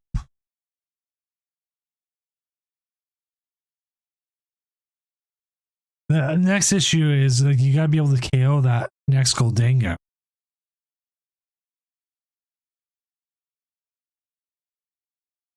We're doing pretty well. We had a we've had an interesting night. The right hand. That means we're gonna get the stadium, and I think that we'll be going to game 3 here.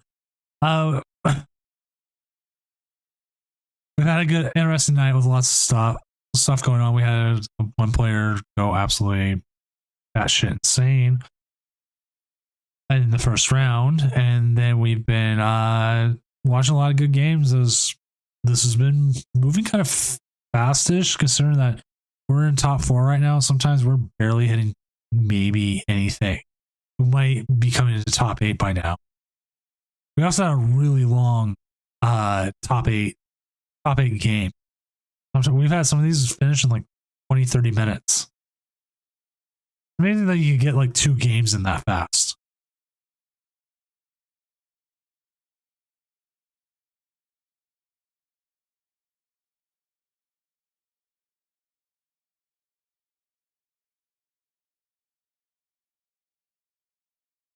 Game 3. Game 3. And we will check the other game. It's still 1-0 in favor of Nelson. Which I always hate that the thumbnail doesn't update, so like I can't just go watch stream. I've never found a better way of getting this to update, so like I could jump there and it would update the stream thing. Like I've always had to go manually fix it. It's so dumb. And it's just the way it is. I had never updated for semifinals. There we go. That's my bad. Happens.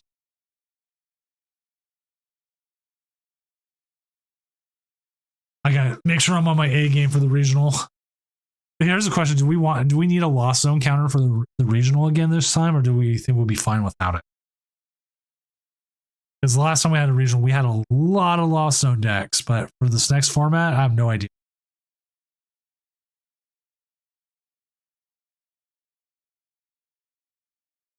It wasn't that much of a pain in the ass to run. I just had to make sure I was watching it the whole time.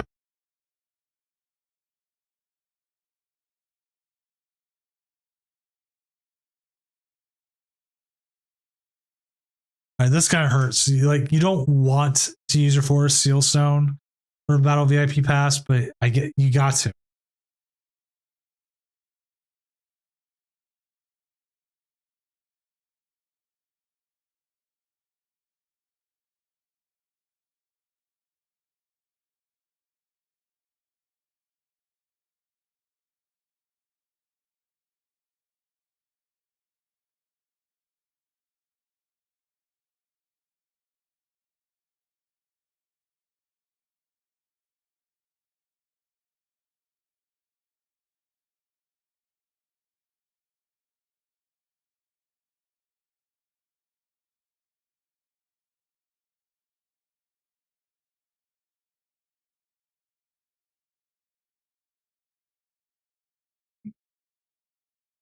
All right.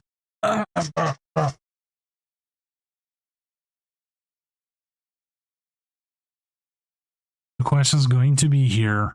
Okay, you got the Battle VIP pass. Is he going to find a Goldango and be able to attack again? The game one was so bad for him because of that.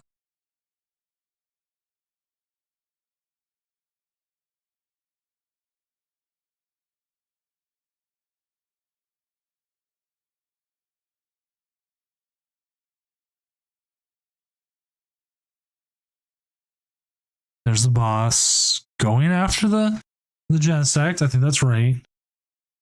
Get it out there, keep it there. I'm not sure about the Ditto on the bench. What is exactly doing back there?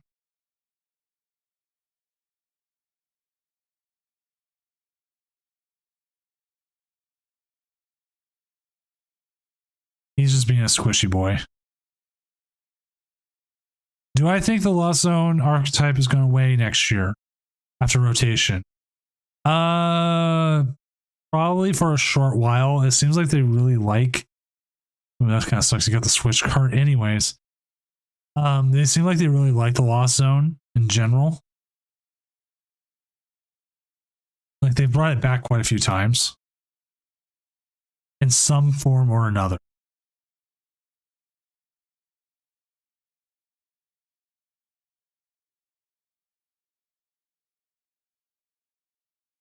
Like, Emmy, do you think it's going to come back? Or do you think after Avian all goes away for a while, it will just be gone for a while?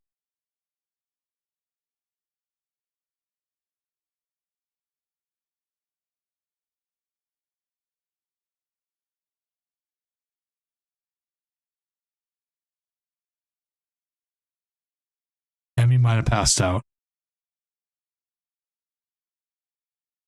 At least a year, yeah, at least a year or two. Like we had when the prisms came out and you lost zone like Tapu Koko. That was a thing, and that was like the first major return of it.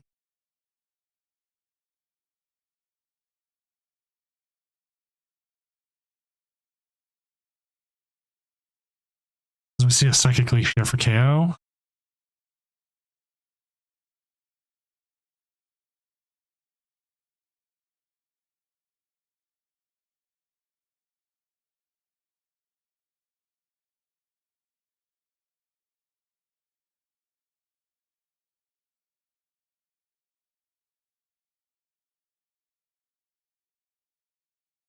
Like I don't know if we'll see an engine like Lost Zone anytime soon again, though. I'm trying to remember every time they've had a Lost Zone card. Let's actually look that up. Advanced card text. Lost Zone. Search.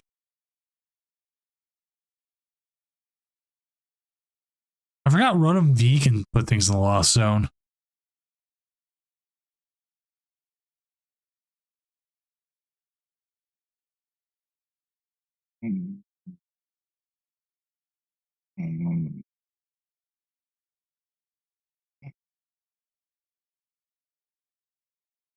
Let's see what else. What else? I forgot Fantina's a card.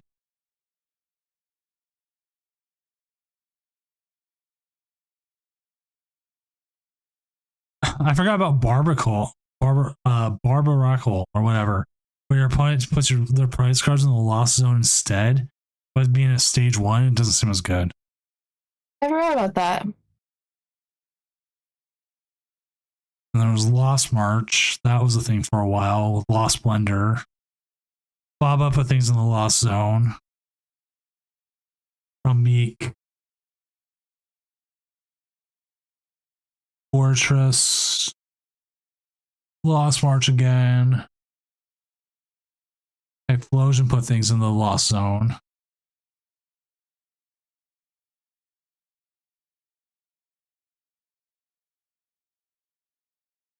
Yeah, Lysander was the first card printed coming back to do anything in the Lost Zone since Lost World and Call of Legends.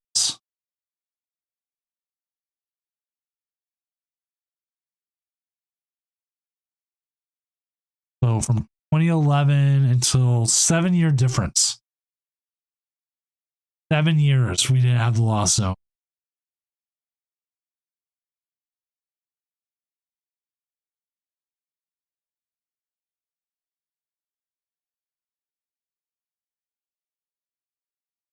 Question is it going to get a KO here or not?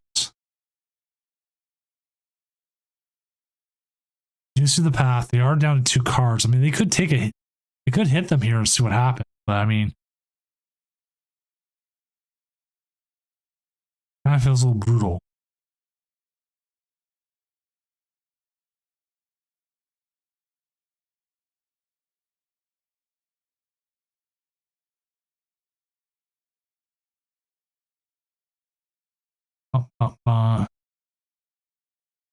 Pass, treat, and then we'll see the hit.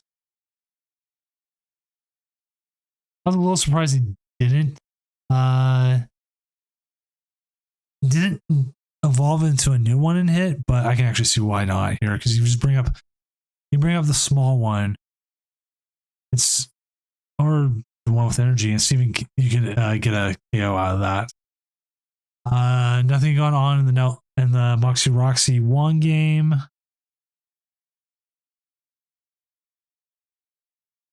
We see a research, which is absolutely crucial for them.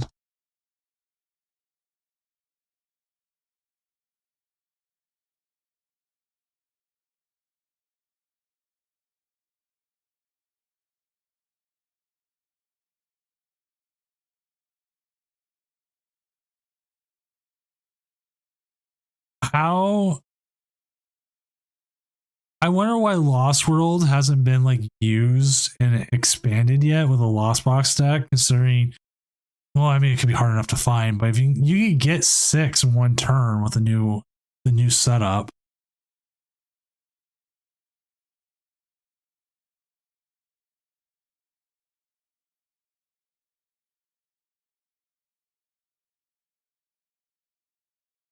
Where's your opponent? Oh, opponent. That's right.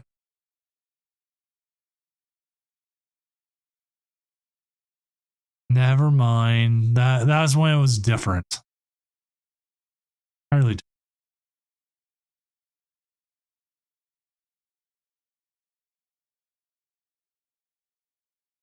But yeah, the Goldango's found path out every time. Goldango, I mean, they play 4 stadiums, but I mean, they do play a lot of draw cards and a lot of different ways out.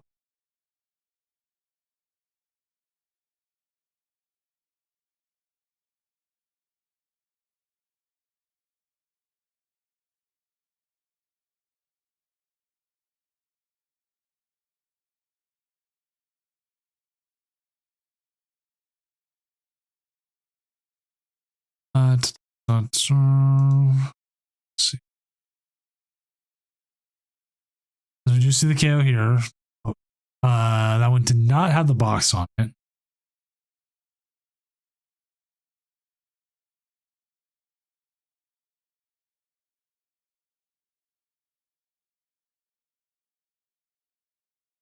Then we'll see the judge here. If they could possibly get the judge path, that will be interesting.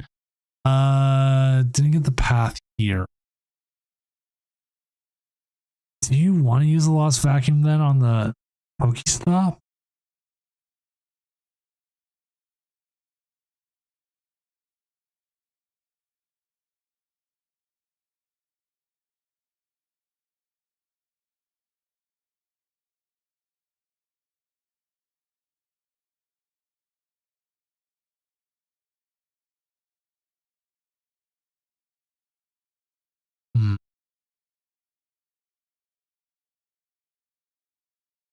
Like you do take the KO here, cross fusion strike into the whatever the Genesect attack is. Now you're on such a weird price trade.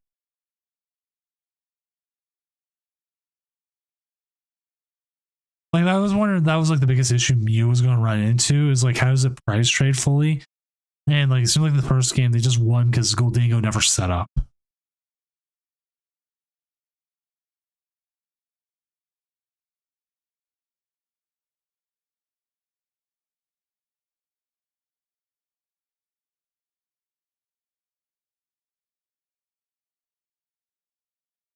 Right, like if you get the judge path going, like I mean that could work.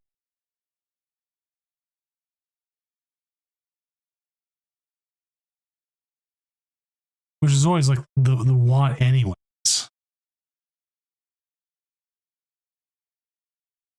Or that one game where they needed Iono and they spun the Pokestop and then everything went sideways.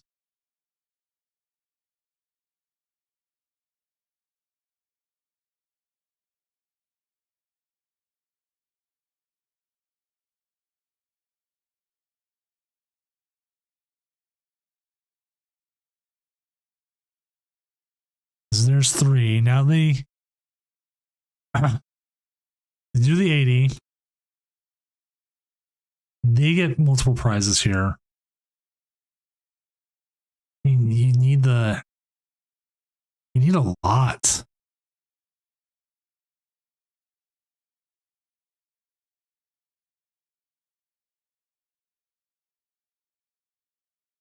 You can vacuum, get the vacuum going.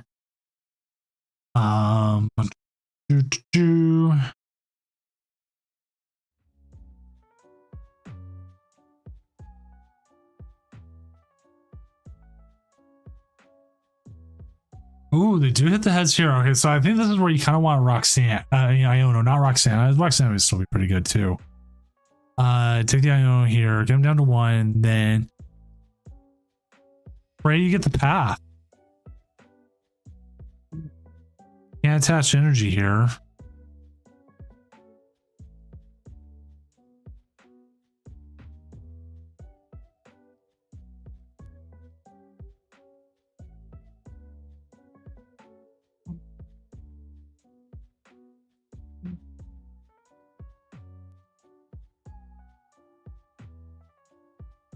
This hurts. This feels like you just missed everything you needed.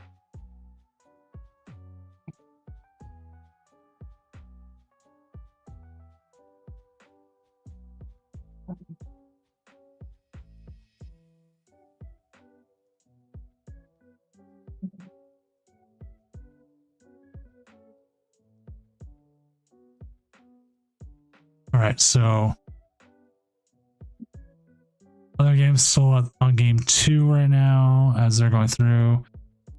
I mean, we could see game here. They're able to get enough draw off everything. Which we'll see Ike here go into the finals of going up against either Lost Tina or Charizard. Which that game is still ongoing, and if we have to, we can transfer over to it. See the right hand go away. They don't have a lot of cards left. They don't even have much energy left here either. They should be able to check their cards if they still have any superior energy retrievals. They also necessarily don't have to attack this turn.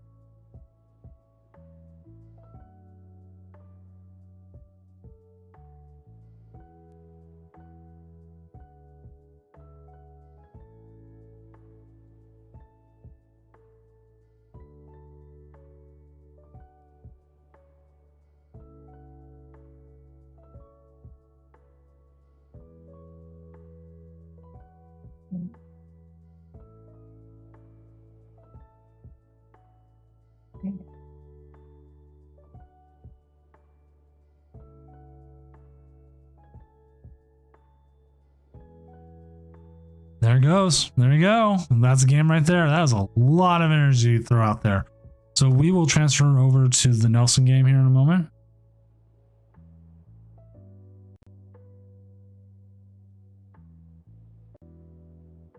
Which we will see where they're at momentarily. Give me just one moment here.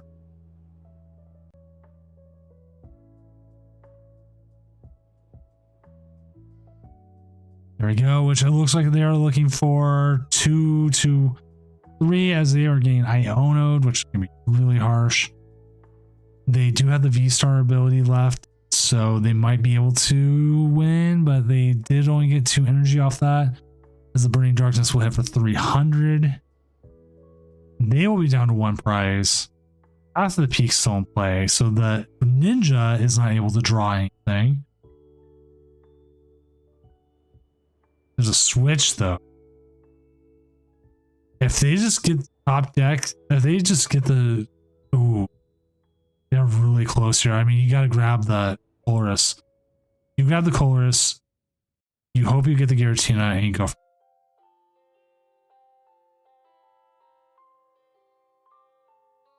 You have the switch in hand.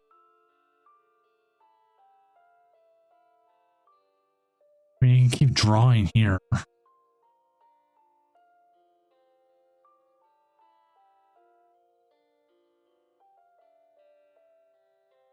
Can't attack with the Sableye. Your wink on here is you gotta hope you get the Giratina V-Star off this next Comfy.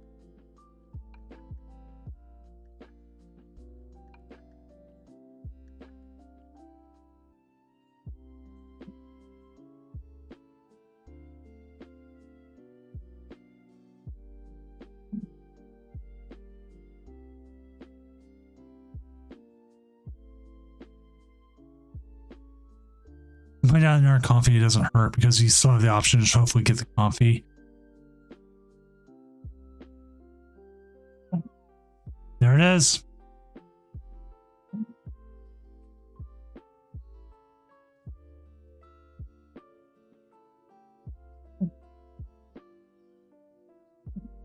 Dang, that Charizard almost had it too.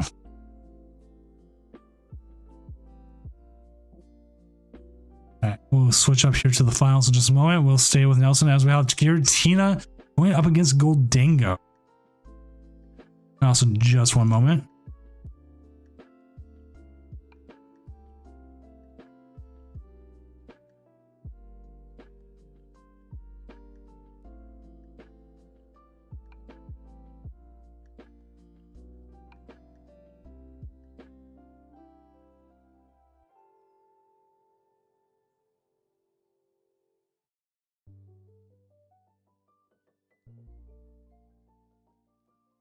All right, so we will get this set up. Last round going as we're going to see Gholdengo go up against Lustina. Go ahead and update this. There we go. Iglalit versus Nelson Guillen. This should be a really great.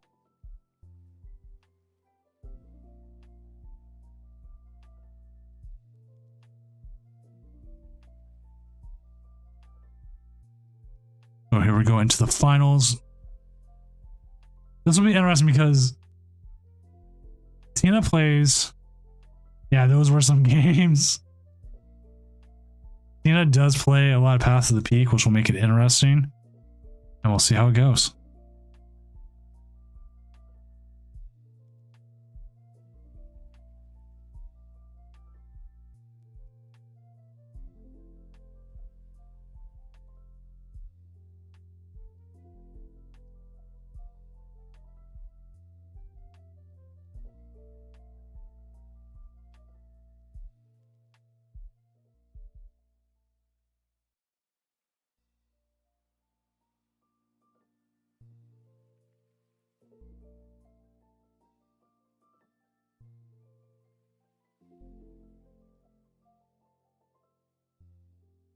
as we wait here for the game to start. We're just waiting for both players to sign in. Just waiting on.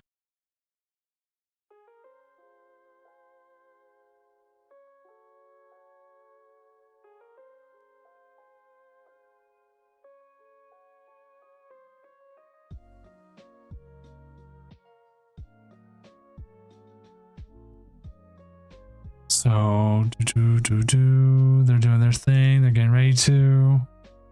Just waiting on a friend request, which looks like it's come through.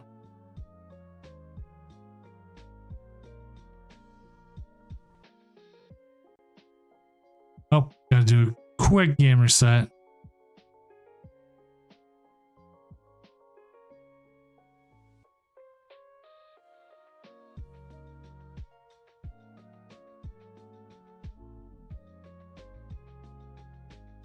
There's also ad break, which is totally fine.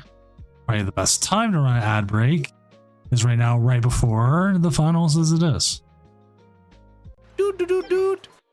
iOceans SX or iOceans X, thank you for the follow.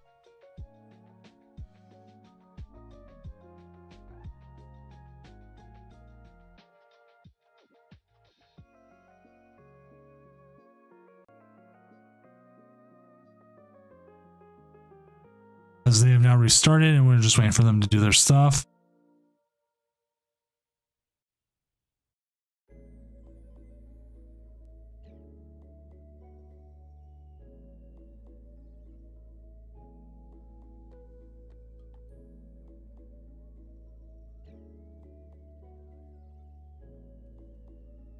So we're just waiting. Shouldn't take that long.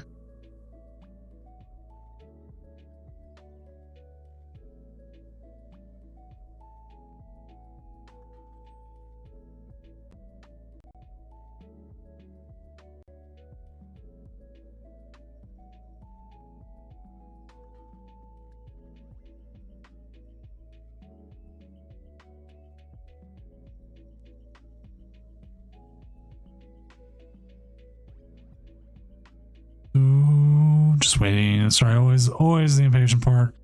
While we wait, actually, we can look at both lists. As we know, Ikalala here is playing a very interesting version of Goldingo, running the two Dittos, and on top of it, with only the Greninja. The Greninja does have the basic water energies as a possibility of an attack.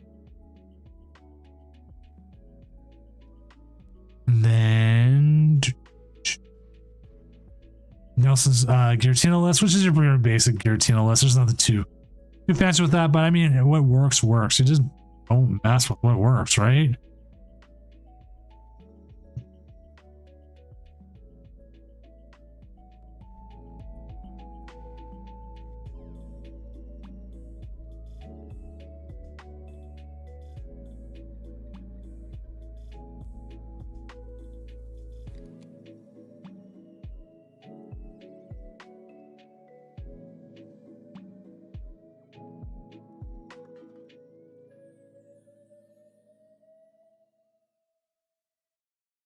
It kind of does. The Ditto.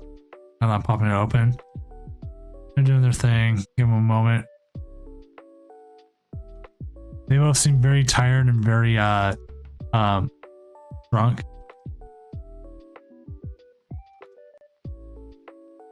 So they got to restart again. But you know what we have time for? A prediction. We haven't done. Excuse me, one of those tonight.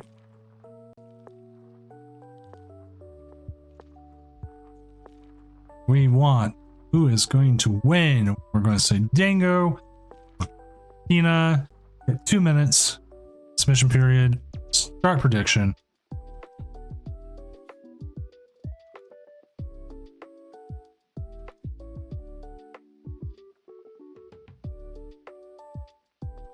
They are still re-uploading. There is some connection issues. It happens.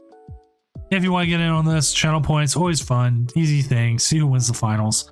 Nothing too big, nothing too small, or nobody bids as it is. I don't care. Just waiting on the game, which is going.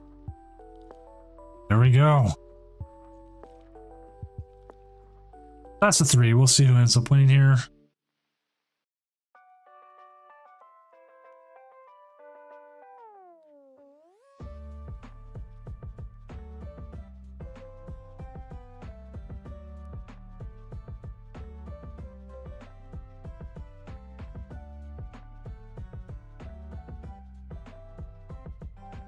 Boom, boom, boom, boom, boom.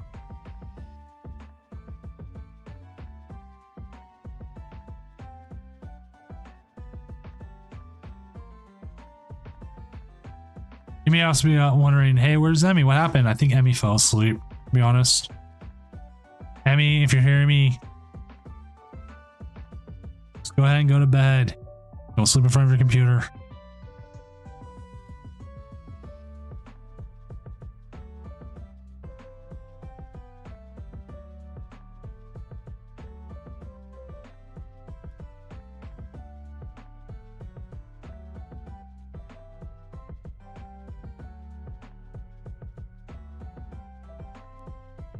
Thousand on Tina. I think Tina's like way up there. I think Tina's kind of favored, but you never know with Goldango.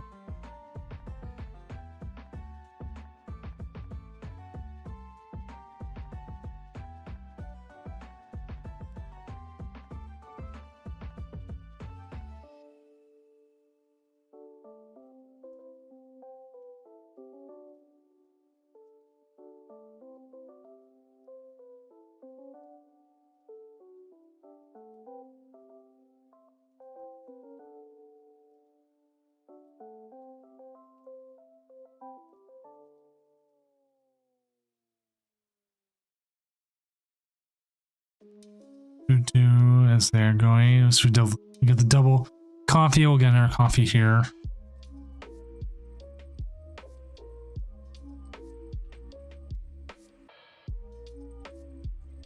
Which is, kind of important. You want coffee like bajillion times.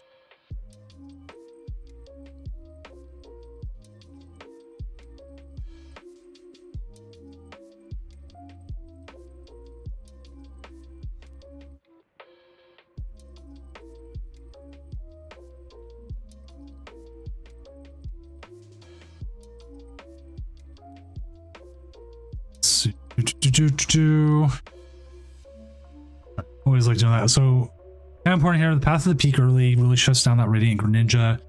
It allows them to do a lot more. As we see the Earthen Vessel, we'll get some energy out. The last couple of games they've had every out to the path. We'll see if they can continue that, which there we go. We do see the continuation. Now the question is, do they get anything good possibly off this Pokestop? We just see the attachment here. Nothing good off that Pokestop. Do see the right hand and their Turos go to the discard pile, which you don't want to see. You prefer to get that triple Battle VIP pass. Boss's orders of a Giratina V. Make him waste any possible switching cards, which is always, again, brutal. That's why I've been saying a lot of tonight. But they do gain access though now to you don't want the VIP pass. Yes, I did hear about Boeing killing that guy. It's made a lot of the news here in the Seattle area.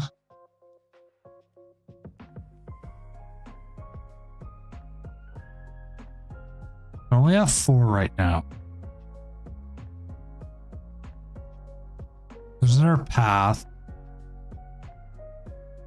They can get to, I think they can get to 6.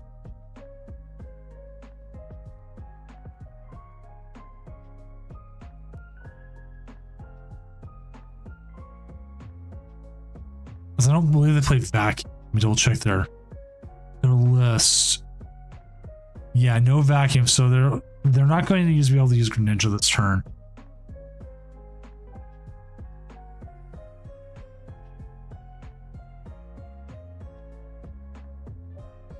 And that really sucks there.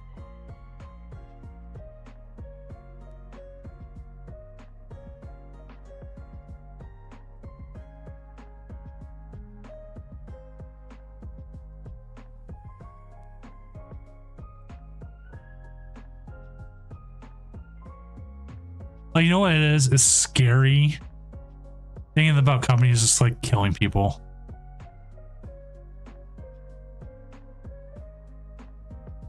I think we might just see the Abyss Seeking here. You have the path that's hopefully preventing them from drawing more cards. We saw what happened earlier. And that's fine going gate rod.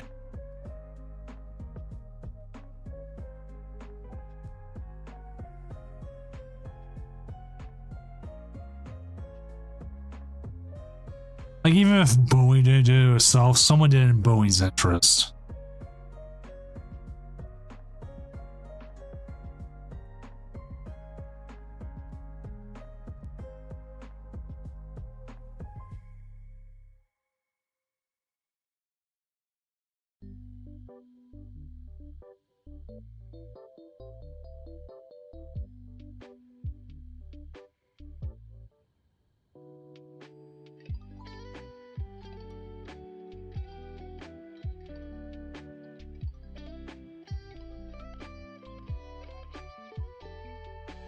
So then,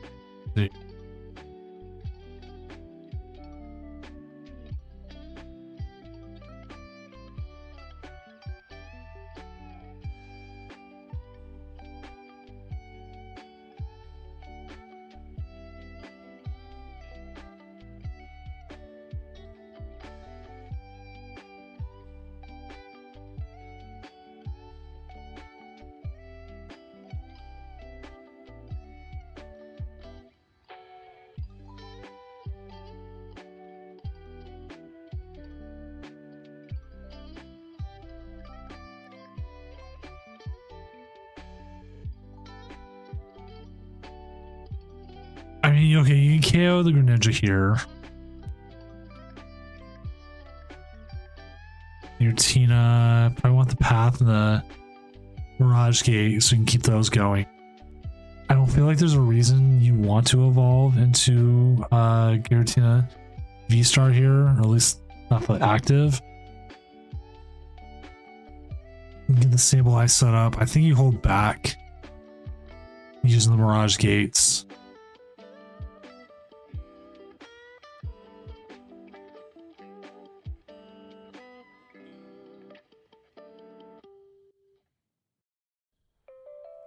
Or just go all out with them.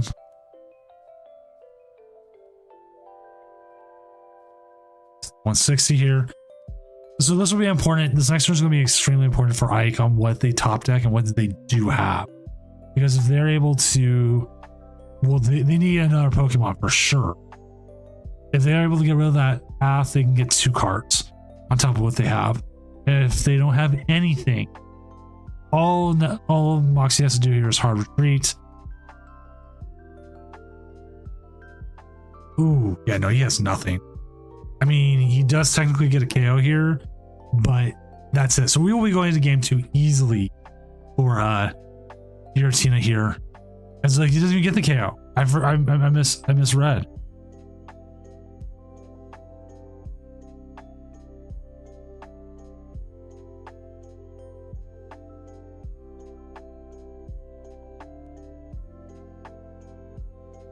It really doesn't matter what energy he puts in the Lost Zone. So game 1 goes to Nelson, Moxie Roxy. So we'll be going to game 2 against Gholdengo. I did not expect Gholdengo to get, I don't want to say like overly overdone, but it just seemed like they never found a second Pokemon. Which is what you obviously don't want to do.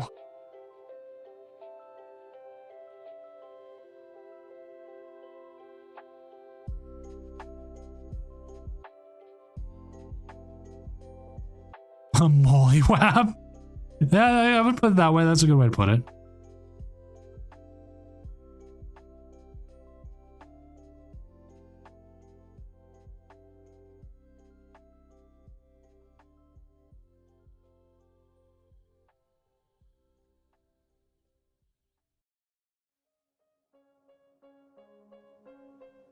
All right. So here we go, going to game 2 as Giratina is up 1-0. So we'll see how this continues to go.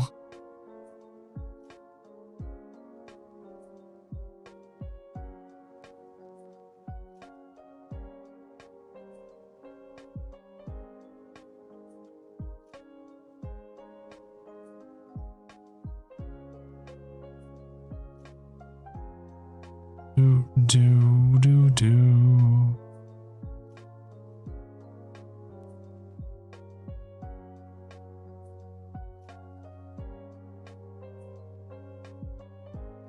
All right, chat. Has anyone ever played Deus Ex: Mankind Divided? It's going for free on Epic, and I just want no because I love the Deus Ex. The other one was one before it, so I never played this one.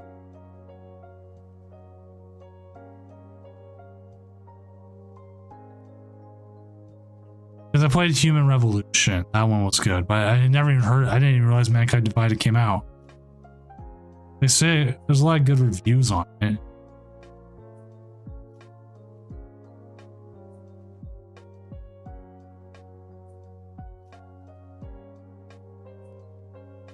So let's see. We're just waiting for the second game here to start between Ike and Moxie.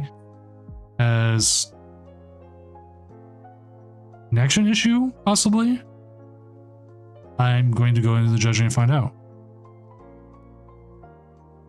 Okay, yeah, just restarting. It sounds like there was a challenge issue. I didn't even realize Mankind Divided came out. I didn't even know it was a thing.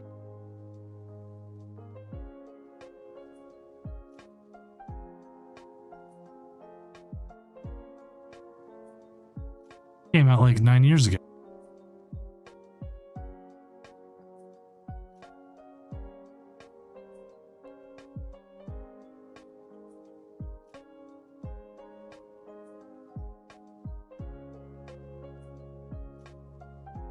Well, I might have to play it.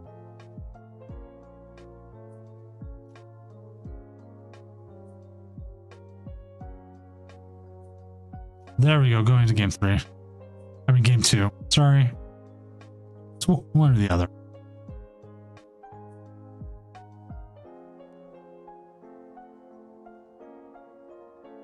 Same, Phantom. I don't have a PS5. I wouldn't mind playing the new ones. So, like, they definitely look really good.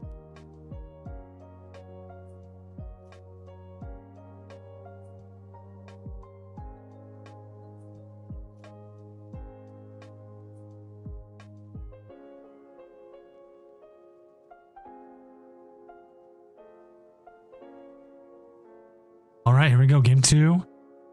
As we go from here.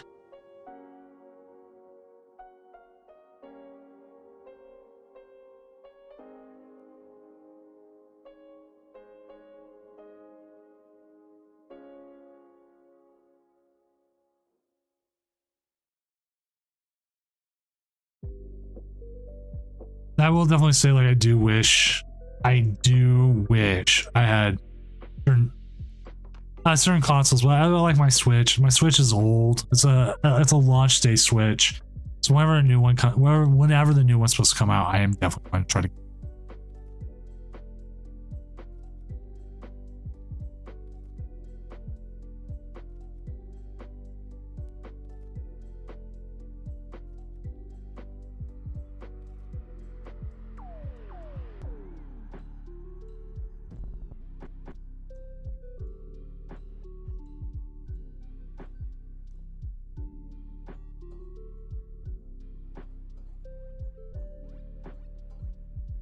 That's understandable.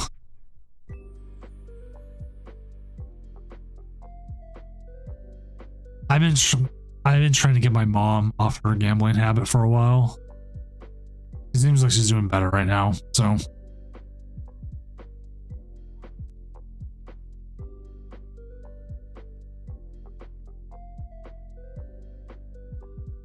So now Goldango actually has everything set up, so we're not sitting there with absolutely no Pokemon like we did the last game and get absolutely bodied by Path of the Peak in a hand of 0.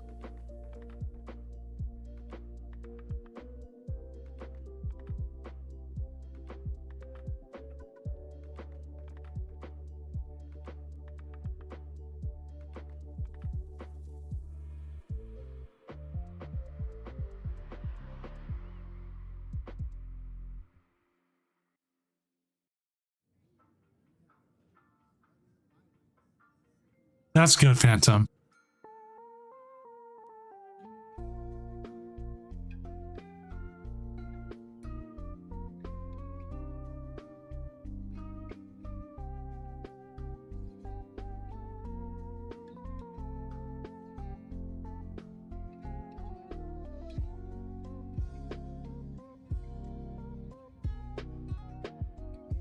Yeah, switch to Twitch, get the clock bucks. Gamble them on games.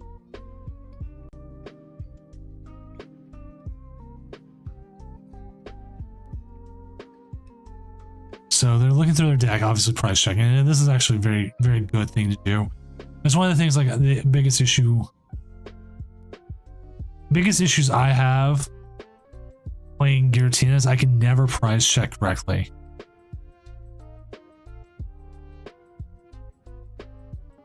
Right? And it's because like a lot of the online stuff got legalized. Like if you go to a stadium right now, there's like DraftKings stuff everywhere.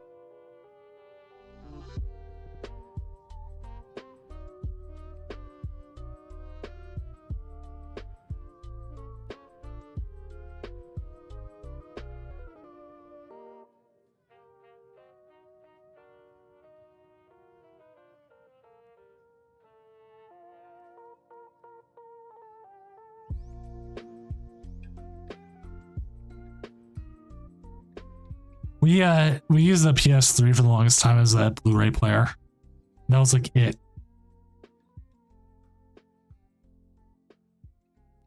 I was like, hey, what do we have the PS3 for? Blu-ray player. That's about it.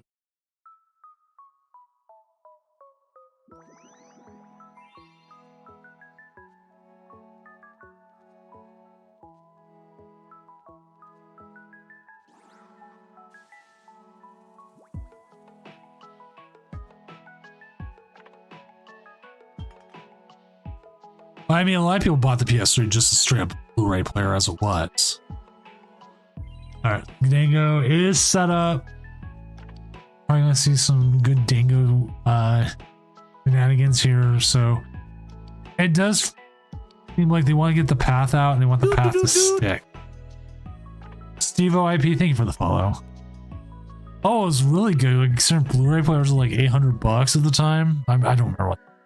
That's probably not that high, but that was like what, 350 or whatever.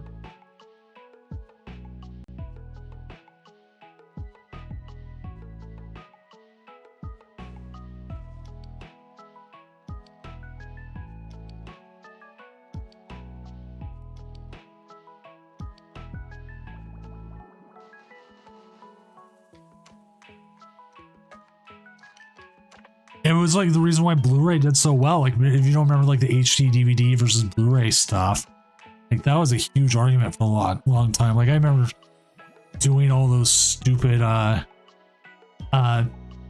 where people would fight over it. I was like HD DVD, blah blah blah. And it was like the dumbest thing we ever fought over. I remember a guy I was kind of friends with at the time. Because he hasn't attacked with Dango yet. Who spent 2 hours arguing with a GameStop assistant manager over why the Wii U was better than the PS3. It was a PS3. I think it was a PS3 they were arguing over. But yeah, he kept sitting there talking about the Wii U. And he wouldn't stop. And like even then, like I won't lie, I like Nintendo stuff. I'm a Nintendo fanboy enough. I have a Nintendo tattoo. I have a Zelda tattoo on my bicep. The Wii U wasn't a good launch. And like the pad thing was weird. The Switch is everything the Wii U should have been.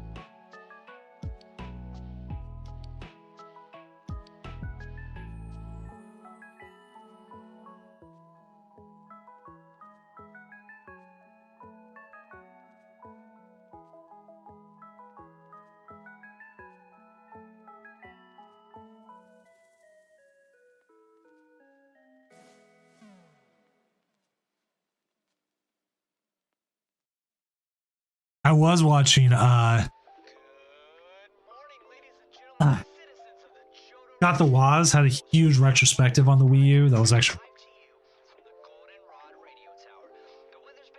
oh yeah, I think he's actually it was like on part 2. It's like 4 hours long already.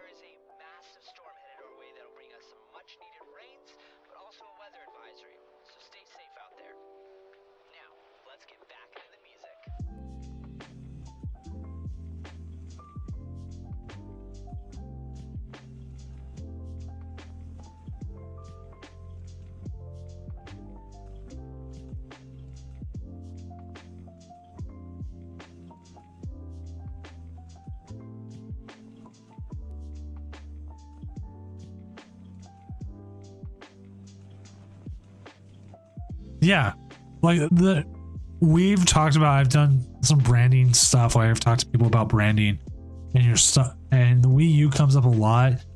That you, by using the same name, they were hoping it would be something like the Super Nintendo. And even the Super Nintendo had the issue of like it wasn't backwards compatible.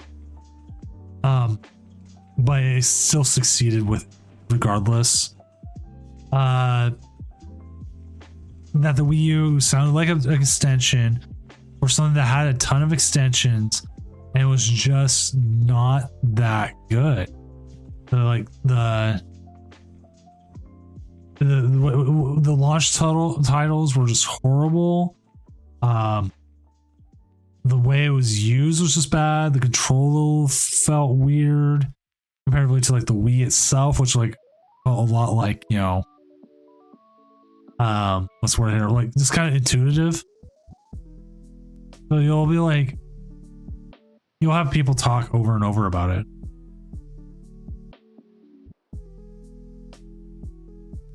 Yeah, if they called it the Wii 2, I think it would have done better. Or they could have just continued like with most of them, just give it a new name.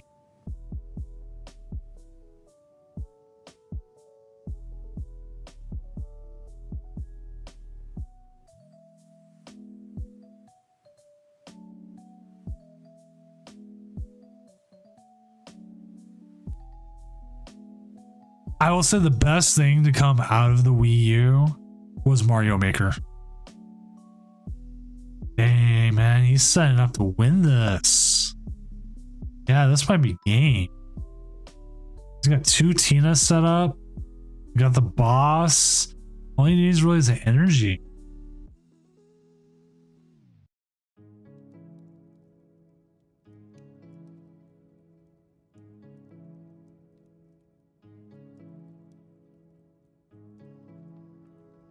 The last Tournament of Doom is going to be won again. Not the last one ever. The last one for this format is going to be won again by Giratina V-Star.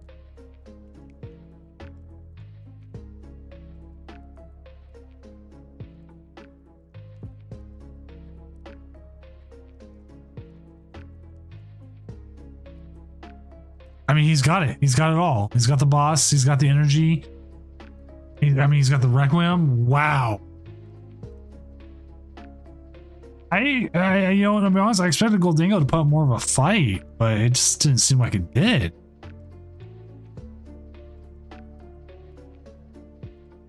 So with that, Moxie Roxy will take his first Tournament of Doom as the first champion, as Giratina wins again. I mean, Giratina has won a lot of these. I will go back at some point and check how many times Giratina has won. Way too many times. Let me give it the prediction from the Twitch. Choose outcome. Tina won. Complete prediction. There you go. Oh, this is your second. That's correct, correct. I forgot it was your second. Let's see who is on tonight because there's hopefully someone I know, which I do. Well played. Congratulations, my friend. With that, we're going to get ready to call it a night here. I'm going to send you guys off to High Flyer because High Flyer is always amazing. Always send them off to him. So GG, have a good rest of your night. I will hopefully see you on Tuesday. I will say bye for both Pokey, Emmy, and myself. Have a good rest of your night and have fun with High Flyer.